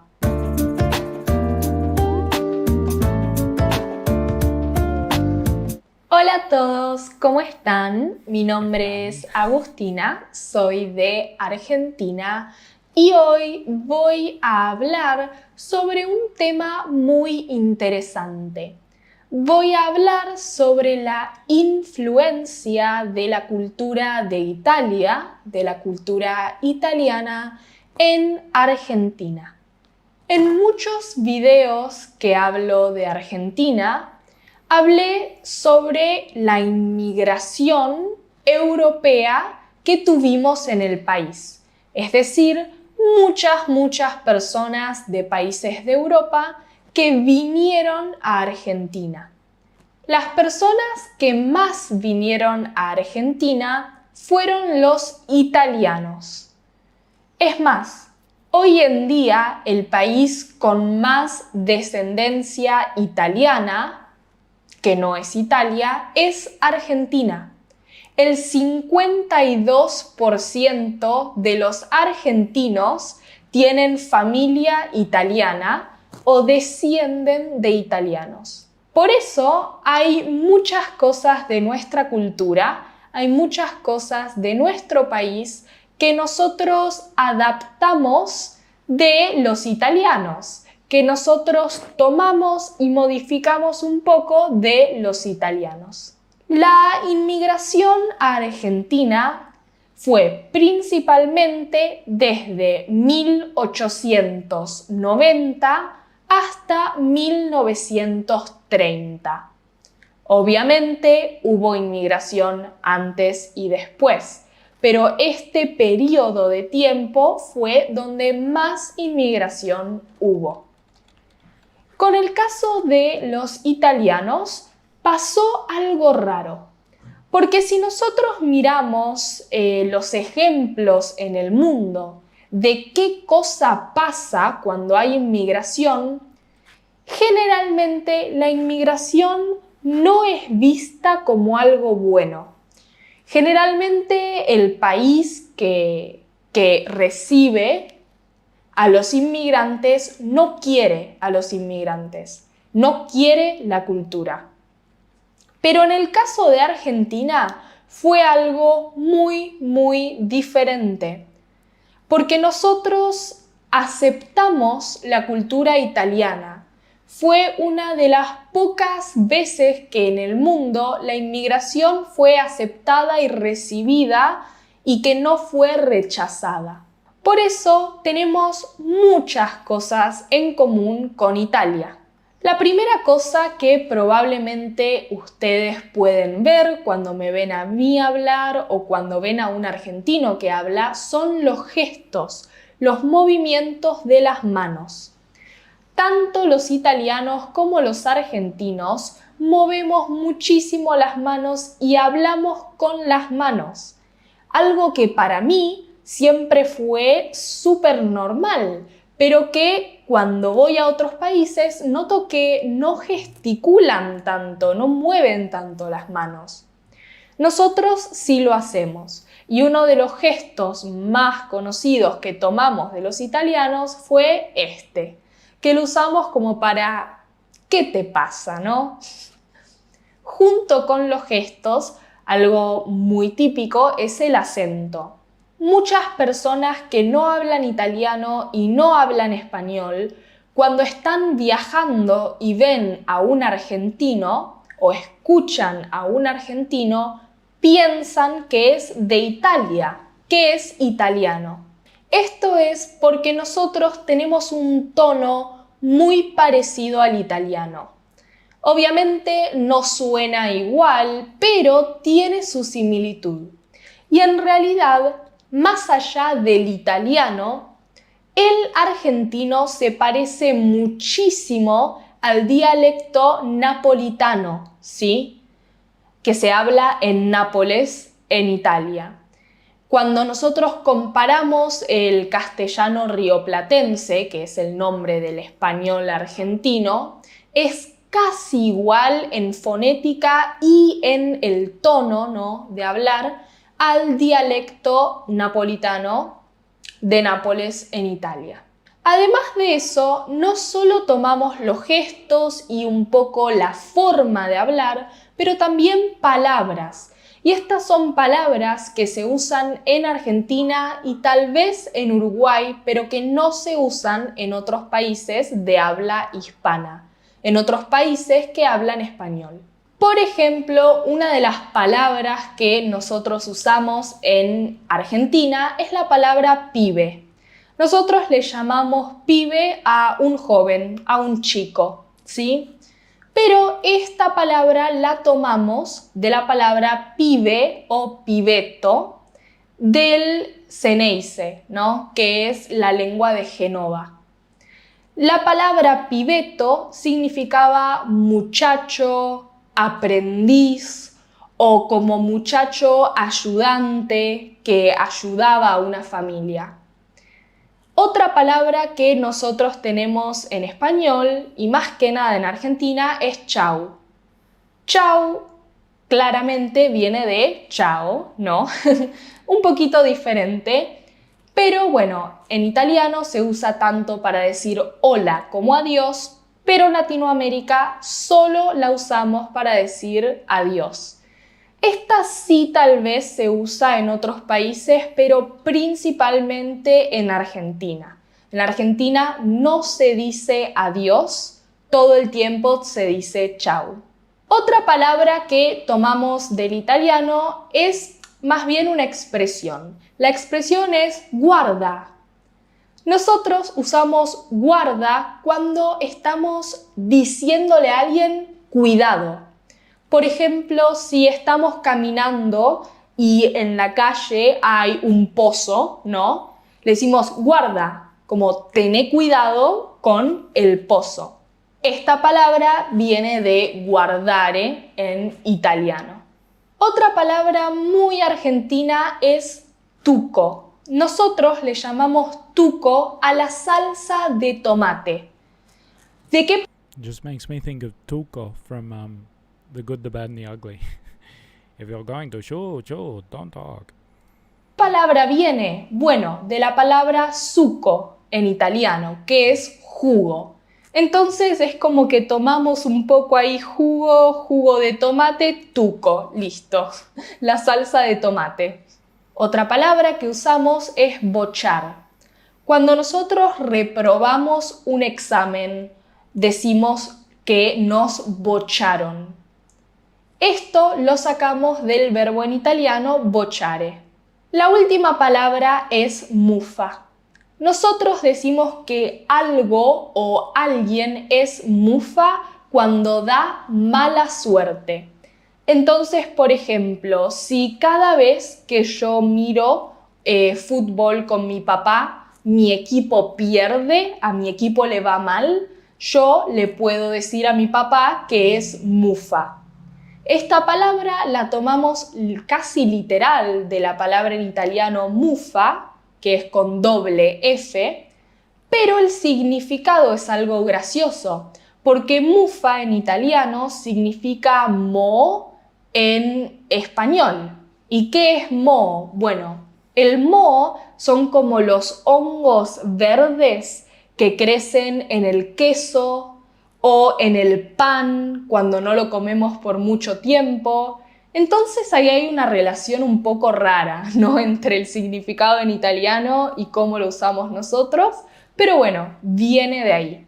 Además de todo este tema de los gestos, el acento y las palabras, también hay mucha cultura.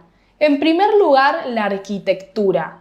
Más que nada en Buenos Aires, en los años 1900 hasta 1930, la arquitectura era prácticamente italiana o francesa. Nosotros queríamos ser como la Europa de Sudamérica y nuestra mayor inspiración era Francia e Italia. Entonces, por ejemplo, el Congreso de la Nación Argentina, el Teatro Colón y demás edificios muy importantes que tenemos en Buenos Aires fueron hechos de estilo italiano y no solo eso, sino que fueron construidos, diseñados por arquitectos italianos. Además de la arquitectura, tenemos mucha comida y muchas costumbres de la comida que vienen de Italia. Algunas de las comidas que tenemos es la milanesa, las pastas, el café expreso fuerte que lo tomamos todo el tiempo. También tenemos las albóndigas, que son las bolas de carne.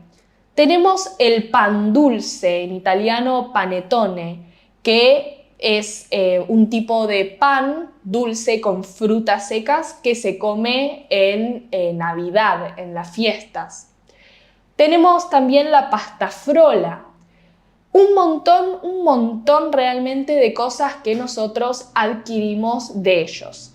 Y si les interesa saber un poco más sobre las comidas de Argentina, tengo un video en donde hablo de las comidas dulces y de las comidas saladas. Así que ahí podés ir a ver esos videos y aprender más sobre ese tema.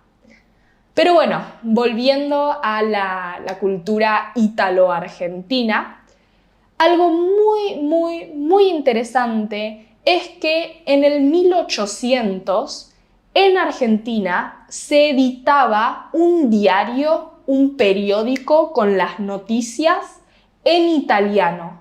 El diario se llamaba La Patria degli Italiani y era el tercero más vendido en Argentina. O sea, piensa en eso, un diario, un periódico, todo en italiano, era el tercero más comprado de Argentina. Eso da una muestra, ¿no?, de lo importante que fue la inmigración italiana a Argentina y la cantidad de italianos que había. Hoy en día tal vez no es tan común conocer a personas que son italianas, pero sí es común que en muchas familias los abuelos o los bisabuelos hablen italiano, porque ellos son los que vinieron desde Italia a Argentina. Bueno chicos, espero que les haya gustado este video. Para mí fue muy interesante hacerlo, así que nada, espero que haya sido informativo. Muchas gracias por verlo y nos vemos en el próximo. ¡Chao, chao!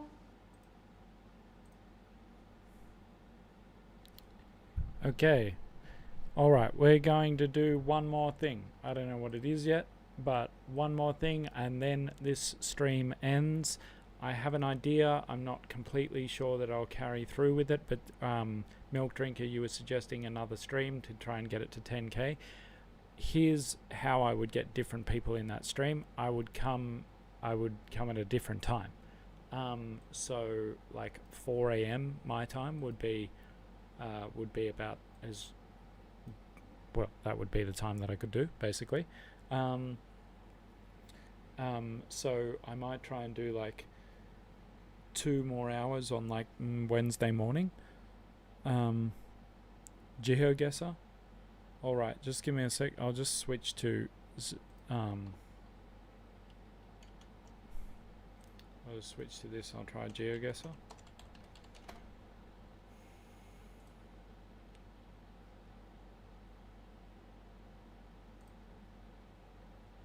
Yeah, so I don't have an account, so I need to sign up for one. Maybe I could do a stream with another channel. Yeah, I probably could. And that would have this is like lessons learned for next time I do something like this. I'll try and get tons of other channels. Yeah, a language simp. I've reached out to him. He might be a while before he's. Has he really done 10-hour streams before? Wow, I didn't know that.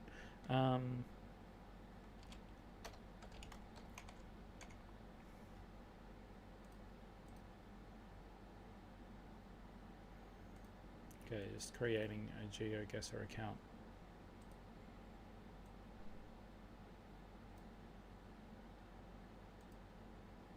What? Oh.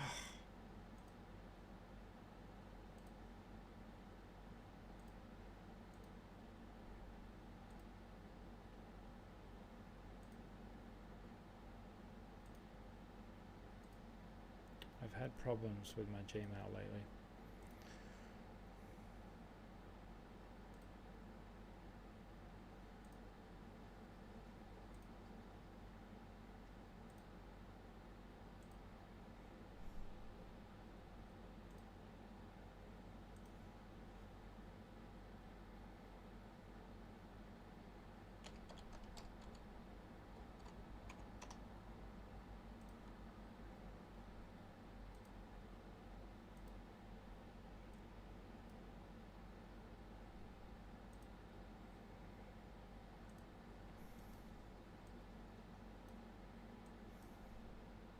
Yeah, Ollie could. I sort of feel bad because I had Ollie and his team make me like a special link that they don't normally make for other people, and then it didn't, like, no one's even used it, so that was like but yeah, I could possibly do something with Ollie later this week. Anyway, what was I doing?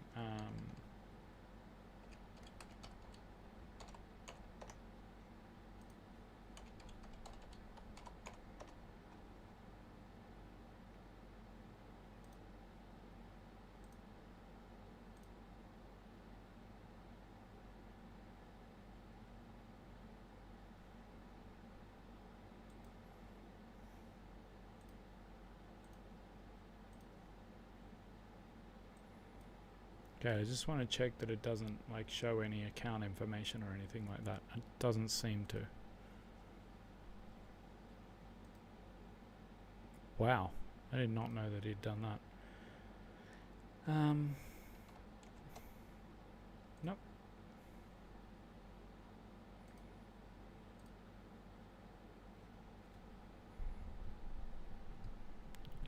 Right, this is just the thing.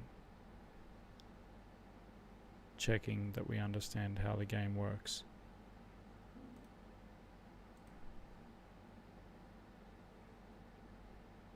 .8 kilometers from the next.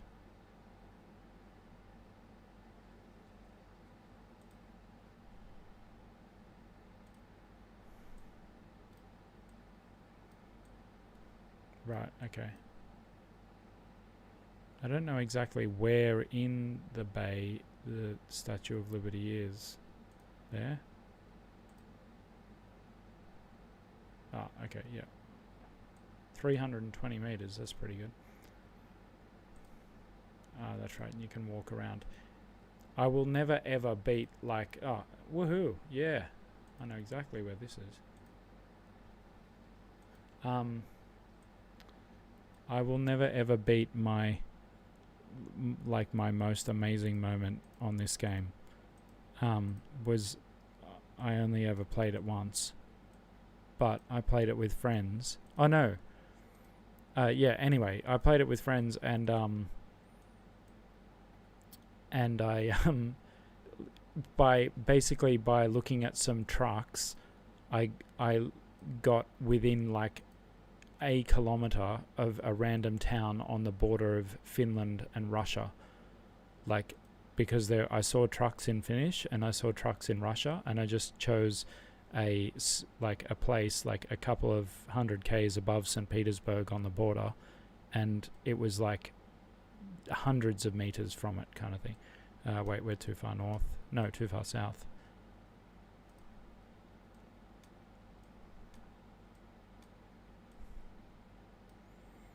We want to go in. If that's Mossman, now we're too far north. Where are we going? We need to be across here. Here we go.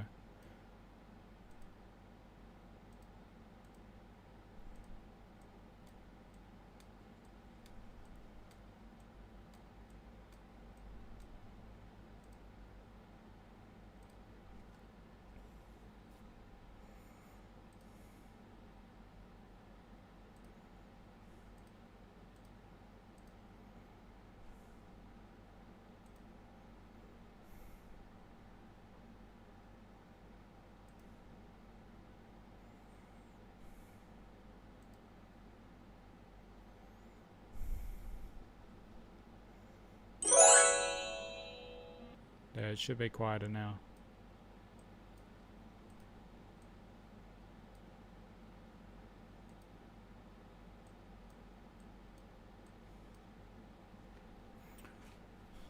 Parque e isolación.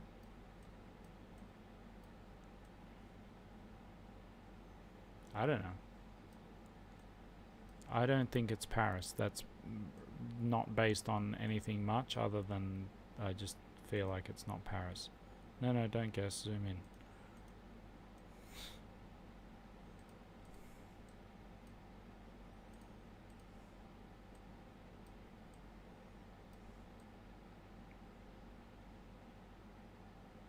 Lyon?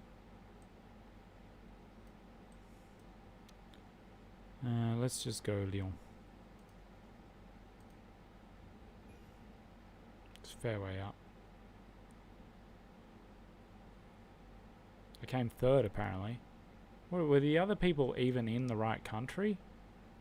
How far away was I? Oh, was it Switzerland? No. Well, it wasn't Switzerland though, was it? That looks like Australia.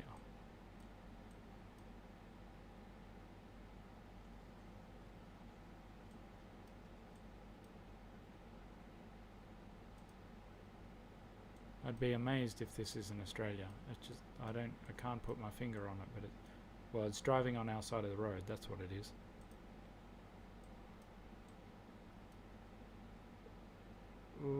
Sydney, they're not Victorian signs, so I'm going to say it's Sydney.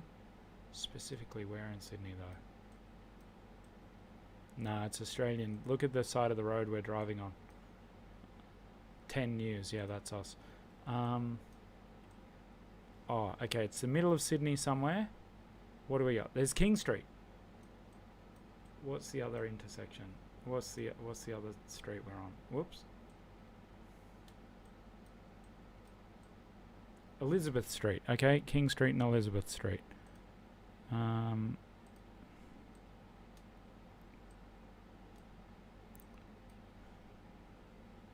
No, there are other countries that drive on the left. Japan drives on the left, but it's pretty obviously not Japan. It's the corner of King Street and Elizabeth Street in Sydney. So Sydney City is down south of the harbour, for those who don't know. Darlinghurst would be pretty close to the city. Ultimo is also pretty close to the city.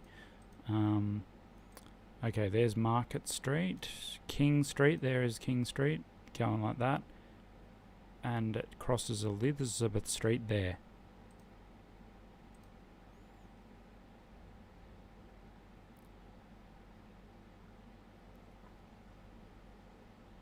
Yeah, so I won that one, obviously.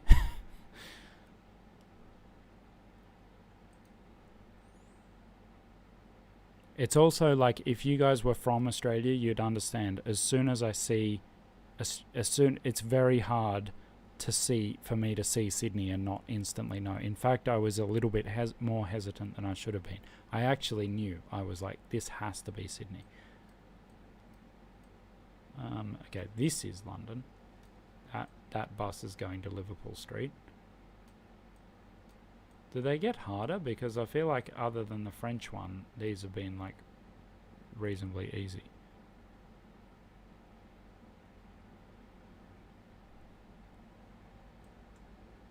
Again, remember the chat's behind for me, so I'm looking at these things going, or Japan, but that's not Japan, and I've moved on to London. King William Street 24. Okay, so is there a way to just search on the map so that I don't have to go zooming into the UK? No, don't guess. Zoom in, zoom in, zoom in.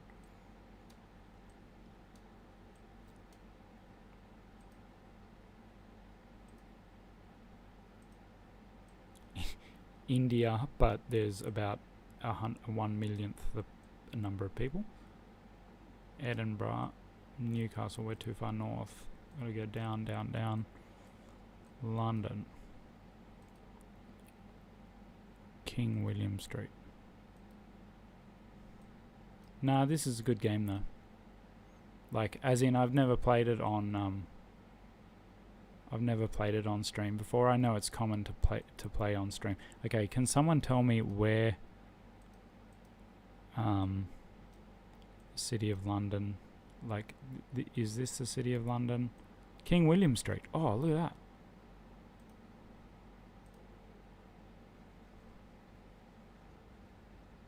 Boom. Oh wait, how far away was I? I prefer when they tell you how far away you are.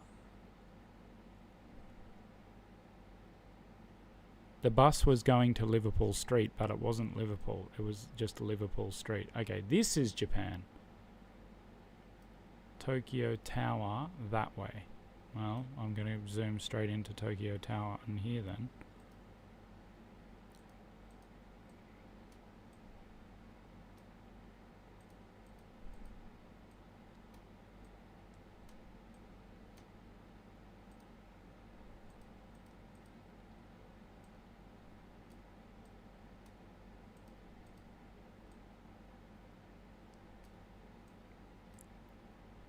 Well, that's why I want it. The City of London isn't the same as London, yeah, but I want it to tell me how far away I am. But it's not doing that. It used to.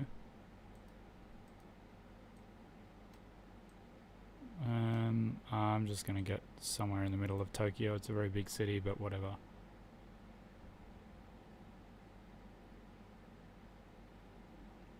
I'm still ahead, so...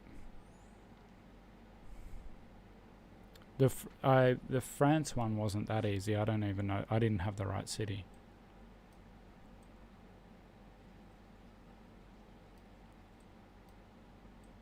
This looks like the US. I've had that I've played GeoGuessr before and had like crazy stuff with like totally foreign languages and just been like nothing.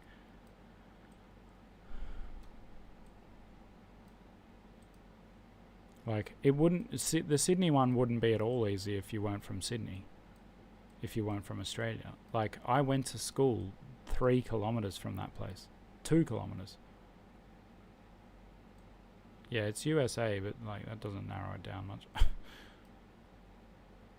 West New York Restoration. Okay, so West New York, but still West New York's probably quite big. Wait, I've got a street here. Fashion Avenue and 7th Avenue.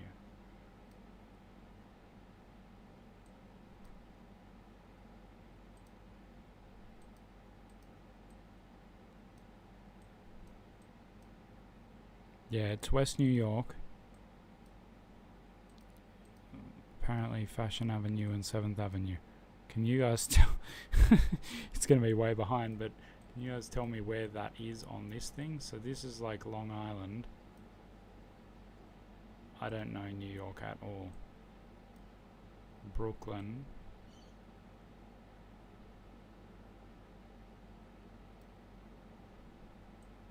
So is West New York like, how is West New York and Brooklyn a similar thing, or like?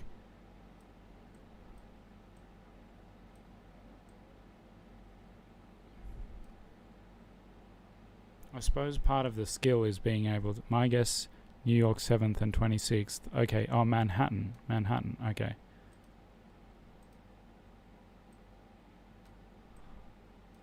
Wait, wait, where is Manhattan then?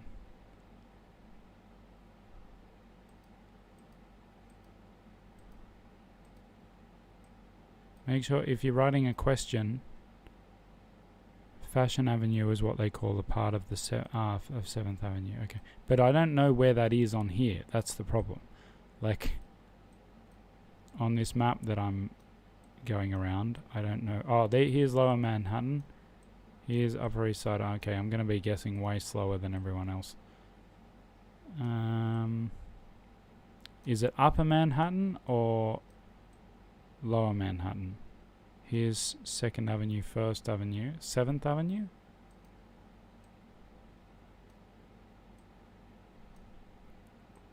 Ninth Avenue. Alright, so here's 7th Avenue. Madison Square. Is it north of Madison Square? There's Central Park, is it?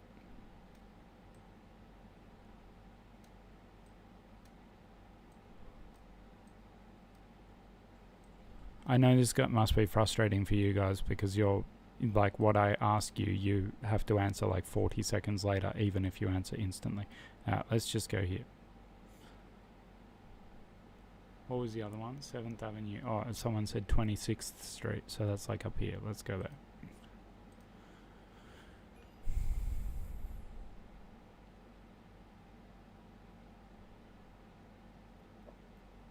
How are all those people guessing that far away? Do they not?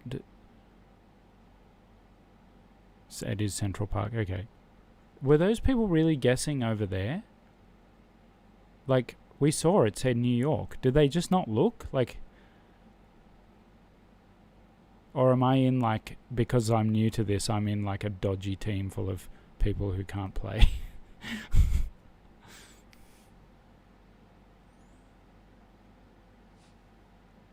Okay, this looks European.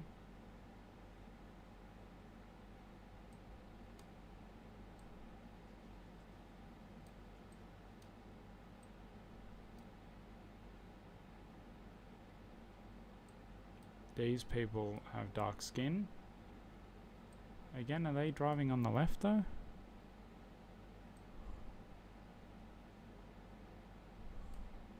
This looks like Africa. They don't drive on the left in Africa, do they? South Africa maybe? This is in English.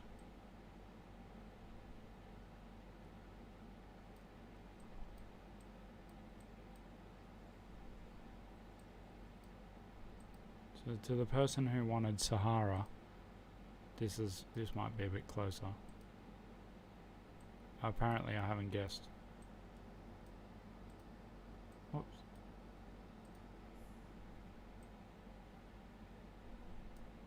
UK? Doesn't look like UK to me. I reckon it's somewhere in Africa. South Africa, alright.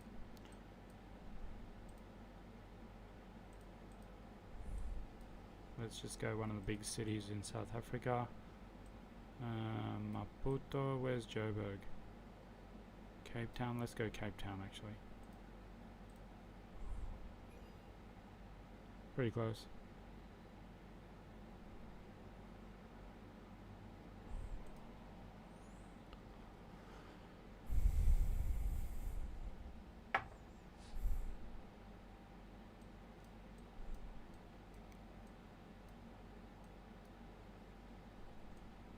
Zucca Plaza. Is this Italy? Because she was... No, it looks like there's too much English around, doesn't it? Capacitación. Okay, we're somewhere Spanish speaking. Hey, this is Spanish learning for the person who was complaining about that before. Oh no, I wanted that sign. Where'd that other sign go?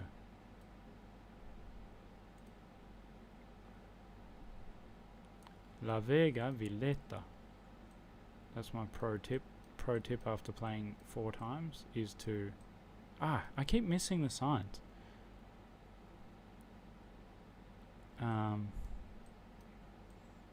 You know, Sweden used to drive on the left as well, and they changed it all in one day.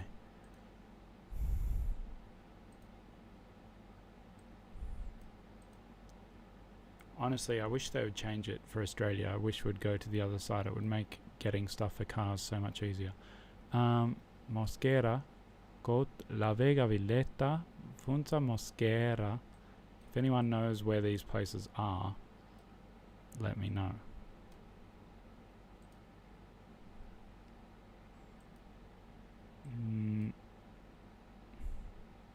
Because all I know is Latin America, at least that's my guess. Could also be Spain. Let's go Bogota.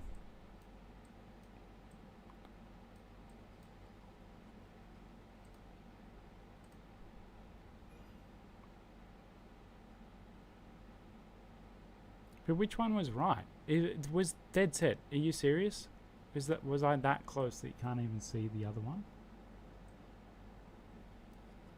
It is Colombia. That was a total guess. See, okay, so it's now coming through. Colombia and then Colombia or Argentina is my guess. That was coming through after I guessed, right? Which is a total, like, that was a guess. Nothing other. That could have been Mexico for all I knew.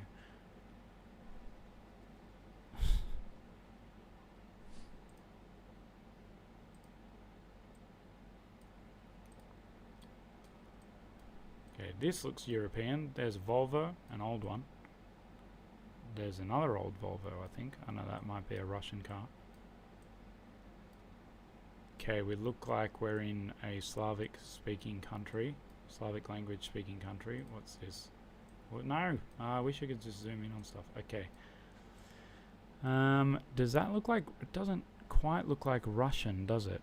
It looks like a Russian... like a Slavic language, but not Russian.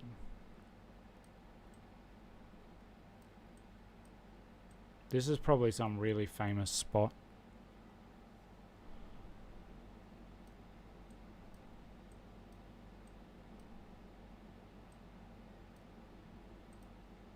I keep doing that thinking I can zoom in.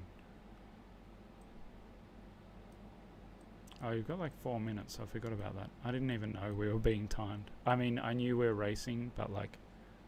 Because you get points for speed, don't you? With the scroll wheel. Okay, thank you.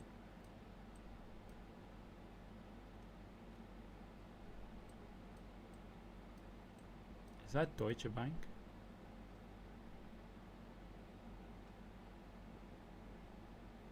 I don't know why I'm zooming in, to be honest. I don't speak any Russian, so...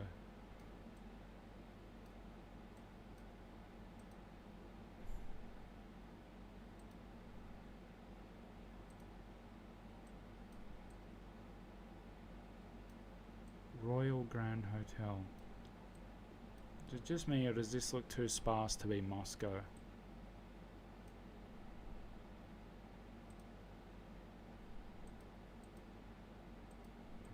Might be Moscow, you reckon?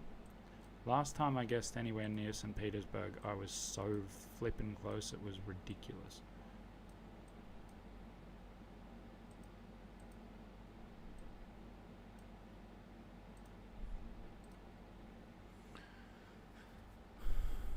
Ah, it's fair way off. It looks like it was what? Ukraine. Kiev. Ah, okay. It's Kiev. Coming through, maybe Bulgaria. Nah, Kiev.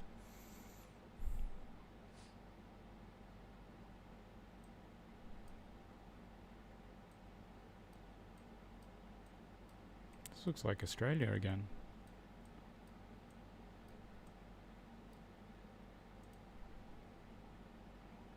Farm fresh every day. It'd be so much easier if the number plates weren't covered. Looks like Australia.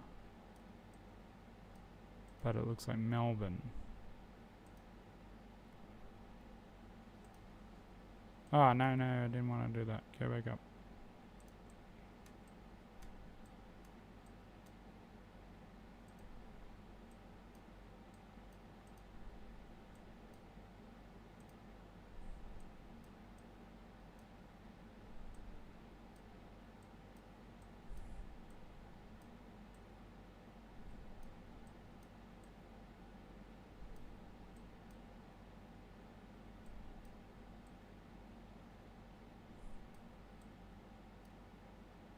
Cloud 777 Cafe. It would be totally cheating to Google stuff, wouldn't it? Just Google where that cafe is. Oh, New Zealand. Ooh.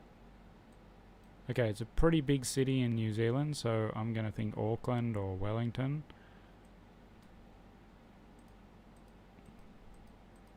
Oh, that was a lucky break. I almost said Melbourne then. Whoops.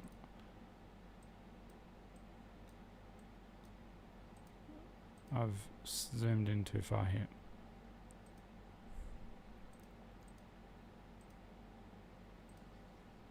Australia does have really green bits. Tasmania is crazy green, but it happens to be New Zealand. Oh, I keep messing this up.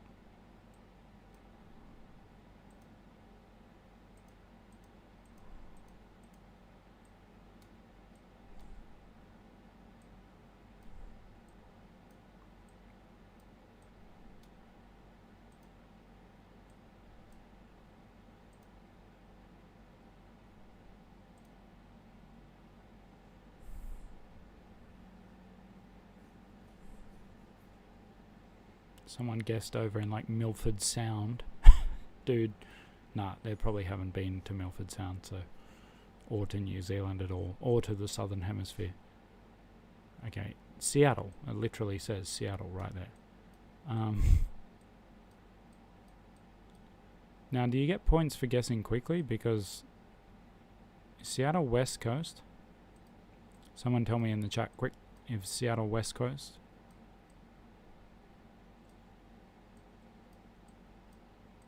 It's up north. Okay, west and north.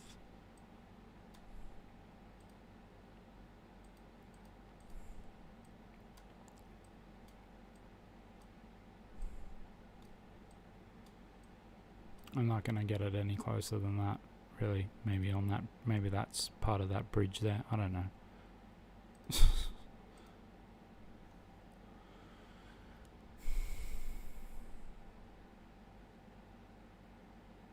Or this person, Mighty Mark, they're only slightly behind me.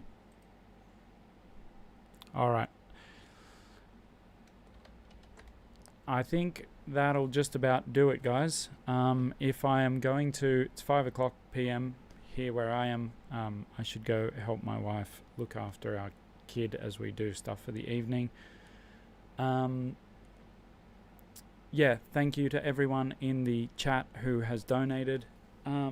There's still, obviously, the GoFundMe will stay up for anyone who hasn't donated and wants to, or knows someone who might want to, or whatever. Send these live streams to them.